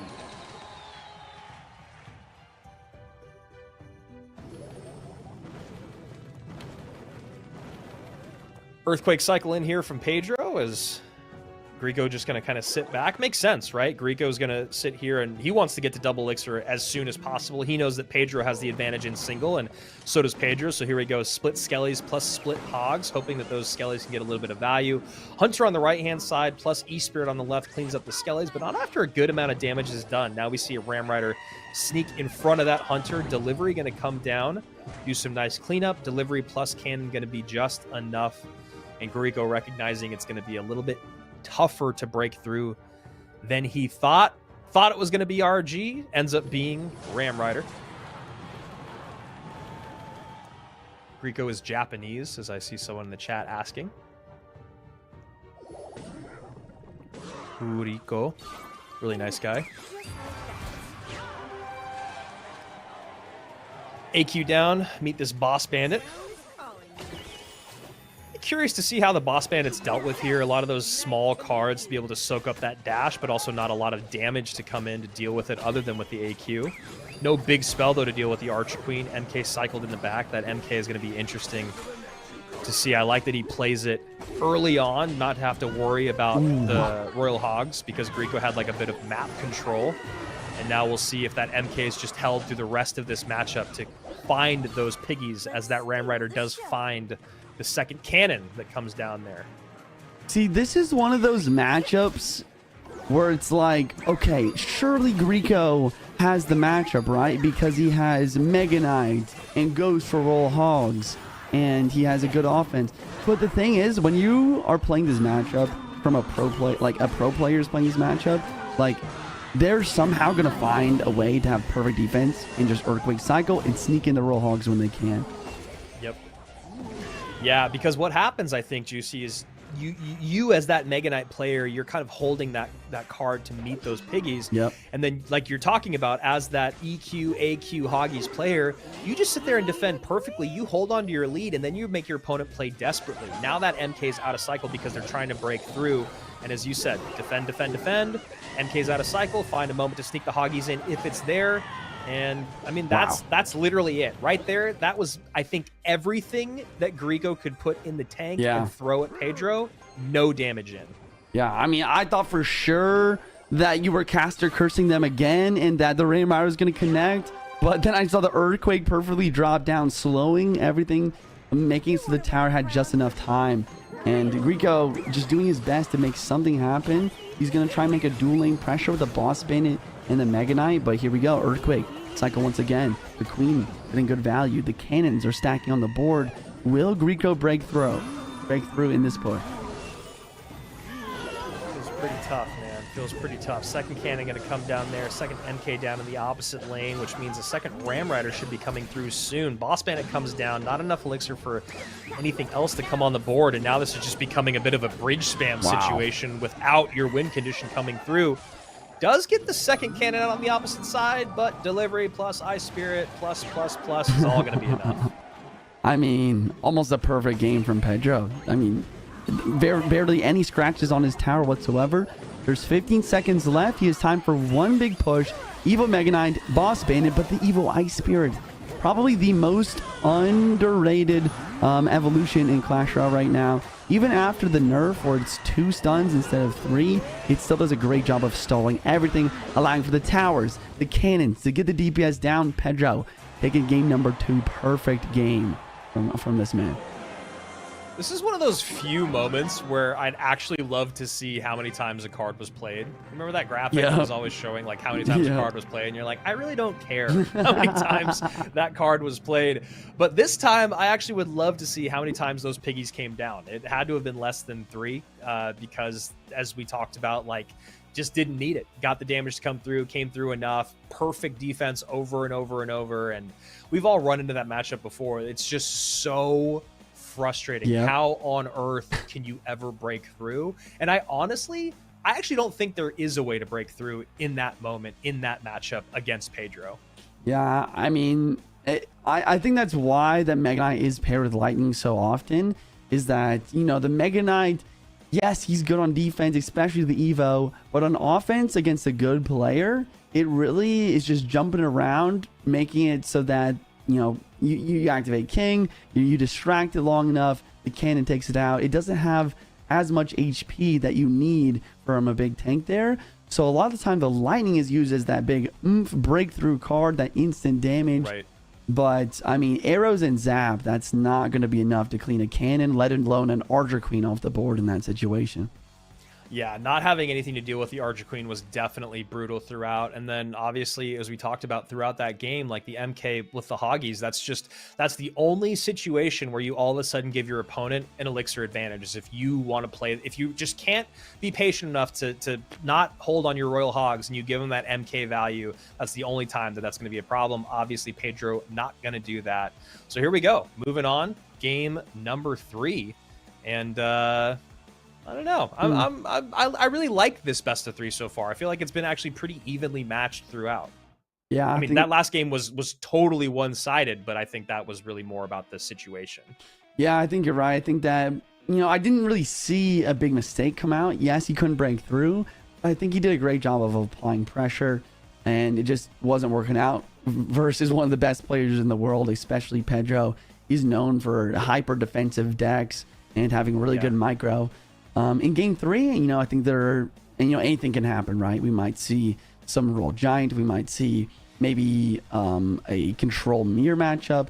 I think both of these players are very high caliber and are capable of very similar effective tactics used on either offense or defense.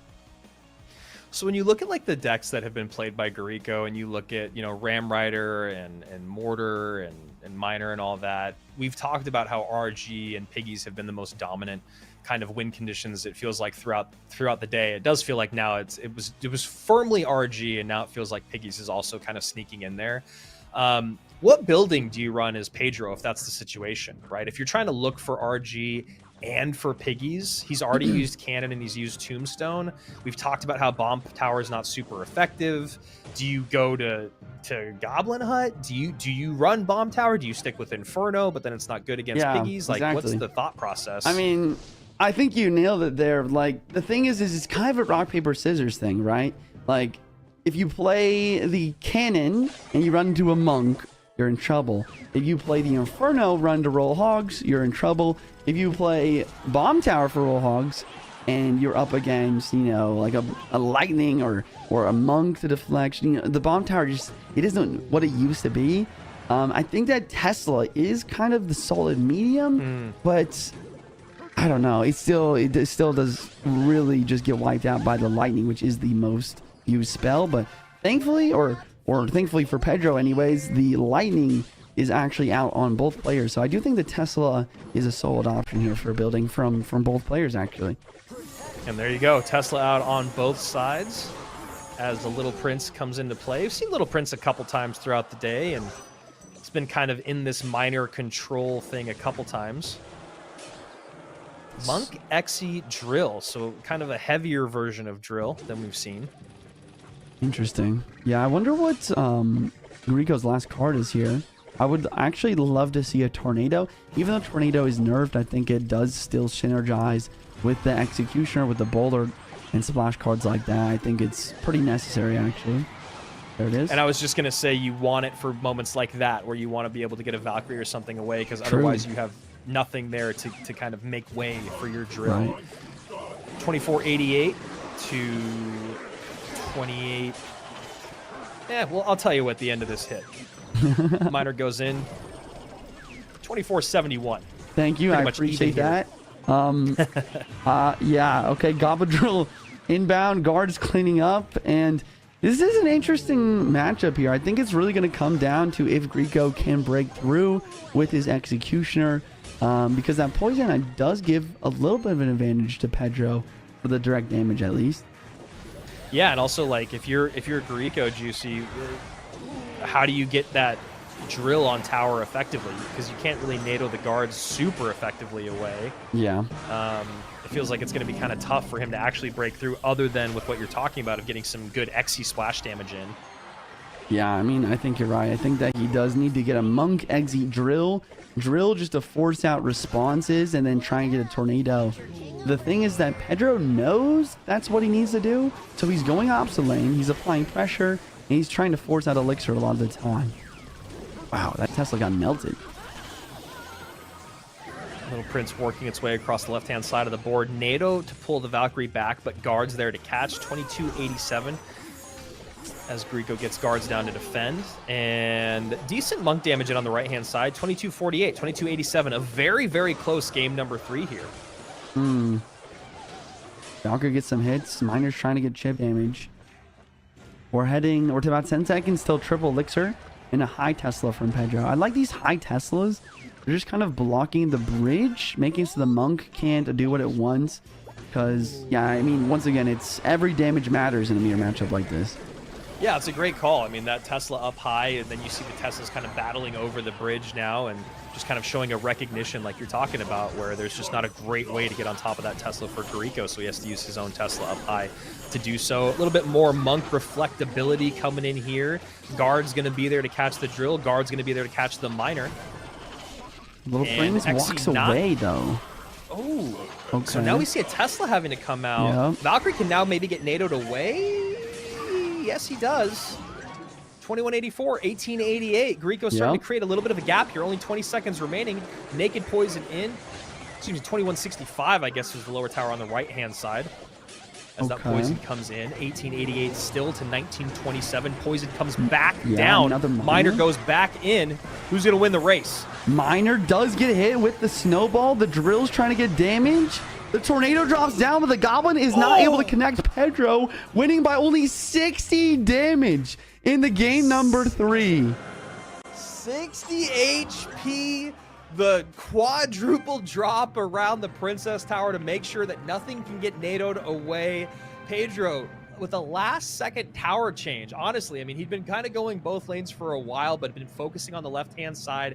Gets that last little bit of damage in on the right. 1640, 1700, and a great win there from Pedro, who stays alive after having a rough start to the day. Goes 0-2 against the world's best. Is able to take down another world finalist here to stay alive and stay on for day number 2. Wow. I mean, great gameplay there from Pedro. I was a little bit skeptical about the lane switch, going same lane as Executioner, but he just used the Little Prince. That is the one good thing about Little Prince, is it only costs 3 elixir and you can get your 3-card cycle going. So he made that happen. He got a bunch of minor poisons on the tower, and he was able to take that damage lead just barely on the final seconds of the match. Yeah, we love seeing Pedro run quick cycle minor poison. He's just so deadly with it, and he's never out of it. I mean, somehow his miners always get on tower. The cycle is absolutely insane, like you said, and also just his recognition of how to play those matchups is always done really well. So as you can see here, a really great best of 3, maybe the most even best of 3 we've had in our entire day 1 here. 2 guys that are both, you know, pretty even in skill cap. You got to give the edge to Pedro by just a bit, but that game number 2, I think, was one of the biggest problems for this whole entire set. The first and the third game were pretty even, but this game number 2 was just not the wave for Greco. That was just not the deck that you wanted, and it was also just a rough matchup. We talk about not having a big spell against the AQ. You only have one, you have a couple good responses against the Royal Hogs, but it didn't matter because there's no way for your Ram Rider to break through. Juicy, we are at the final match of the day. Talk us through what that is and what we got to look forward to tomorrow. We got Samuel versus Sosa as our final match today. Tomorrow, guys, we are starting at the same time, same place, 9 a.m. Central Time. We're going to be starting in the lower round, Riley versus Adriel, and Pedro versus the winner of Samuel and Sosa. We will then head to the semifinals on the upper bracket, and we're going to be going all the way through to the grand finals. I know we talked about at the beginning of the event here today, but I am so excited to see the duels, not best of 3s, but duels best of 5s in the upper finals and the grand finals tomorrow. You were able to cast that tournament last year for it, but I've never seen I don't think, a dual format with that many decks. Yeah, you know, it was definitely one of those things where we didn't think that it was going to be as competitive as it was as it got into the 4th and 5th games. But I'm pretty sure it was Riley who came out and showed us you can do it. You can build 5 great decks. Now, obviously, the meta was different then, as this was several months ago. But I imagine in those 3 matches that we will get some pretty great matchups. I would love to see a couple game 5s, not just because of just seeing, you know, 2 great competitors go the distance, but I really want to see what that's going to look like. And also the really interesting thing, Juicy, is this is the CRL warm-up, which means that CRL is coming, right? Clash Royale League is here. Is best of 5 going to be a thing? That would be exciting. I don't know. Yeah, it would be pretty cool, right? If we were able to see best of 5s at World Finals or even just throughout our monthly finals, but it's all about, like, is it viable competitively? Is it actually something that we want to see at the highest level? And that's a question that's going to get answered over the next 24 hours. I'm really, really excited to see that. As we said, last matchup of the day, very exciting one. It does feel a little bit lopsided in the sense if you have someone that had a first round bye going up against someone that kind of struggled in Sosa earlier today. But that being said, Samuel was kind of the inciting incident for that conversation that we were having about, is it better to start right out the gates, or is it better to have that first round bye and maybe be a little bit rustier as you get into your first matchup of the day? And also, of course, being in that lower bracket means that you kind of gave up your life to give, even though you skipped a first round of play, if that all makes sense. So that being said, one more match to go, same time, same place tomorrow. And I'm excited to see this. I do really believe that Samuel needs to take this. I think Samuel, for Sam's sake, he needs to win, period. For Sosa's sake, he needs to make sure he doesn't get 2-0'd.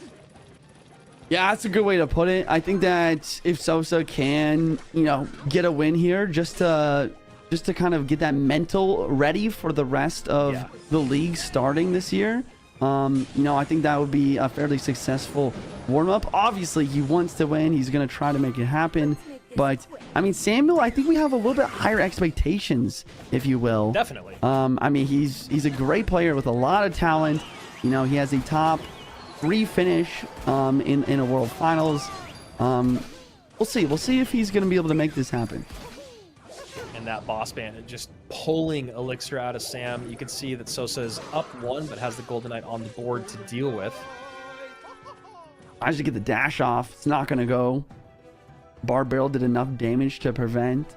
And yeah, we have seen this matchup before, I believe. I think that, well, I mean, I guess with the boss bandit, it's a little strange, but boss bandit Royal Giant versus the Mortar. I mean, it's really interesting to see all like these decks be reused so often. But once again, I think this meta is fairly limited to what is good. You know, you have Royal Giant at the helm, very strong. You have this Mortar deck to try to counter Royal Giant. And then you have the Royal Hogs, which kind of countered the Mortar. Once again, a bit of a rock, paper, scissors situation in the current meta. Icewiz going to come in, do some good work against this RG. Icewiz still just insanely powerful. I'm always just so happy to have an Ice Wizard in my deck. When a push comes across the bridge that looks absolutely unstoppable, the Icewiz is the great equalizer. So nice for Sam to have that defensively. You could even see Sosa kind of tip his head, waiting to see if it was going to be Icewiz or maybe Spears. And that boss bandit is going to pull out more Elixir. There you go. And here comes the Evo Mortar. Royal Giant is going to be forced to play defense here. And this is a lot of the time where you would like to see the Evo Bats, but he actually already used it in Cycle. But wow, the Golden Knight actually preventing the Fisherman from pulling the Icewiz. So the Icewiz is going to be the one to get the job done. Yeah, really nice high Golden Knight there, as you called out, distracting that Fish Boy. Ice was putting in the work, letting that Cannoneer do all the damage. Ice was going to come out left-hand side to clean up as that mortar shot does come in. So Sam in the lead, and then obviously with Cannoneer versus Princess Tower, he's done a lot more damage than Sosa has as well. Royal Giant the bridge, boss band on the left side, Rage will drop. That's a scary boss band, and Miner's going to drop down pretty quick while he's trying to defend against the RG on the right. The Cannoneer isn't enough. RG gets a hit, and the boss band is still alive. Yeah. Dashes to the tower. This thing is unstoppable. Sam's been just a little bit off with his Golden Knight timing. If he would have got Right. that Golden Knight dash out, he would have actually been able to mitigate that first dash from the Boss Bandit and probably been able to take a lot less damage there. We saw him miss it earlier too with that bar barrel coming out and cleaning it off the board. So Sam maybe needed to just pull the trigger on that Golden Knight ability just a half step sooner. Another boss man in the left-hand lane. I like this dueling pressure. But the Gold Knight does get some damage as well. But it's not enough. I mean, there's a lot of damage that must be done here for Sam. You know, it's crazy because it feels like Sosa is literally just hitting the ability button every single time it's available. Right. And while that might be the case, he is doing it very surgically. He Yeah. is making it really frustrating for Samuel to keep a decent elixir, not even advantage, but just being on the same page elixir-wise so that he can get back on offense. Between the Boss Bandit opposite lane and the RG Fishboy right-hand lane, Samuel is just caught defending for this entire game. Yeah, speaking of that, here comes another Royal Giant he's going to have to defend. Log knockback with Ice Wiz Splash and Slow is going to make pretty good work here. But once again, a good offense is a great defense right now because he's applying so much pressure and also cycling back to his Evo Hunter, making the offense fairly useless. Lightning does drop, though. Can this Gold Knight make it to tower? No. E-Spirit blocks. Yeah, that was tough. It's like you want to kind of wait to see if he's going to play something like a cheap card, but the Golden Knight didn't have enough HP to wait that long. Great late E-Spirit there to keep Sam at bay. Sam goes in. Miner trying to get through to the tower. Bats are on the tower. Wait. Lightning's going to come in. Oh my gosh. You see Sosa kind of laugh to himself, and that's the game. What? Juice. Can we... I don't know if it's too much to ask from production, but I needed to see a replay. I was like low-key checked out. Like I thought this game was over, but then I don't know. Well, once again, I just don't think that Sosa is playing the way he wants. There's too much emotions in the mix here. I think that I don't know. I think that maybe he even gave up too early. Maybe like I think that I don't know what I just seen. I don't know what I just seen. I don't know how he threw that. I'm trying to watch it back, and I can't really figure it out. It was like he kind of like chuckled to himself, and then he, at the same moment, like less than a second later, like recognizes that he sold the game. And I don't actually understand what all happened in those final moments for him to either A, think it was sewn up, or B, to then stop. I don't know. That was wild, dude. Even the chat. You guys say that I don't read the chat. I read everything. And even the chat is losing their mind right now because it just doesn't make sense. RG's coming across the lane on the left-hand side. RG gets stopped. Then Sam goes for a high Evo Mortar. There's a Hunter there to catch. He goes barrel on top of the Evo Mortar. The two bats, that's it. It's just two bats snuck through, plus the lightning. I just think that, I mean, I know that he could have defended that. I mean, you have, yes. You have Rage, you have E-Spirit in your deck. There's no reason two bats should be on your tower with a Miner tanking with literally 10 seconds left in the game. Once again, I don't think this is going to be the last that we see from Sosa. I think that he's going to have to, I don't know, figure out a way to regulate some emotions. Once again, Clash Royale is a game where you have to like do your best to turn yourself into a robot. You have to make the very best plays to the final end and not let any sort of tilt affect you. Obviously, some tilt from that first round must be affecting him here.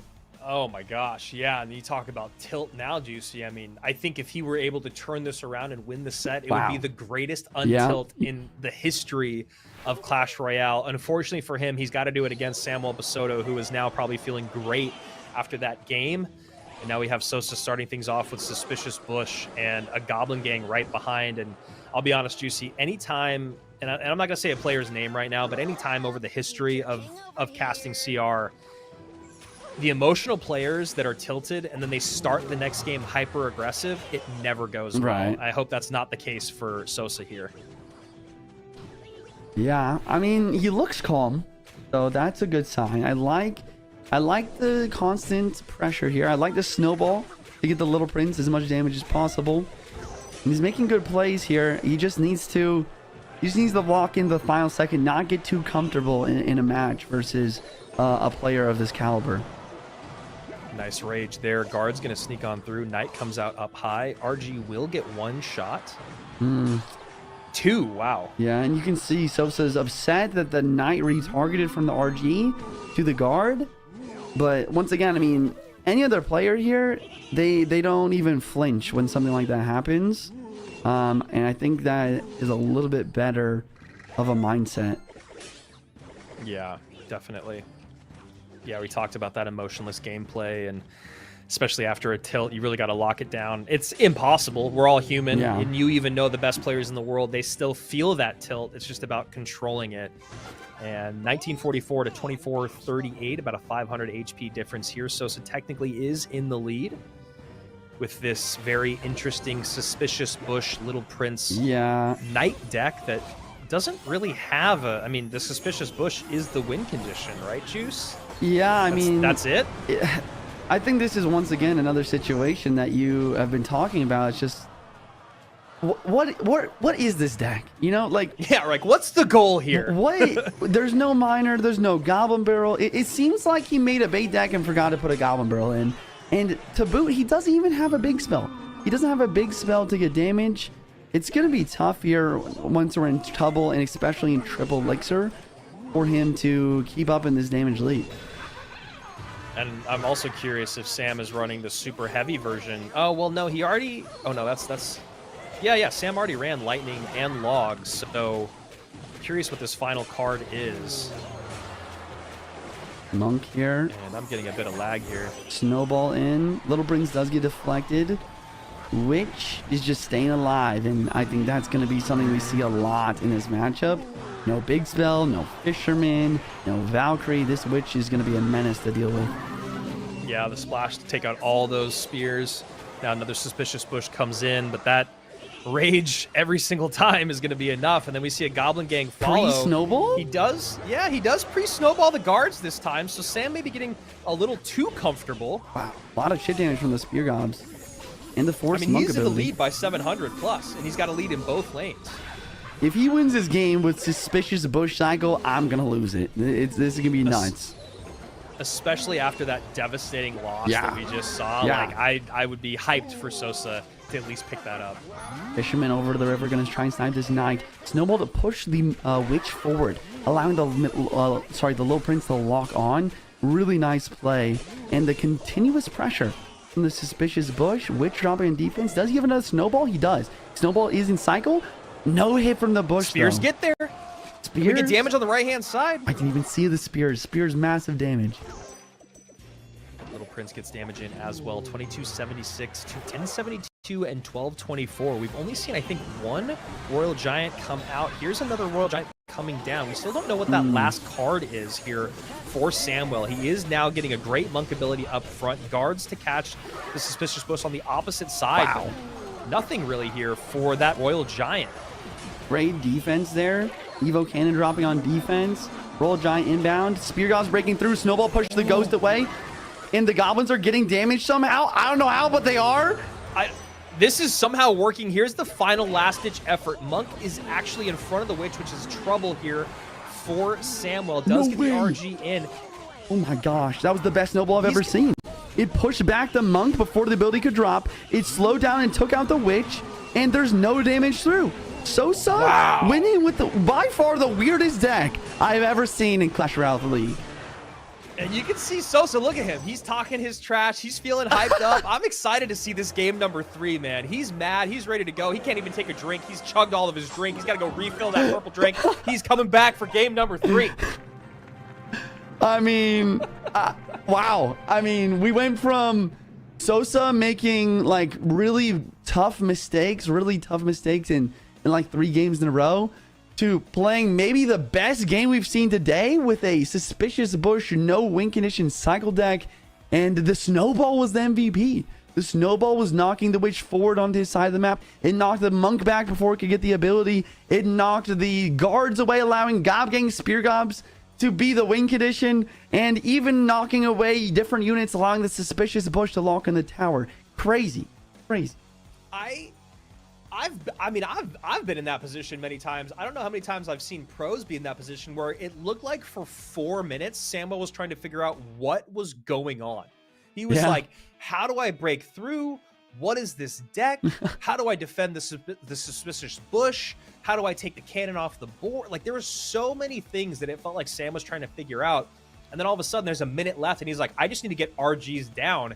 And there's just no way for him to break through. The whole time the suspicious bush is just pulling out a little bit of elixir. Then the goblin gang behind was somehow just effective enough. That coupled with the snowball, what a wild and great way for, you know, for us to come to almost the end of our day. It looked like Sosa was just going to be, you know, 4 in, 4 out, really bad showing, odd deck choices, tilt obviously after that first game, but I love that bounce back from him, and what a fun deck to do it with. That's also one of the situations where I see a deck be played and I'm like, man, what a cool win. I never want to play that deck. I like have no interest in playing that suspicious bush deck, but I thought it was a great win. Yeah, I mean, now I don't even know what to think of what kind of deck we're going to see in game 3 here. I mean, I don't know. Suspicious bush cycle. Maybe we'll see some drill, but I don't know. I mean, do you even know like what deck Sosa is known for in Clash Royale? I mean, I feel Not like anymore. I feel like not anymore. No, I just mean like the game has changed, and you know, he's started to kind of stick around for long enough now at the highest level that I don't really know like what his you know, it's like Asaf still is a drill guy. It's very clear he's a drill guy. But I really don't know. Maybe the chat knows. Chat's always talking. I thought you meant like after that last deck, I don't know nothing about his decks no more. Yeah. But yeah, I mean, I don't know. I think he's pretty good with cycle decks. We'll see. A lot of spam decks. Miner. Chat saying that he's good at miner. We'll see. We'll see. I mean, I feel like that last deck could have had a miner in it. But once again, I genuinely think that he was. My theory is he was so tilted he forgot to put a win condition in his deck and then somehow won anyways. Like, that's my theory. I know, it really felt like that deck should have had a miner in it.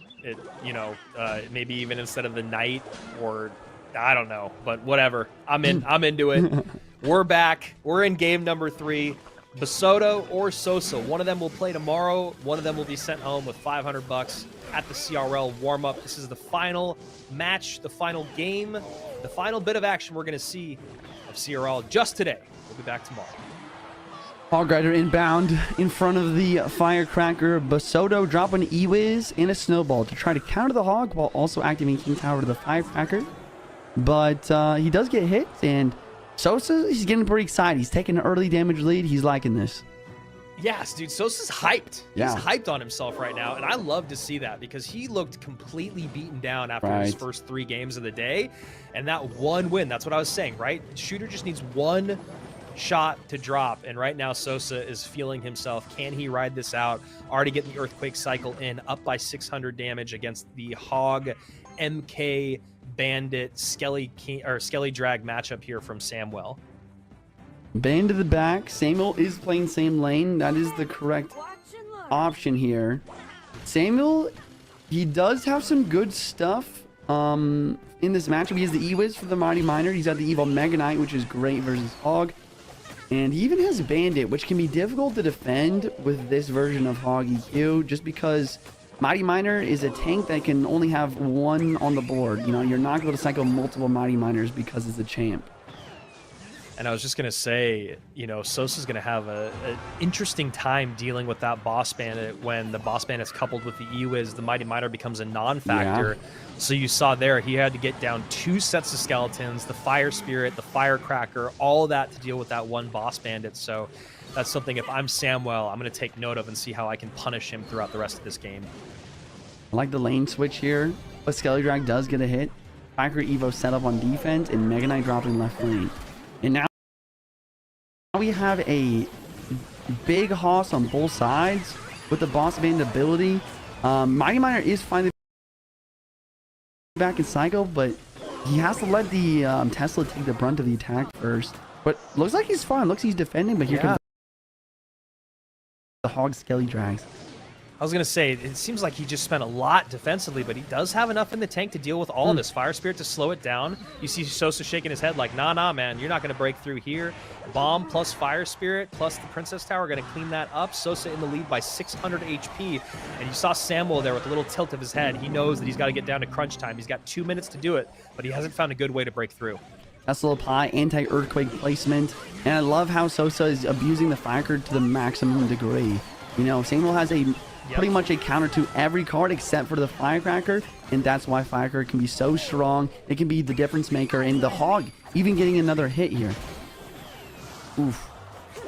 Yeah, that's interesting. Ewa's staying alive. Hog does get a hit, though, but that allows that boss bandit to create a little bit of space. Nice cleanup there once again from Sosa, and now he goes opposite lane to keep up the pressure.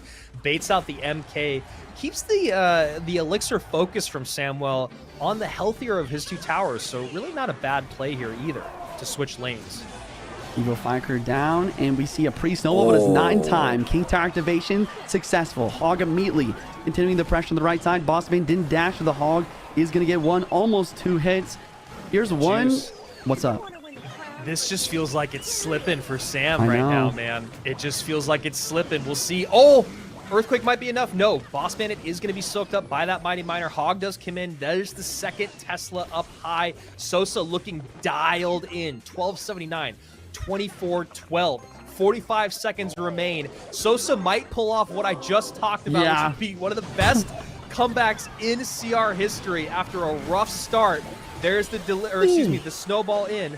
But the Evo Snowball doesn't hit the Mighty Miner, making this defense easy. He even blocks the Electro Wizard with the Tesla, and there's only 25 seconds left, and Samuel's not getting back to that Evo Snowball. That was his last-ditch effort trump card.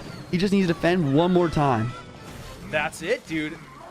Wait. No elixir for the Tesla. No elixir for the Tesla. He's late. The Hog is through. The log comes down to prevent. He might have been able to stop it in time. The double earthquake. He's nodding his head. He's shaking his fist. He's won the game. You see him talk a little bit of trash. I think he said easy something. I don't even know. What? But Sosa pulls off the reverse sweep after a horrible start to his day one. He will be alive in day number 2. And I'm happy for the guy, Juice. I love Samuel. I know we'll see more of Samuel this year. Wow. But what a great comeback and what an awesome mental battle there for Sosa. Yeah, I mean, I don't know. I love watching this man play. I mean, yes, he's an emotional player. Everyone can see it. When he's in a negative mindset, he doesn't play very well. But apparently, when he's in a positive mindset, that it's just like a buff. He just got a buff mid-set, and he wins with Suspicious Bush Cycle. Then he just switches to a solid deck. You know, he doesn't go for a crazy deck that we've been seeing.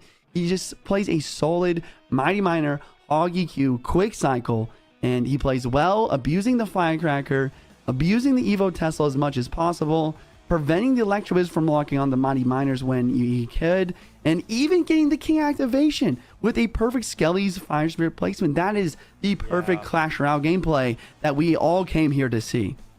Yeah, what an incredible way to end our day one of the CRL warm-up as we say goodbye to Samuel, our former world number 3 Sosa.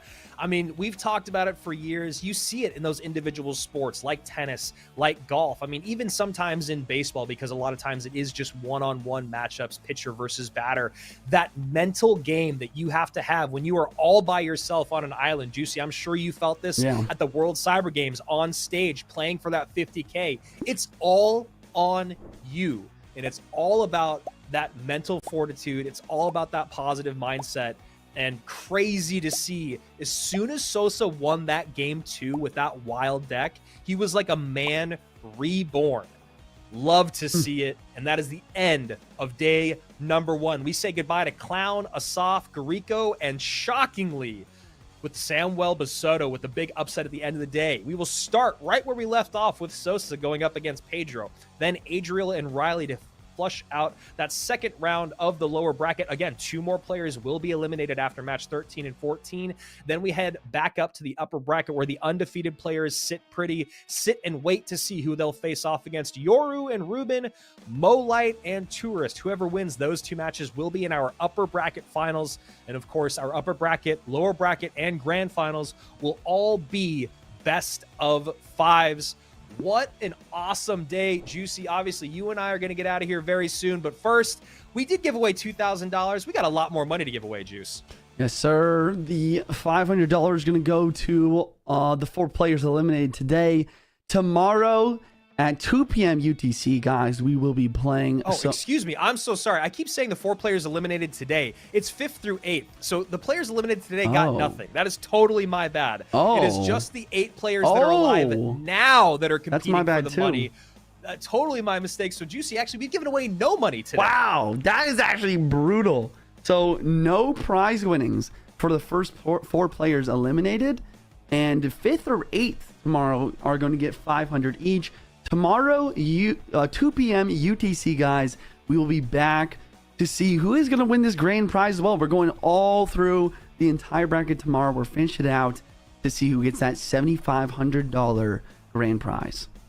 That's right. 7 a.m. Pacific, 9 Central, 10 a.m. Eastern, 2 p.m. UTC, same time, same place. Make sure you guys are following along on Twitch. You guys are subscribed on YouTube. Make sure, of course, you are following along on Twitter or X, where Esports Royale EN. That is where it is the absolute, and Clash Royale, the absolute best place to find all the information about the competitive scene. It's crazy. For so many years, we have given away money to the players eliminated on day 1, but this is the warm-up, and this is 2025. Everyone walking away today just got to, they didn't even get a t-shirt for participation. Tomorrow, we'll be giving away all that $15,000. For Jackson, JuicyJ Wall, I'm Andrew Guy. For our incredible production team, this is the CRL warm-up. We will see you same time, same place tomorrow. You take care of yourself.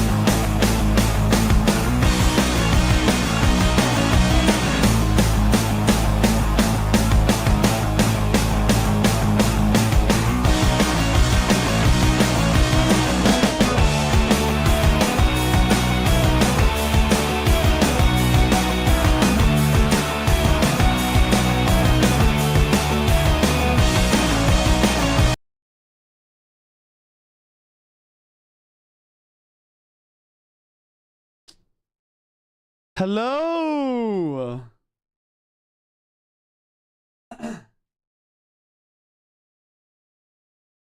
Hello, everybody.